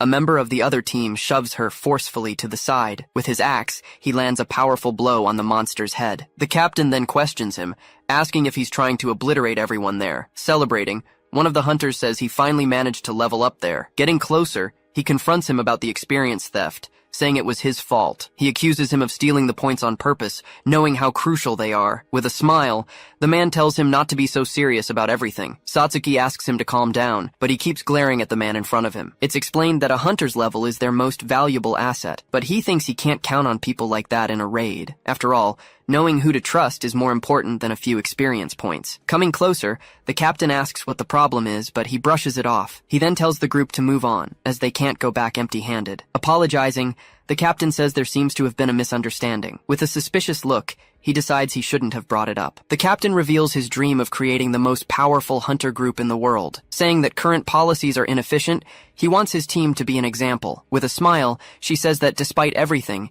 it's an ambitious goal. Despite the goal, it's not easy to level up the entire team. Because of that, only the 4 of them were eligible to join the raid. He thinks that, on the other hand, they already have 4 skilled hunters. The captain laments that his team doesn't listen to him and apologizes for the trouble. Giving him a pitying look, he says he hopes things get better. Moving forward, they need to explore and update the portal map. As they walk, the group continues their exploration through the dark and dangerous cave. Suddenly he stops, realizing something is wrong in the air. Despite everything, the team obeys the captain's orders, showing their respect. This means he could have easily reprimanded his team for their bad behavior. With a smile, the captain turns to him and reveals his true intentions. One of the members remarks that he worried for nothing about the portal's anomalies. As they explore, the groups move cautiously through the dark and mysterious cave. Feeling confident, they say they could even defeat the boss monster if it's an easy one. After all, if they kill the boss, the administration won't look down on them anymore. With a mocking laugh, the captain says that safety is paramount in a raid. He then reminds them that since it's an open raid, they need to think of others. She comments that the man with glasses seems more like a leader than the captain. He thinks that anomalies never stop and are hard to contain in portals. In his past, the boss monster evolved, and it might have already evolved now. He needs to stop them from exploring and prevent Mio from fighting the boss. Afterward, he plans to write a report for the guild to mark the location as dangerous. To do that, he'll need to take control of the raid, which is currently in their hands. But Mio is very stubborn and doesn't have a good impression of him right now. Moving forward, the other hunters continue the exploration, suspecting nothing. Stopping suddenly, he senses something strange in the air and goes on alert. He wonders why Captain Shiraki is approaching Mio. Saying he operates nearby, he mentions he's heard great stories about her. He praises her, saying she fights like a B rank even though she's a C rank. Excited, he says it's amazing and that he's wanted to talk to her for a long time. Unimpressed, she asks what he really wants with her here. With a serious look, he just stares at her for a moment in silence. Smiling, he prepares to make a grand proposal to the girl. Extending his hand, he invites her to join and lead his team to greatness. He says that with her, the hunter unit will become much more powerful. She notices the captain seems eager, perhaps wanting to recruit her before anyone else. Refusing immediately, she says she's not interested in his proposal. He says he heard she works alone, so no one gets in her way. Assuring her it won't be a problem, He promises to assemble a group worthy of her. He then reveals he's also a B-rank hunter, but she cuts him off. Ending the conversation, she says she doesn't work with anyone and walks away. Complaining about recruiters, she just continues on her way through the cave. She laments, saying she shouldn't have joined this raid at all. He says he's heard she challenges portals that are above her level. He warns her that if she keeps this up, she's just going to get hurt. With a scornful tone, she tells him to mind his own business. Unfazed, he just stares at the situation with a very serious expression. She comments that the situation got tense and Mio didn't have to be so cold. Calling them brats, a man approaches them with an air of superiority. With a smile, he says he's not as tolerant as his captain. Resting the axe on his shoulder, he warns them not to get in his way. Motionless, a man just stares at the man who just threatened them directly. He says they're desperate to prove their worth to the administration. Shocked by his audacity, the man wonders how he knows all that. Shouting, he questions him about what he knows about them anyway. Worried, Satsuki asks him not to provoke the man and to call the captain to intervene. He says it's useless to call the captain, as it's all just an act. He explains it was all set up for the captain to gain their trust. With a serious look, the captain just stares at the boy in complete silence. Not understanding, she asks him what he meant by that. He explains that the man is acting out on purpose so the captain can calm them down later. Realizing the charade, she finally understands it's all just a show. He says an undisciplined man wouldn't listen to his leader like that in battle. Warning them of the danger, he says they'll be in trouble if they keep this up. He then warns that their lives will be in danger if they continue with the charade. The captain says it's a misunderstanding, but he knows the boy won't believe him. He tells them to stop the theatrics, and then they can get along. The two groups stare at each other in silence, creating a tense atmosphere. Advancing through the cave, the hunters continue their exploration of the mysterious portal. In silence, the captain leads the group, but the tension remains between them. She says he didn't have to say things that way to the captain. He explains that he needed to see their reaction to understand their plans. At least he managed to get the man to stop acting so recklessly. Impressed, the captain didn't think a teenager would have the courage to say that. He realizes the boy seems very experienced, despite his apparent young age. Even without seeing his skills, she notes that he's quite bold. He thinks this is a great opportunity to level up and gain reputation. The situation is bad, and there's no time for arguments between them now. Suddenly, a scream echoes through the cave, getting everyone's attention. New, strange monsters have appeared in large numbers, surrounding the hunter groups. With a smile, the captain sees an opportunity to teach the boy his place. After all, he says, manipulating people is what he does best. Screaming, an assassin mantis emerges to attack the hunters. The man tells them not to worry, as they shouldn't be hard to kill. But he knows that since they're level 47, the battle won't be easy at all. These monsters aren't like the fleas they fought before entering. Besides their level, they have a tough exoskeleton and dangerous forelimbs. He also recalls that complicated monsters like these often have other hidden abilities. Knowing it's not safe to fight alone, he invites her to join them. Refusing the invitation, she charges alone into the middle of the monster swarm. With her sword, she parries the blow from one of the attacking monsters. Dodging the attacks, she moves with agility among the creatures surrounding her. Annoyed by her stubbornness, he can't believe she ran into the most dangerous spot. With no choice, he tells them to take down a monster and clear a path. The captain realizes he can't defeat them like the other monsters from before. He then sees a chance to scare him and regain control of the situation. After all, he had already warned them that their lives would be in danger. With a scornful smile, the captain just watches his plan unfold. In a training room, a man is pinned to the floor after a harsh lesson. Scared, two other members watch the scene without daring to say a single word. He says that power is everything in this new business,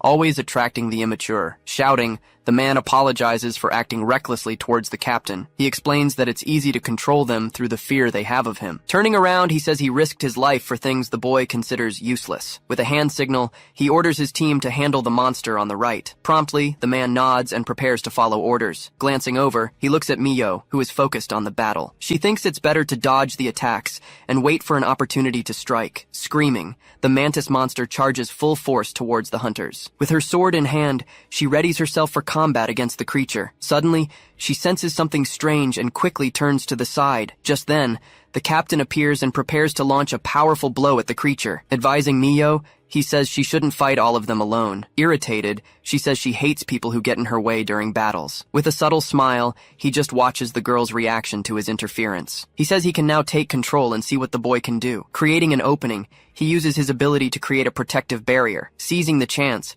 Satsuki launches another one of her shadow balls with full force. Hit dead on, the monster has one of its limbs disabled by the blow. Thanking her for the help, He moves forward and prepares to deliver the final blow. Using his ability, he reverses gravity and launches the monster into the air. On the cave ceiling, he prepares to unleash his next attack from above. With his meteor drop, he comes down with full force and crushes the creature on the ground. Worried, she notices he's spending more mana than usual in the fight. He knows he needs to end the fight quickly, as he doesn't trust Captain Shiraki. Even after the hit, the creature gets up, showing its great resilience. Surprised by its persistence, he just stares at the monster that continues to fight. With a sideways glance, the captain watches the boy very carefully. He realizes that gravity users are stronger than he thought. He thinks this raid could decide the future of his entire team. In a flashback, the captain finds out his project will be drastically cut. The man reminds him that he always complained about not having a good team. He says they need to prove their worth so they don't lose their funding. Whispering, the captain gives a secret order to one of his subordinates. He thinks the battle will be over soon if he doesn't do something about it. With a hand signal,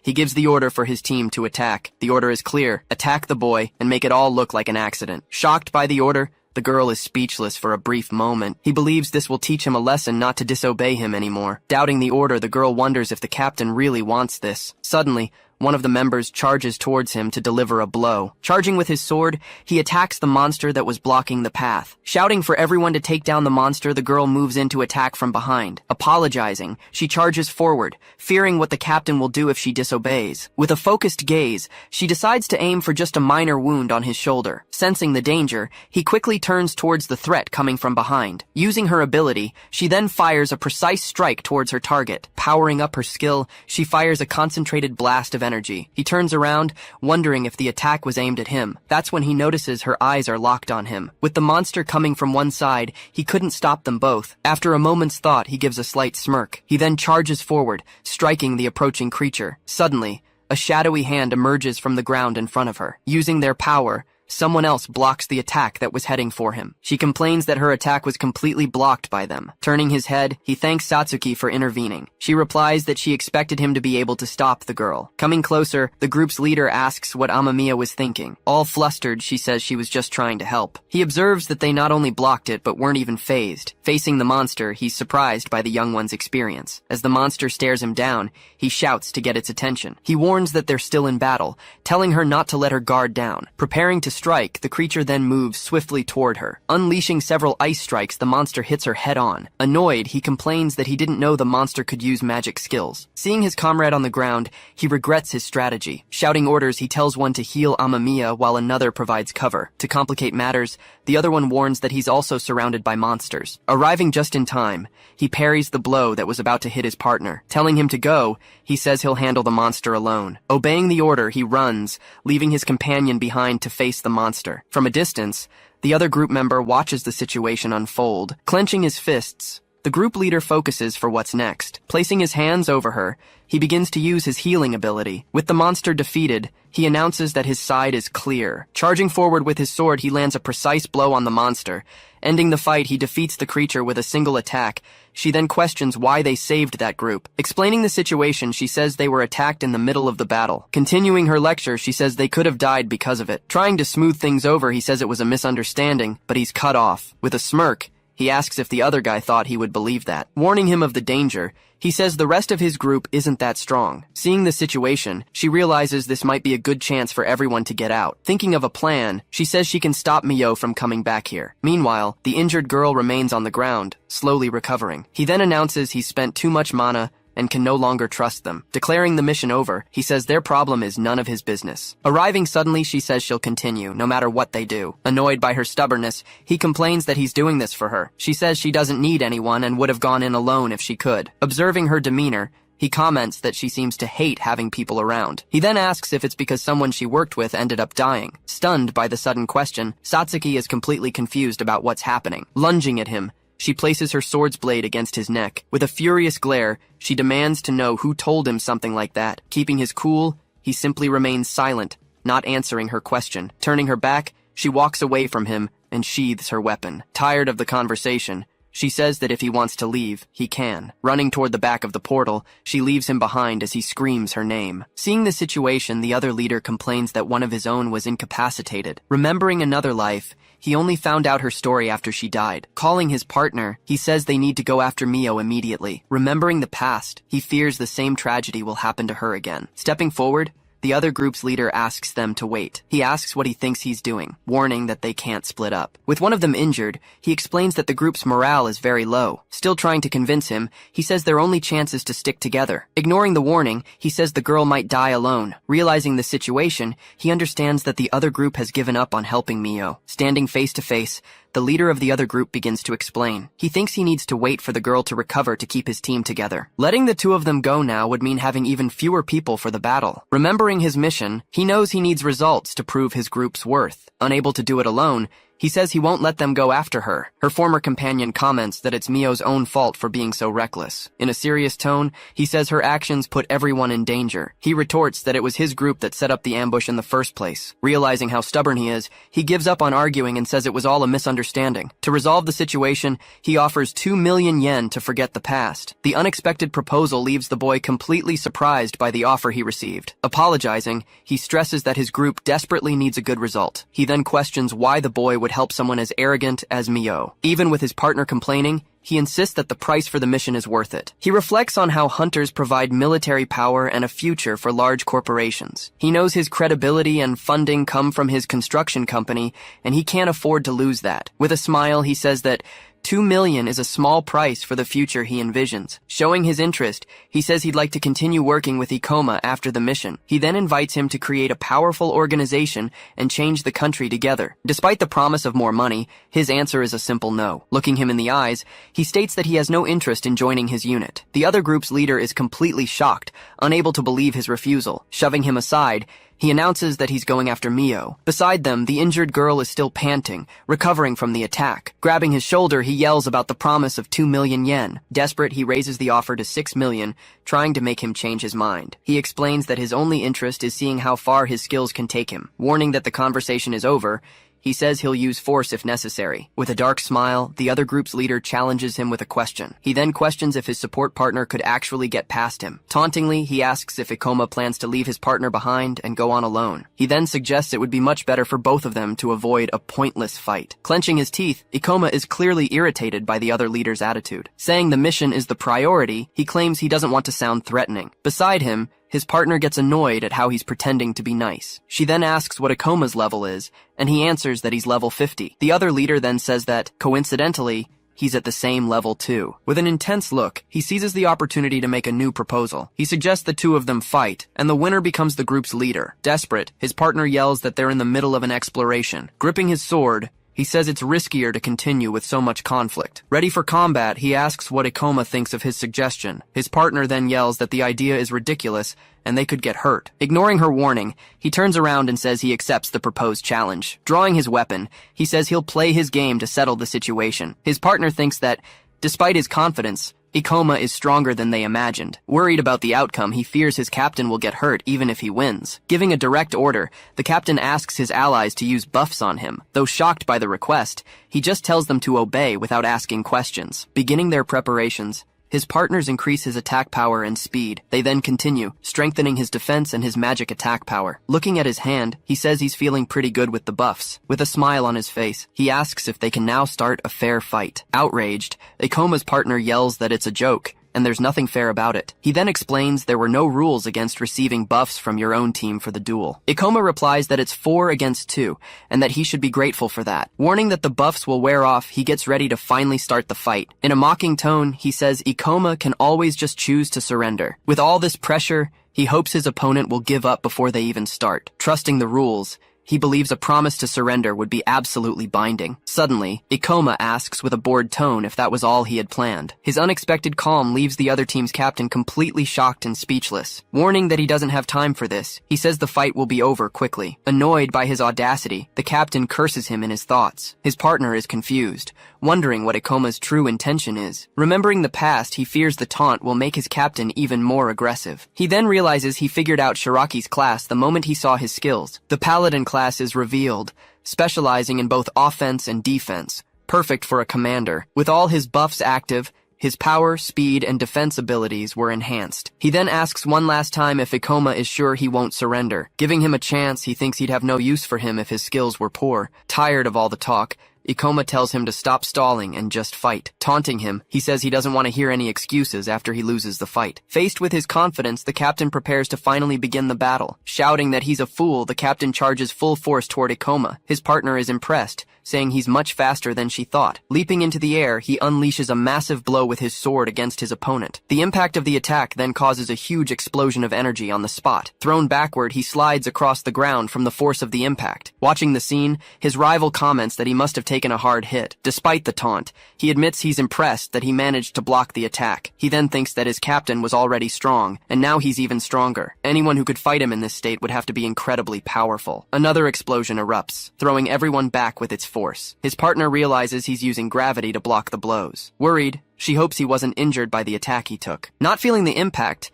he deduces that Ikoma managed to dodge the blow at the last second. With a mocking tone, he says Ikoma is just trying to stall until his buffs run out. The other group member says he doesn't stand a chance in strength or speed. Boasting about his advantage, he claims that an individual can never defeat an organization. He goes on to say that a single person can never overcome a group. Shifting to a flashback, he remembers learning this back in school. Back then, he always stood out, being the best at everything he did. In the school hallway, he was watched from a distance by the other students. Knocked to the ground, his classmates would taunt him because of his grades. With a mocking tone, they called him the student council president. He remembers that despite being stronger, he was always ganged up on. That lesson taught him that an individual could never overcome a group alone. Gaining experience, he proposed the idea of creating hunter units. Seeking power, his goal was to rise above all the chaos. Returning to the present, he prepares for the final blow against his opponent. Shouting loudly, he charges forward, saying he'll end it all with this one strike. With a look of contempt, Ikoma says his attitude was pathetic. In a swift move, a clean strike hits his opponent dead on. Falling to his knees,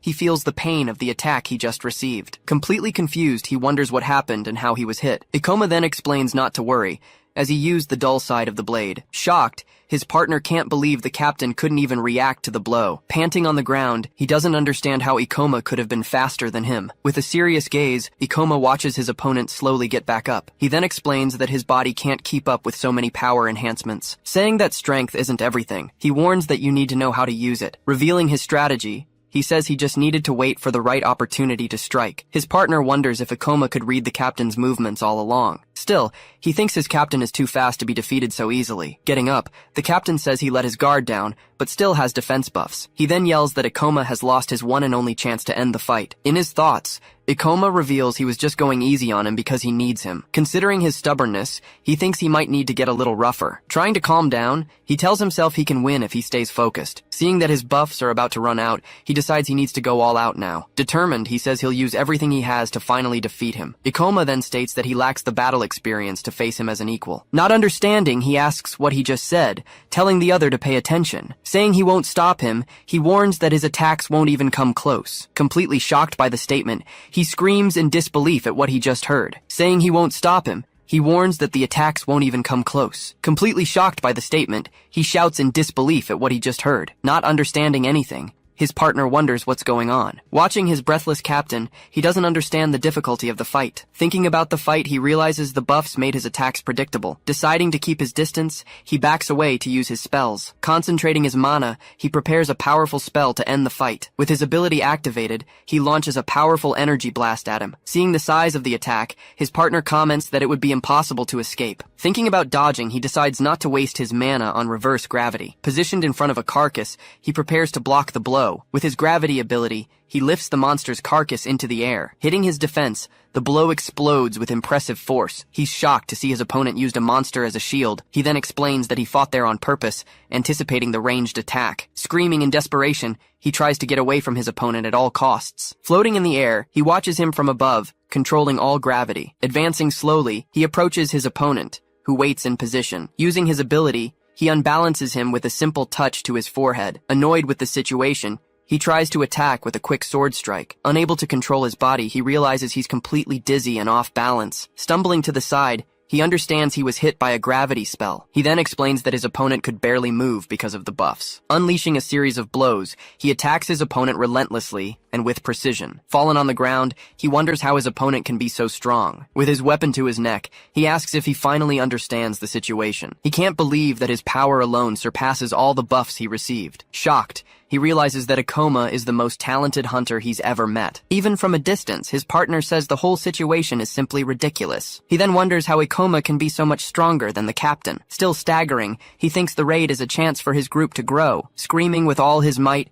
he refuses to lose the fight no matter what. Seeing his desperation, Ikoma tells him to give up, as the buffs are wearing off. Completely speechless, he's shocked by the information he just received. Charging through the air, he goes for one last desperate attack against his opponent. With a quick move, Ikoma spins his weapon and prepares to counterattack. Parrying the blow, he hits his opponent's forehead with the hilt of his weapon. In disbelief, he can barely accept that he's about to lose. Falling to the ground, he is finally defeated, lying at his opponent's feet. He then explains that the buffs are short-lived, but the other guy forgot. Giving new orders, he says that from now on, everyone there will obey him. Telling them to hide, he warns them to leave as soon as the girl recovers. Arriving suddenly, Satsuki says they wasted Ikoma's mana for nothing. With a smile, she warns that she'll drain Shiraki's mana as compensation. Seeing the others' fear, Ikoma says doing something like that isn't necessary. With a wave of her hand, she bids farewell to the group. Healing Ikoma, she says it was a waste of time and they should go. Still refusing to give up, he says he can't let them leave. Unconcerned,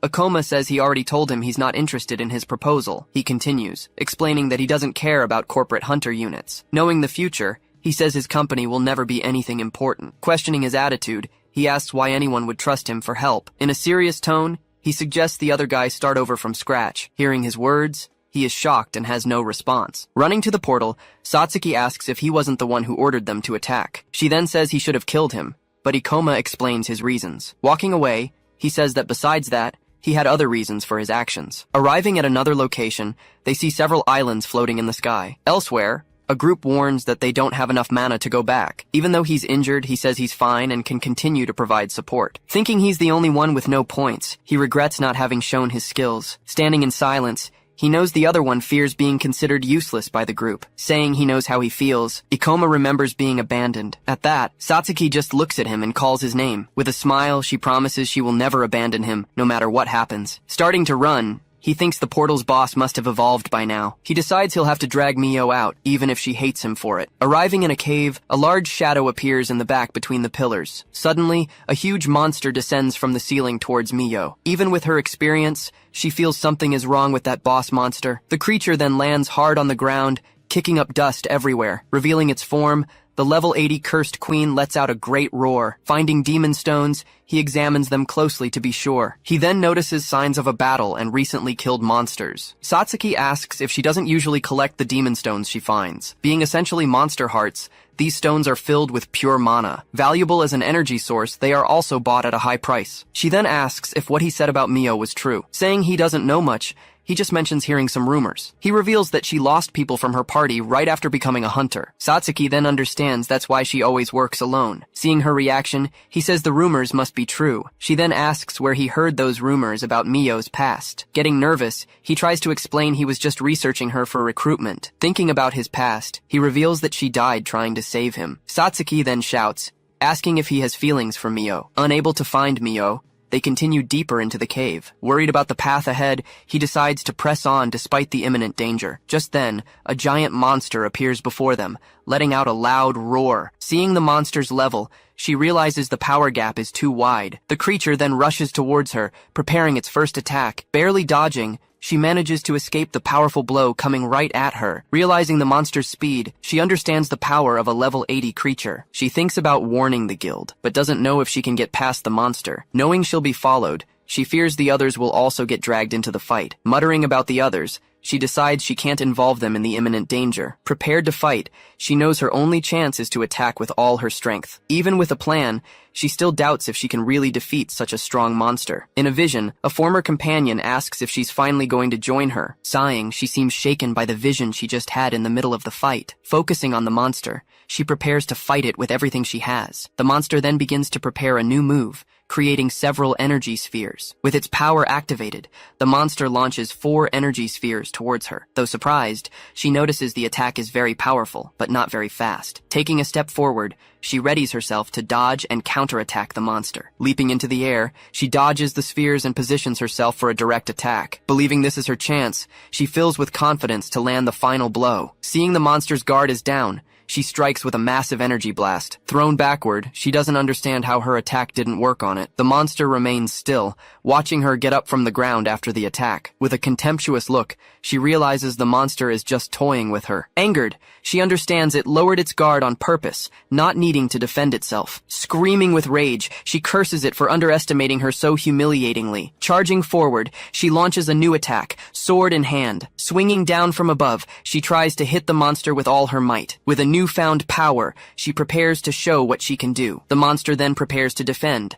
closing its claws in front of its body. The impact of her powerful strike causes a huge energy explosion. She screams that she won't give up, but her attack is stopped by its claws. Knowing she needs to break its defense, she sacrifices her life force to attack. With another sword strike, she charges straight at the monster. The force of the counterattack throws her hard to the ground. Realizing her failure, she cries out that her strongest attack didn't work. Letting out a roar, the monster attacks with even greater speed. She then notices it wasn't fighting at full strength before. With a swift blow, the monster strikes her squarely in the shoulder. Feeling the pain from the blow, she lets out a cry of agony. The creature then throws her forcefully against the cave wall. A very bright light suddenly appears, illuminating the entire battle area. With the final impact, her weapon falls to the ground, far from her reach. The entire cave shakes with the force of the explosion that just occurred. Lying on the ground, her whole body aches as she loses consciousness. With her life nearly gone, she considers it a miracle she survived the attack. Unable to see clearly, she wonders if the monster is still nearby. The monster then lets out a great roar, slowly approaching her. Despite her fear, she stands her ground and faces the creature before her. Changing scenes, a girl runs desperately through the rain in a ruined city. Reaching a gate, she stops for a moment, looking at the place. Just then, a group of hunters appears, surprising her with their sudden arrival. She then faces the group with a serious and determined look,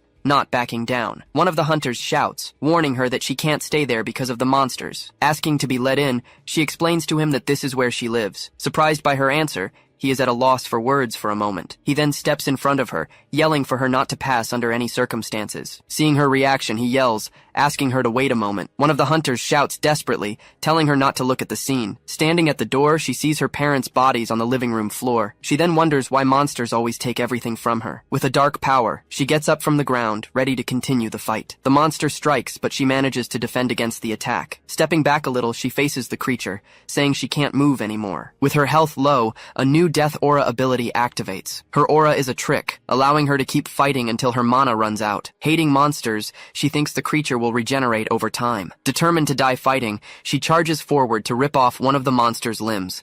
With a clash of blades, she manages to defend against the monster's attack. The monster then strikes her with its claw, using all its strength. Sliding back, she feels her mana rapidly draining with the effort. Unable to stop, she knows she must keep attacking the monster relentlessly. The monster then prepares a new attack with its dark energy spheres. Dodging the spheres, she realizes the monster is attacking with more force. One of the strikes heads towards her, ready to hit her head on. Unable to dodge, she braces for the impact of the blow. Despite the explosion, she pushes forward, saying she won't stop fighting. With her weapon in hand, she manages to block the monster's blow. She notices it used its arm to defend against her strike. Screaming with all her might, she believes she can win the fight. With the impact, she wonders if her attack finally worked on it. The monster then strikes back, landing a blow with its other claw. With the force of the blow, she is thrown to the side, falling to the ground. Lifting her face, she realizes her mana has completely run out in the fight. With low health and no mana, she faces the approaching monster. Completely drained of strength,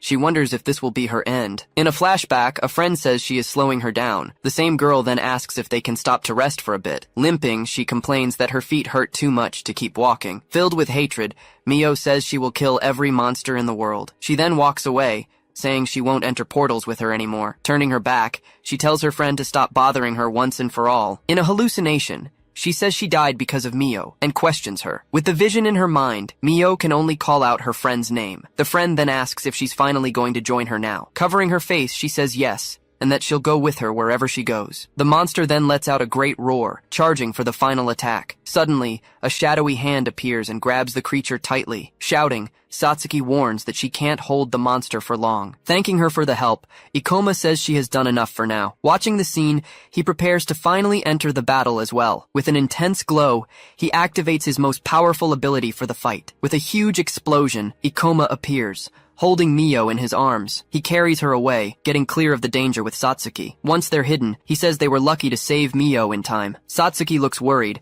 saying she's badly injured and almost unconscious. Breathing heavily, she warns they need to treat her wounds immediately. From a distance, the monster stares at the spot, angrily searching for them. He says they need to run, but Satsuki thinks it's impossible. Just then, the giant creature takes a step, moving toward them. Reaching the exit, the monster blocks the passage, preventing their escape. Looking at the map, he comments that the monster is pretty smart. Mio then asks why he's here, saying it's impossible to win. He runs a hand over his head, complaining that's what he's been trying to say. Seeing her condition, he says they were lucky to save her in time. With the monster's level so high, he states they don't stand a chance. Telling Satsuki to run, he says he'll distract the monster, but Mio refuses. She says she has no one left, and that she's ready to die. Raising her weapon, she says she doesn't want anyone sacrificing themselves for her. Ikoma then thinks about using her own words to convince her to fight. Agreeing with her, he says he won't try to stop her from fighting anymore. He then surprises her, saying they will defeat the monster together. With a serious look, he says this is their only chance to survive. Satsuki yells that she's too injured and can't possibly fight. He then tells her to use her ability to restore Mio's mana. Saying he can buy them some time, he steps forward, ready to fight. Mio tries to warn him,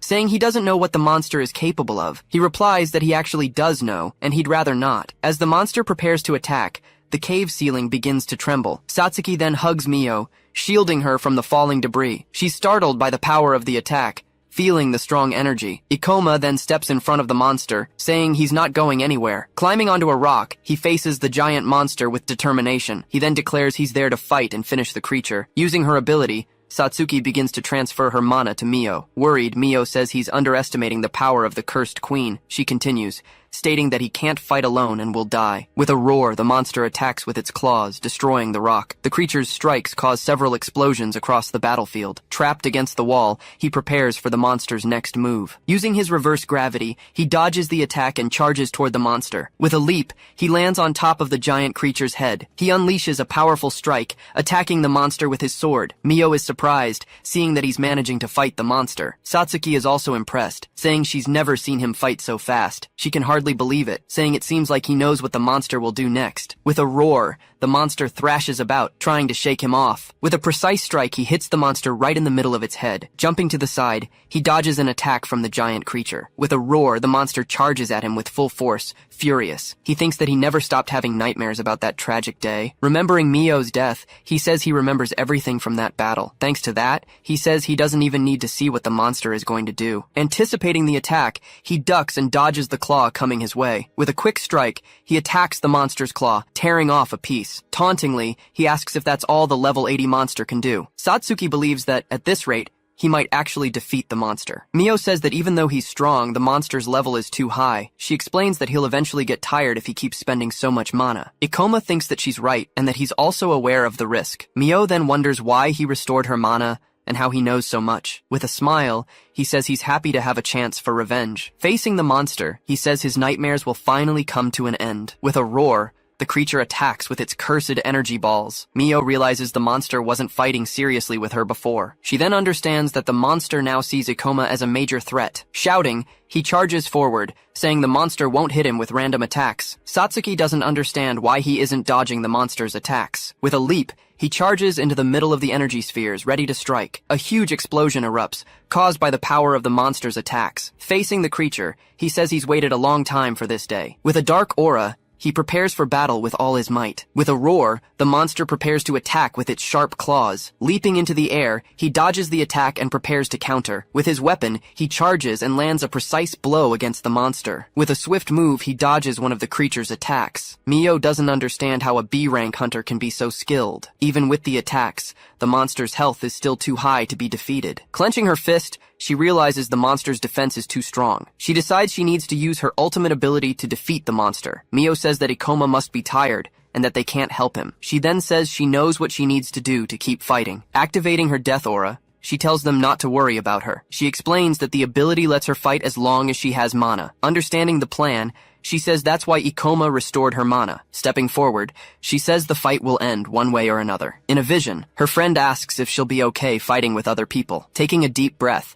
she tries to focus on the ongoing battle. With an apology, She says that now she has people counting on her. With a determined look, she states that she can't lose this fight. With a roar, the monster charges, ready to attack with everything it's got. The two of them then attack together, combining their skills against the monster. She comments that he seems to know a lot about her class and abilities. Confirming her suspicion, he says he also knows about her ultimate ability. She then explains she can't use the ability because it makes her slow. Just then, the monster attacks with several energy spheres in their direction. Shouting, he says he'll get her 5 seconds to use the ability. Though doubtful, she prepares to use her power as he charges forward. With a leap, she dodges one of the monster's attacks and creates some distance. With the attack coming, she realizes she won't be able to use her ability. With nowhere to run, she braces for the monster's attack. With a touch, he throws her into the air, moving her out of the way of the blow. Using reverse gravity, he throws the monster's attack right back at it. The blow then explodes with force, hitting the cave ceiling. With the gravity altered, the two of them start to float in the air upside down. Confused,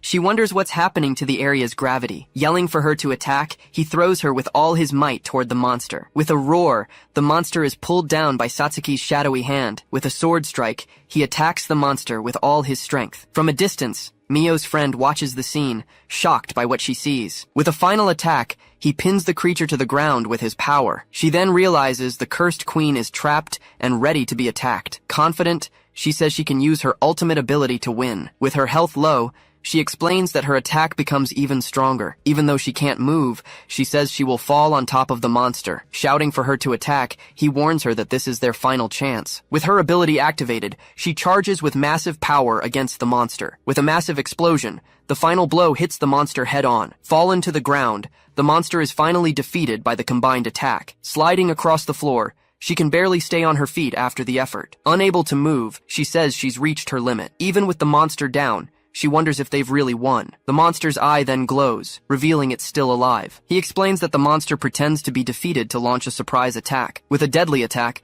the creature launches a concentrated energy projectile. Everyone is shocked, with no time to react to the monster's surprise attack. Seeing the attack coming, she braces for the impact. Completely drained of strength, she's sure that attack will kill her. Stepping in front of her, he prepares to block the blow with his body. He then decides he needs to deflect the projectile to save everyone. Concentrating his power, he prepares to use gravity on his sword. With an intense glow, he manages to deflect the attack with his blade. With a final blow, he strikes back at the monster's attack with his sword. The giant creature lets out one last roar before being completely defeated. Remembering the past, he says that skill has never left his mind. He then moves forward, saying he never forgot what happened that day. With a swift move, he prepares for the final blow against the monster. Using a magic circle, he pins the creature to the ground with his power. Yelling that it's over, he prepares to attack the monster with everything he's got. With an intense glow, he unleashes all his power in a single strike. Receiving a lot of points, he levels up several times from the victory over the monster. With a smile,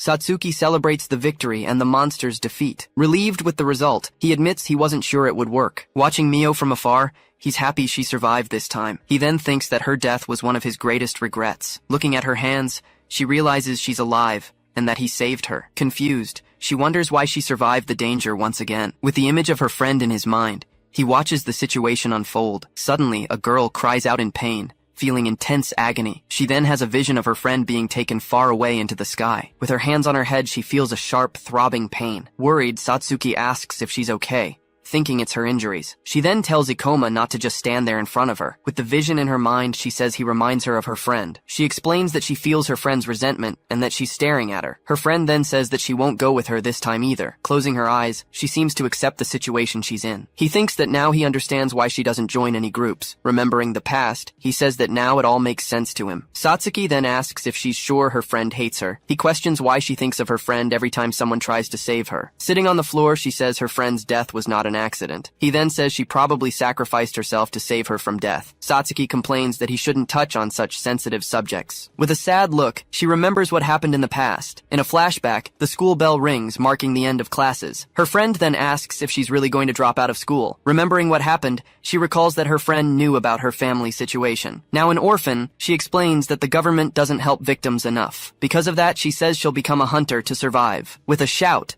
her friend says she'll become a hunter too. She then explains that she doesn't want them to be separated at all. Surprised by the declaration, she doesn't know what to say to her friend. In another moment, her friend asks them to go back, as she's very tired. Annoyed, She says her friend doesn't have what it takes to be a hunter. Holding her hand, the friend asks her not to say something like that. She then asks if Mio really thinks she would ever abandon her. Looking away, she remembers her friend's words from the past. Screaming for her to hang on, her friend promises she'll get her out of the portal. With a leap, her friend pushes her away from the imminent danger. With a smile, she says she's happy that Mio is okay and safe. Kneeling on the floor, she says she knows her friend hates her. He then tells her to stop lying and being unfair to the one who saved her. He continues, saying her friend would never rest in peace with that attitude. Remembering that she said no one would cry over her death, he then asks if she would understand if he said he would cry for her. He says he's certain her friend would have cried for her too. With her eyes full of tears, she's speechless at what she hears. In her final words, the friend says she's happy she's okay. She worries, saying she hopes Mio will be fine without her around. With a smile, she says she knows Mio needs her to keep going. She then asks her to live and be happy for the both of them. Crying, she remembers her friend's last words before she died. With tears in her eyes, she calls out her friend's name aloud.